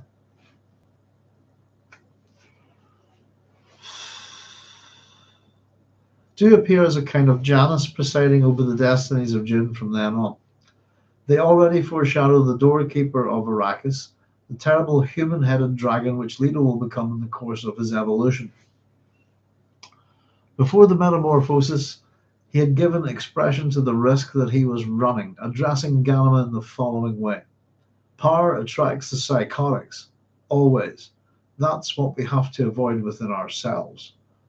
This aphorism, which constantly recurs like a leitmotif in the narrative, is surely one of the keys of the Atreides saga, for all the members of this extraordinary family are particularly obsessed with power. First was Paul, who could not resist the temptation. By setting himself up, if not as God, at least as Dune Messiah, he had been led to launch the jihad in order to maintain the stability of his reign and his absolute authority, but the result was only a bitter and complete failure. As for his sister Alia, she too had thought herself capable of holding the reins of the empire by enforcing a tyrannical and bloody system of government inspired by the precepts of her uncle, the loathsome Baron Harkonnen, whose containing envelope she had become. I would have thrown, sorry, I'll keep going. I would have thrown in Leto the first there as well. A true strange family saga in truth, in which the characters act like possessed creatures or like abominations, to use the favorite terminology of the Bene Gesserit. They assume dual or multiple personalities at will, thanks to their elastic memories. They can have visions in which the past, the present, and the future are mingled indiscriminately, very much in the tradition of the psychotic family novel. In this insane universe, Leto embodies, in all the meanings of the word, the inevitable outcome of the lineage. And if at the end of Children of Dune he confesses to being dominated by a harem, whom he defines as an ancient and all-powerful autocrat, it is most of all in God Emperor of Dune that he gives the full details of the particularly disconcerting aspects of his lunacy. So we're not there yet with this, folks, but we'll go on. Thus, he claims to be God because he is the only one who really knows his heredity. Moreover, he asserts that he is all his ancestors and considers himself a predator whose function is to improve the race. Once he has become, at the end of his evolution, an antediluvian monster weighing 5 tons and being 5 meters long, he describes himself as a holy obscenity, or again as the ultimate alien. And still more, he proclaims to all, I alone am a whole population, or I am both father and mother to my people. And at last, I am Janus magnified a billionfold. In his delirium, he even goes as far as to say that he is an integral part of the planet, thus granting himself not only a universal dimension, but a cosmic one. Delirium being a medical term there, I've encountered recently. Analyzing some family complexes, Jacques Lacan comments, the patient suffering from paraphrenia integrates into the self the world, asserting that he includes the whole, that his body is composed of the most precious substances, that his life and functions support the order and the existence of the universe. If we take such data into consideration, then Leto perfectly illustrates this sort of pathological case, whose various stages from autism to schizophrenia are presented to us. In this respect, he is quite in tune with the characters portrayed in the works of the greatest science fiction authors, such as Philip K. Dick, for instance. In a survey devoted to Dick, Marcel Theon points out that schizophrenics supposed to live outside the generative lineage are often great genealogists, and concludes the psychotic family novel may be the representation of an immense family bag in which the generations are indiscriminately piled up. Now, the Atreides are precisely great genealogists. Leto is especially so, since he claims that his lineage goes back to Atreides, which is somewhat enlightening as far as the family conflicts described to us are concerned. Furthermore, at the end of his evolution, pardon me, he does embody this immense family bag contained in the monstrous Moi-Peau which he himself moulded. Placing himself outside the limits of time, he also creates his own various mythical identities, which he borrows without distinction from Greco-Latin, Christian, Arab, and Egyptian mythologies, among others. Not content with being Atreides, he is also Behemoth, Leviathan, Shai-Hulud, Shaitan, or Satan, and he knows too that he will have to meet with the fate of Osiris, the split-up god, living again after his death. Obviously, his Moi-Peau isolates him from the rest of mankind, but above all, it symbolizes his regression to an archaic stage characteristic of his madness. It is no more coincidence that it is reflected in the form of government which he establishes. It is indeed a sort of schizophrenic regime meant to rule over Arrakis. Promoted to the rank of emperor and god, Leto imposes upon his people a tyranny based upon a pagan worship of the personality suggesting the darkest and most ancient ages of the history of the world. In the same way, the matriarchal organization of his army, the Horus, who look after his own safety, may recall some extinct civilizations. Such a close association between power and insanity may be considered the Dune postulate. In fact, the theme is recurrent in Frank Herbert's fiction. A particular original illustration of it can be found in The White Plague, published in 1982, a novel which has apparently no relationship with the Atreides cycle. Feda Keener mentioned in it, but no, it doesn't. Indeed, the action takes place in Ireland in the early 1980s, and the main plot this time is the revenge of a scientist who has been driven mad by the loss of all his family in a bomb attack claimed by the Provisional IRA. Taking himself for the reincarnation of Nemesis, he then blackmails the whole world with the threat of genocide through a virus of his own invention which can be fatal to women and thus jeopardize the future of the planet. However, unexpected it may seem, we find in this book some powerful echoes of the Dune saga.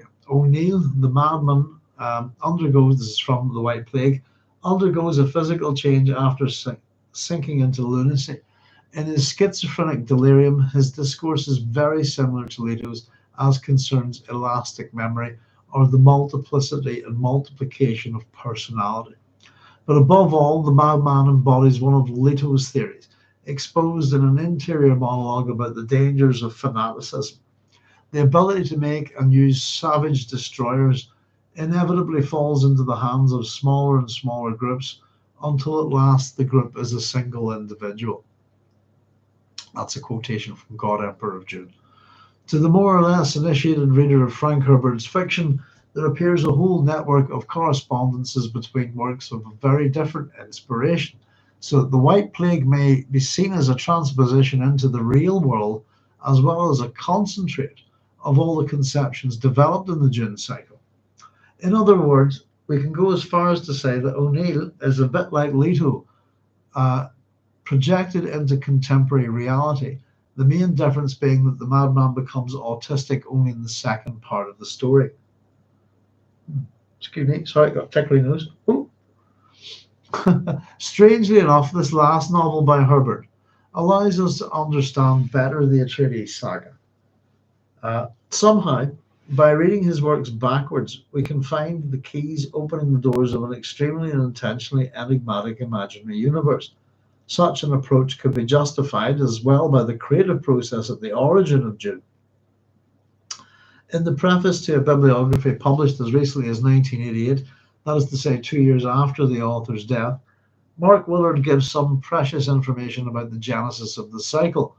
Herbert, this is the quote, Herbert has frequently been quoted to the effect that portions of the last 2 books of the Dune trilogy were written before the first book was finished. He has even specifically stated that parts of Children of Dune and Dune Messiah were already written before he completed Dune. The references to Levac there. There we go. Something we mentioned quite a bit there. Something that Denis Villeneuve didn't figure out at all, by the looks of it. Despite the objection of some critics and the contradictory statements of Herbert himself, if such facts prove to be true, it would mean that the character of Leto II could be the source of inspiration of the whole cycle. And even if, still according to Willard, Children of Dune and the next volumes were influenced by new ideas and perspectives, the hypothesis remains very attractive. It would seem that the dream of an autistic child could be at the heart of the matter of Dune. The Atreides epic finally leads to Leto's monstrous Moi-Peau, a powerful metaphor of their psychosis and cravings for despotism. Through the tale, Frank Herbert brilliantly shows that psychoanalysis can serve fiction and give birth to new myths based upon the exploring of the human consciousness. Uh, just some notes with this are to say that from the author that the translations into English of passages quoted from the French text are her own. Touston pass him especially considerations about the monster in the armor, and no chill will spring from my fire, for I no longer have fires. See now the Irish Dream of Frank Herbert's The White Plague, a socio-biological illustration of the fanaticism of death and destruction. Etude Irlandaise, 1477-88, December 1989. That's see also Ellen Fane's Frank Herbert and the Making of Myths, Irish History, Celtic Mythology, and Ideology in the White Plague, which we have a copy of here as well. So we're excited. There's Didier Anzu's The Skin Eagle, Paris Duno, 1885, Theon Marcel, Jerry Clement, J. Guama, Science Fiction with Psychoanalysis, the Social Imagery of Science Fiction, with Unconscious and Culture Collection, directed by R.K. D. Anzu, Paris. Children of Dune, God Emperor of Dune, Touston, Francis, Autism and Childhood Psychosis, London, Hogarth Press, 1972. T. Nathan, The Psychic Envelopes, Collection, Unconscious and Culture. I think that might be a misprint. Possibly Collective, Unconscious and Culture, edited by Arquis and Didier Anzu. Lacan Jacques, Family Complexes in the Formation of the Jacques Lacan, Family Complexes in the Formation of the Individual, Paris, Navarin, editor, Bibliothèque Analytica, 1984. And then Daniel J. H. Levac, Dune Master, a Frank Herbert bibliography with annotations by Mark Willard Westport, C.T. Meckler, 1988. That's all our references there. So there we go. That was me reading, by the way, Marie-Noelle Zeender's work, entitled The Moi-Peau, a Beaskin of Leto II in Herbert's Atreides saga, as it was published in Science Fiction Studies, number 66, volume 22, part 2, in other words, the July 1995 edition. There we go, folks. Goodness gracious. His skin is not his own. So a very, very interesting, quite well-known paper. If you're into your Dune academia, it's a good read. Lots of interesting ideas. It's very much from a, I suppose, psychology and psychoanalysis point of view. Not to criticize it, it is what it is in general with the entire subject. Jungian and especially Freudian psychology have serious problems with the understanding of the Oedipus myth. And we'll see it mentioned. There's lots of Oedipus stuff there. But for those of you who are interested in it from a psychological, psychoanalytical point of view, very much Didier Anzu's idea of the Moi-Peau, connecting it into all sorts of kind of Freudian ideas and Jungian ideas there. And it's I hope that didn't I just thought it'd be interesting to read it to you. As I said, not everybody's got access to this kind of stuff. Sometimes I think, oh, we all do, and that was kind of the idea of doing that, So it's just simply it's something we've talked about a fair bit. And the chapter that we've just had is where the skin has gone on, and again the consideration of Alia almost as a second skin for the Baron. Is another way of looking at it as well. It's kind of interesting. I find some of the ideas in it, it's a good paper, and tying it into the idea of the psychotic family novel, and bringing really to the fore the idea of interesting that Leto II is autistic. Do you know what it reminded me on, by the way? I think the idea, and I don't know what you think about this. The idea presented there, that it's a nice idea to think about, is that, I don't know what you think, is that in order to write a trilogy, involving prescience and all these kind of things. It's a bit like writing a murder mystery in a sense that Frank's got to do parts of the 3 books at once. As he's writing the first one, if I'm going to do this and conceive this as a whole trilogy, he has to know where book number 3 is going to end up, what's happening in book number 3, to make everything in the story fit. It's a bit like writing a closed time loop story, by the way, as well. Every piece would need to fall in. So if you're writing a closed time loop story, you would pick your event that's going to be where everything begins and ends. If you see, it'll be the beginning of your story, it'll be the end of your story, it'll be the same event. And you need to piece everything very carefully to go from the first thing, move all, that you know that you have to come around and behind it and make everything occur that that event happens again, and that it'll happen over and over and over again. It's that kind of thing. The idea that Marie Noelle Zeender is presenting there is that, ergo, where is it going? It's the God Emperor. And for him to have written the whole thing in this sense, this is what she's saying, is it's nice to imagine, is that he had to have conceived of Leto the second first. If you see, I mean, he would need to have conceived of this character, or at least where it's going and what's going to happen to it, and then work backwards in the same similar way that if you're writing a murder mystery, you conceive of the crime, all the details of it, and then work backwards, place the things in the right order, and then figure out your clues, if you like, I think it's pretty interesting,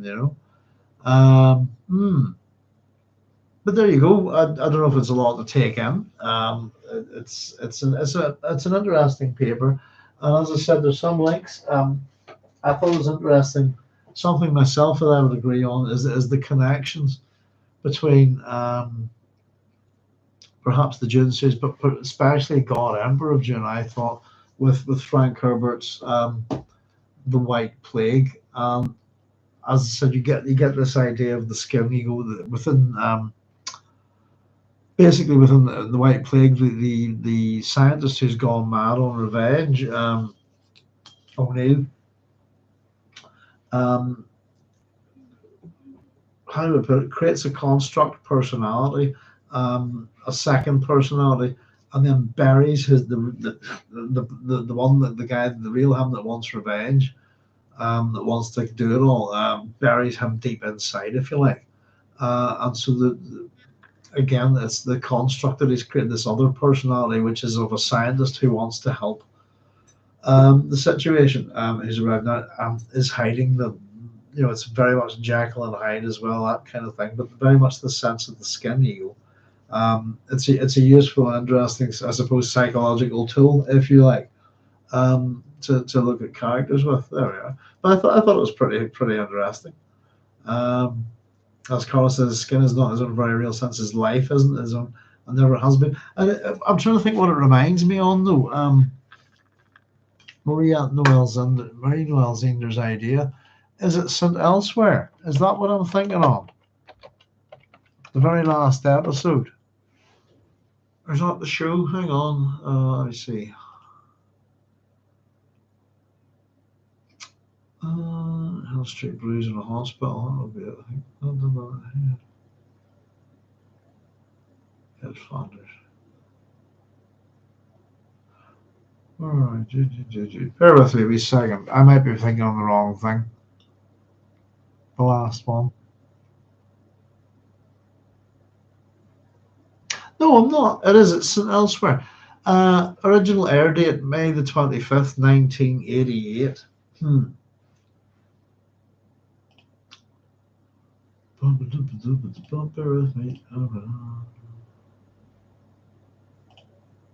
St. Elsewhere, spoiler alert, if anybody's not seen St. Elsewhere.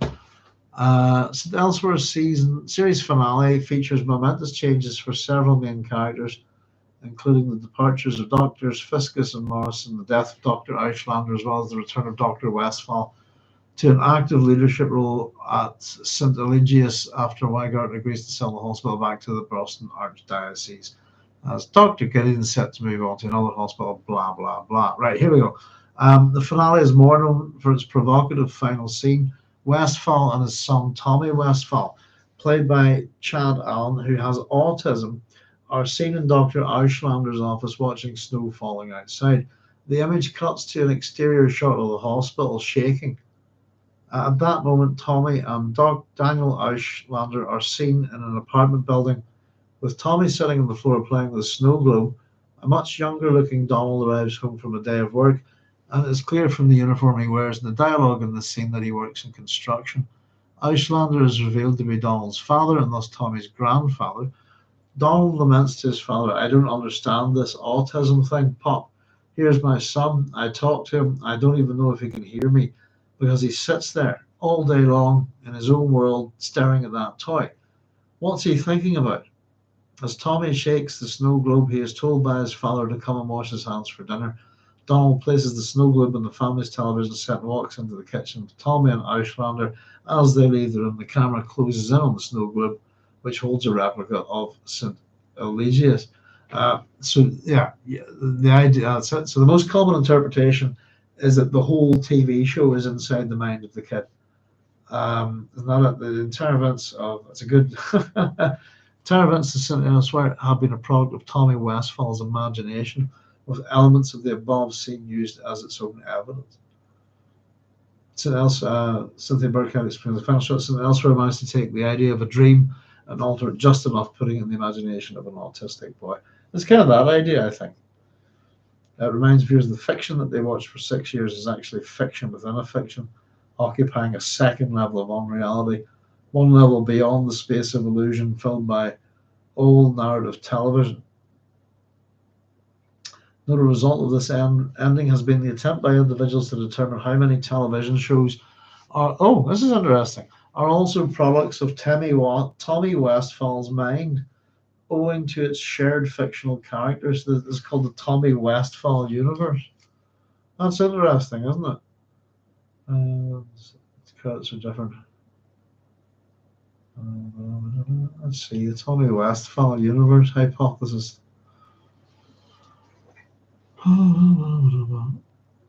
Okay, not only did St. Elsewhere take place within Tommy's mind, but so did numerous other TV series which are directly and indirectly connected to St. Elsewhere through fictional crossovers and spin-offs, resulting in a large fictional universe taking place entirely within Tommy's mind. A hypothesis was originally put forward by comic book and TV writer Dwayne McDuffie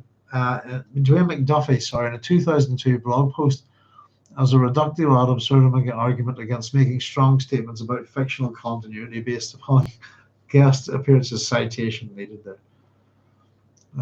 Unpublished quote is saying someone did the math once and something like 90% of all American television took place in Tommy Westfall's mind. God love him. So is it almost kind of like a was it they call it the Kevin Bacon game kind of thing? Is it like that? Connections to streets. The characters from St. Elsewhere appeared in Homicide: Life on the Street, and Center, blah blah blah. It includes science fiction programs, X-Files, and Law and Order franchise. Well, anyway, there you go. As a bit of a random one. It's just something that what Noelle Zeender was saying, that if we thought about that, in the sense of if we consider, that's one way of thinking about the God Emperor, isn't it? But if we think about how Frank wrote these books, he has to have a conception of the God Emperor here, of Leto II as he is at the end of this book. Pretty much he needs to have that done, doesn't he? White Plague was a chilling book. Yeah, it's very interesting. Yeah. It is a chilling book, I think. I'm still thinking about it. I read it very recently, Carlos. That's his Irish book, I suppose. That's the way I was looking at it. But trying to light it up, it's just being written around the same time as God Emperor of Dune. That's the reason why I wanted to get into it, get it over with, because I'll be hitting God Emperor very soon. You know, that kind of thing. Let me see. Goodness gracious, it's 2:28 in the morning. Now, would I actually have time to read all of this, or should we keep it for another episode? Let me see. What I was hoping to read for you today, in fact, I think I might keep this because it is getting quite late. It's 2:28, half 2 in the morning here. So I'll maybe run with this at the start of the next chapter, perhaps. Um, I'll alter the title card a wee bit. I was hoping to do this today. But what I was hoping to read is for you from tradition. This book by Lord Raglan's The Hero is also to do with rites, myths, ritual, etc. And the chapters that I was wanting to read to you basically are the basis of history, which is the first chapter. Raglan's an interesting chap. Might have a bit of fun describing him, but I take him with a pinch of salt. But he's English nobility, and he's not a professional. He's an amateur, and the pedigree of his nobility is not particularly good. Let me just say that. But the book, The Hero, is a study in tradition, myth, and drama. Is divided into three sections: tradition, myth, and drama.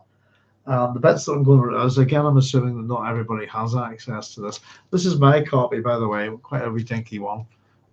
Those lovely little hardback books from the Thinkers Library. When was this published? This is from Dorset County Library, OR. Let's see. The first published 1936. My edition is 1949. Whenever we do read from this, you'll get some words product of empire, some stuff that might be a bit problematic, but we'll work with it. I'll tell you a wee bit about him. Lord Raglan was born in 1885, educated at Eton and Sandhurst, as the military academy here. Sandhurst, the equivalent of West Point. He joined the Grenadier Guards in 1905, and then in 1913 was attached to the Egyptian army, serving with the 9th Sudanese and as district commissioner in the Mongala province. He joined the army in Palestine in 1918 and spent over 2 years among the Arabs of Transjordan. In 1921, he succeeded his father and retired, and now lives in the family estate in Monmouthshire, of which county he is Lord Lieutenant. Lord Raglan was president of the anthropological section of the British Association in 1933 and the Folklorist Society from 1945 to 47. His publications include articles on the Leto tribe of the Sudan and the Arabs of Transjordan, Caste as Crime and the Origins of Religion, Thinkers Library, The Science of Peace, How Came Civilization and Death and Rebirth. Richard Francis Burton, he's not, let me put it that way.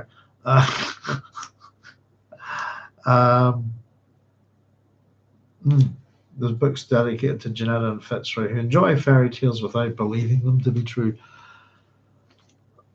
So the stuff that I think I will keep this for the next time, because it's been quite a long episode on this one.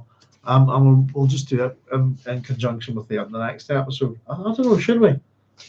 My throat's going a bit. I think it might be. I've done a fair bit of gabbing tonight, folks. So I'll keep the Lord Raglan stuff. I'll adjust the title card, and we'll throw it on with the next episode. But just to let you know what we're going to read to is, yeah, that would be a good idea.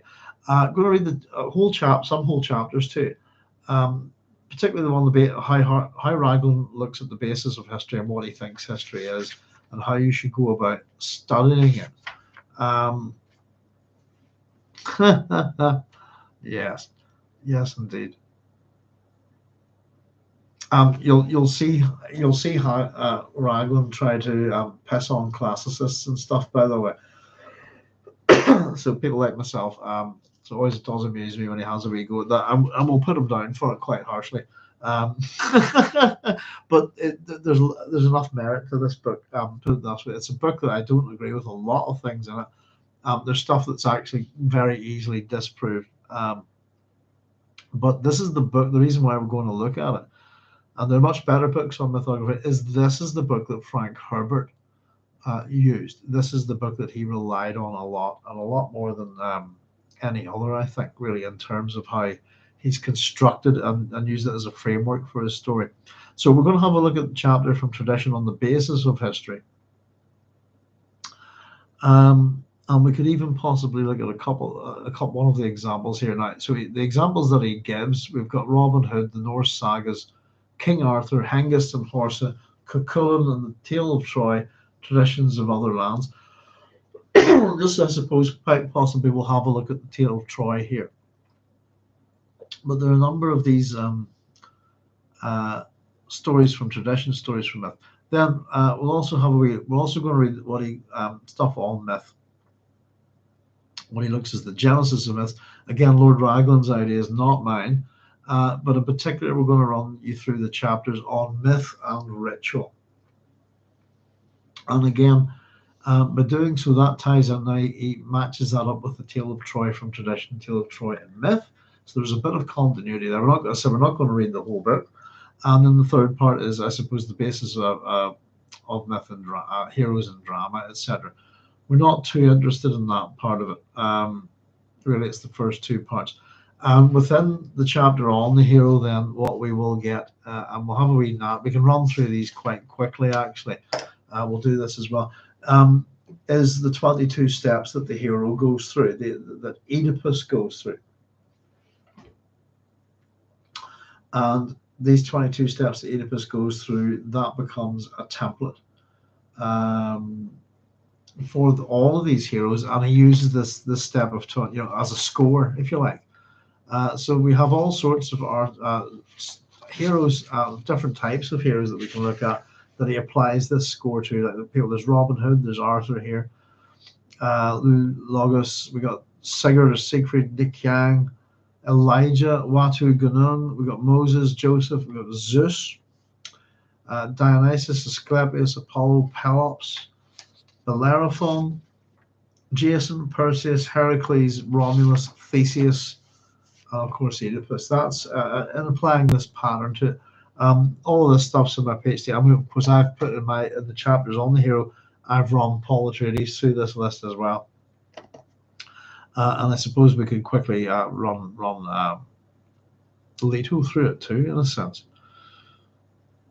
Let me see. I just want to check something that becomes king.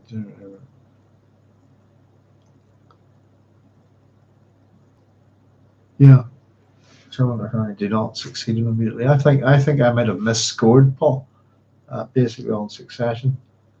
But his children do succeed him, but there is a regent in between, isn't there? But yeah, I think you'll find some of this stuff interesting. And believe it or not, it's a bit like when you hit Samuel Butler and you end up just looking at ideas of the collective unconscious. In Era 1, before Carl Jung ever came up with them, it's race memory, stuff like that. There, you're going to find the same thing with this. I think you'll find some concepts in this guy's thinking interesting, and I think you might be surprised that they're in a book like this, that they appear in Dune. But there we go. Well, listen, folks. Goodness gracious, I don't know if anybody's still there. There's a few of you there. But yeah, it's how long have we been on? We've been on about 4.5 hours. So we wanted to dump this information at the right time. This is kind of the right time, but I'm happy to put this at the start of our next chapter and between it, if you like, so it'll still be in the right place. But this is just to look at the ideas. There's been keywords being dropped here by Frank a fair bit: rites, myths, traditions. All of these things is a lot of the stuff's from Raglan's ideas. So as for the next time, what we'll do, just to save my voice, is that we'll read this stuff to the start, and then we'll get the next chapter to follow on. And these two chapters can kind of bookend this stuff, which should be nice. But it's too much. I think we'll be at it to about probably 5 o'clock if I kept going, Ooh, there's Bojack saying, take care. Yes, indeed, folks. Listen, thank you very much, as always. Pardon me. Apologies we couldn't get on last night. And we will aim to be back for our normal time of Thursday at 10 o'clock next week. If we can't make it on a Thursday at 10, we automatically will try to get on the next night, which is what happened tonight. So there we are. We have next chapter is a biggie. I think 14 pages. We're really pushing towards the conclusion of the book. There's not much to go. Yet mucho to happen. all will be revealed. So in that case, what I will say is good night. Thank you very much, all of you, for joining me as always. And I know a few of you couldn't make it tonight, but we'll say hello on the rerun, etc. All of that. But in the meantime, look after yourselves, be safe, and we'll be back Thursday for our next chapter. Goodness, which is what, 54? So I think we've got 10 to go, and a bunch of them, big one next, but then little short ones. Yes, indeed, 54 is our next. That begins, thou dost divide the sand by thy strength. We're getting a bit of a religious connection with it as well. Myths are building, So Carlos is saying until next time. Yes, indeed, folks. Let's look after yourselves. Be super groovy. Be safe. Hope the weather's treating you nice and all that. And I will see you all real soon. With probably a bit of news next time as well. Anyway, look after you, folks. I'm very long-winded at saying goodbye, so I'll just say goodnight. Take care. All the best. Bye-bye.